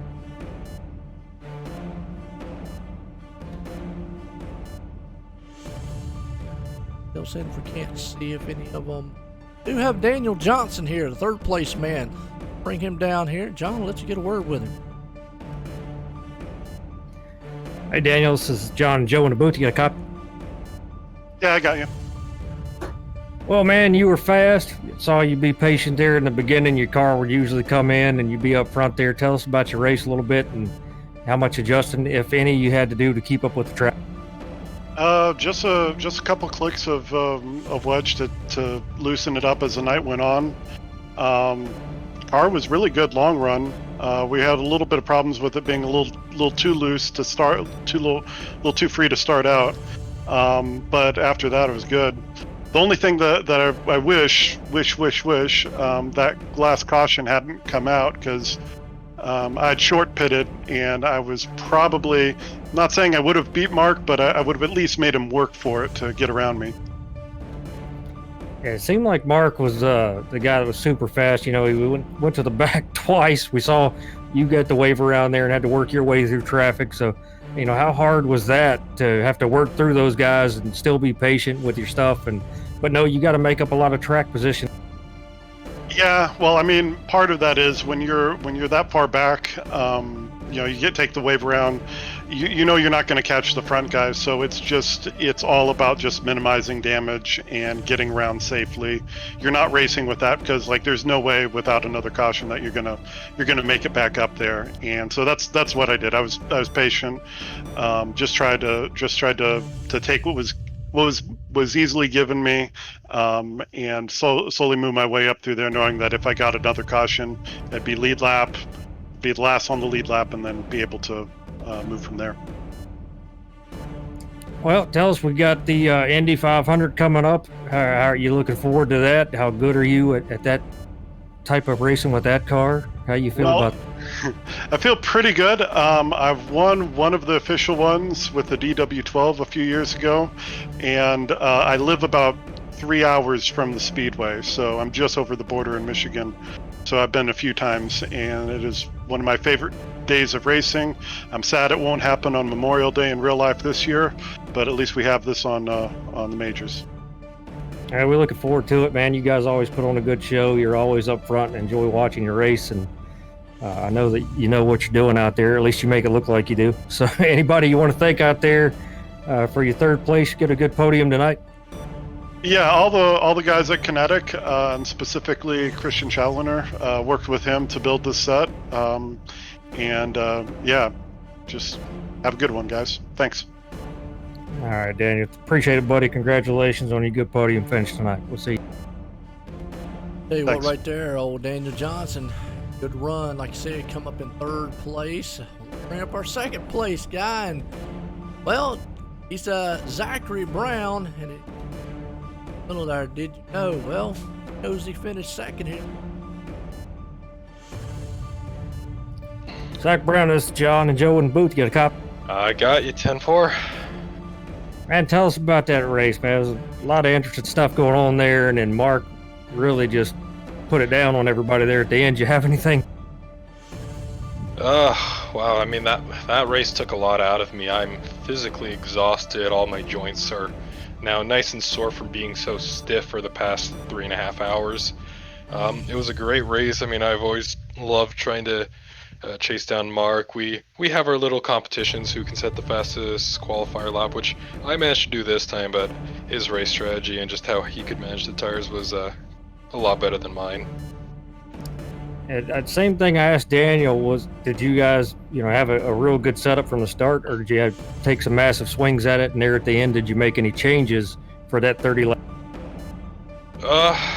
I mean, our setup was pretty stable throughout the entire run. I didn't make any changes to the setup, but our technician managed to figure out that if you raised one of the wheels up by just a single notch, it really stabilized the car when the tires were cold. But I never went for that. Mark went for that, and it showed on the first few laps after dark on the cautions, because he just pulled away and I kept getting loose. So next time you'll listen to the technician. Is that what we're learned? Lesson learned: always trust the technician, and don't forget to put it in on iRacing.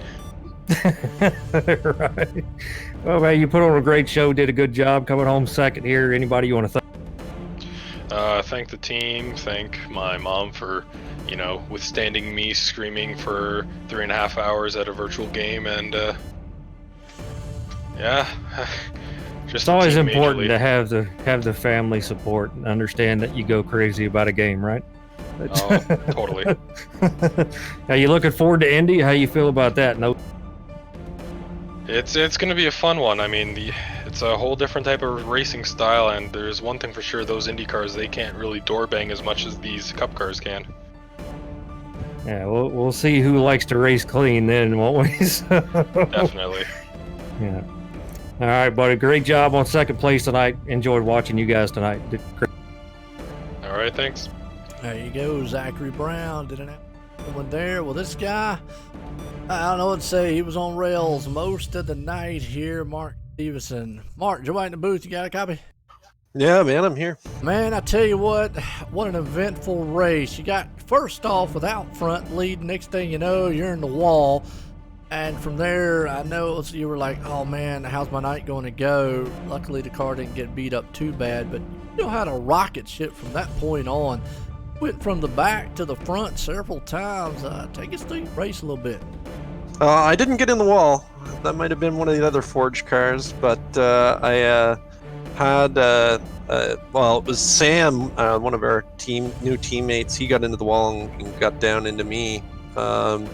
As I was passing him, but that's okay. Sam's learning, and we appreciate Sam a lot. But it was difficult fighting the way through because everybody else is having their battles. I'm trying to just get to the front again to get into the battle again, and we have cars at the back that are too wide, and at Charlotte their cars are too wide. You're not passing. You're not making it 3 wide at Charlotte. But I'm sore.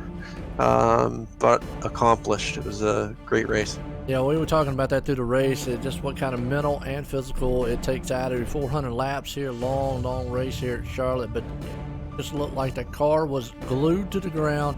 Had a great setup. I mean, what did you think about your setup? I mean, for us, it didn't look like you were having a handful. Some other drivers out there kind of slipping and sliding.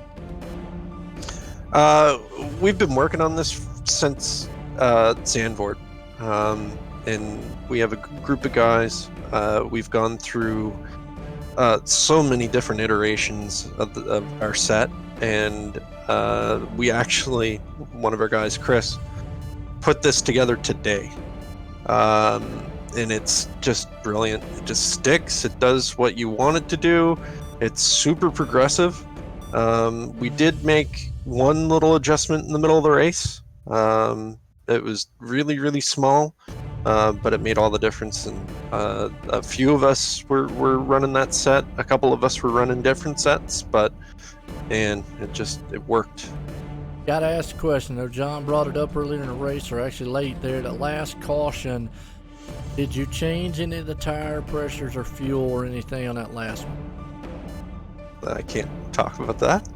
Okay, let me rephrase the question then. Did you make any adjustment on the car whatsoever? On the very, very, very last stop, it was 4 tires and go. Okay. And that's the only question you're allowed to ask me about. Well, the reason we asked is John brought it up, and John brought it up at the right time because he said that a lot of these guys out there could, obviously up the tire pressures to make the car go, whether they do that or not. And I did make the reference to him. I said, well, some of these guys might not know. You should have told them that 5 laps earlier until they came out of the pits. But hey, either way, I tell you, your car definitely was on rails out there. It was bad fast. You had an awesome hot rod all night long. You won it here at Charlotte for the World 600 here tonight for the Majors Sportsman Series. You got anybody you want to thank, Mark? The whole team, as always. We've got Adam and Brian and Eric, Rob, Chris, Greg, Steve, Zach, Nick, Ron, Dakota, and Sam. And just anybody who was watching, thank you. This is just such a fun series, and thanks to the series organizers as well, and you guys for putting in 4 bloody hours just commentating on guys you don't even know. Like, that takes some talent, boys. We had fun doing it. And I tell you what, our next race up, the Indy 500, real quick. How you feeling about that one? Because that's a whole different animal, whole different car, different setup. So far this season, we've been in races where you can bump and bang. And now we're going to a very, very fast, wide open track with open wheel cars. I think there's going to be a little bit of carnage, but I'm hoping that we don't get on the bad get on the bad side of that. Challenger will have a good setup for you. Don't worry. I'm sure Challenger has some other people in mind for sets, not us. Well, I tell you what, Mark, man, it was awesome to see you out there. And like you said, the Forge race team out there did an outstanding job up front there, 1-2. Again, congratulations on your win there tonight, Mark. Thank you very much, guys. All right, well, I'll tell you what, man, John, wow, what a race is all I can say is it was interesting. 400 laps.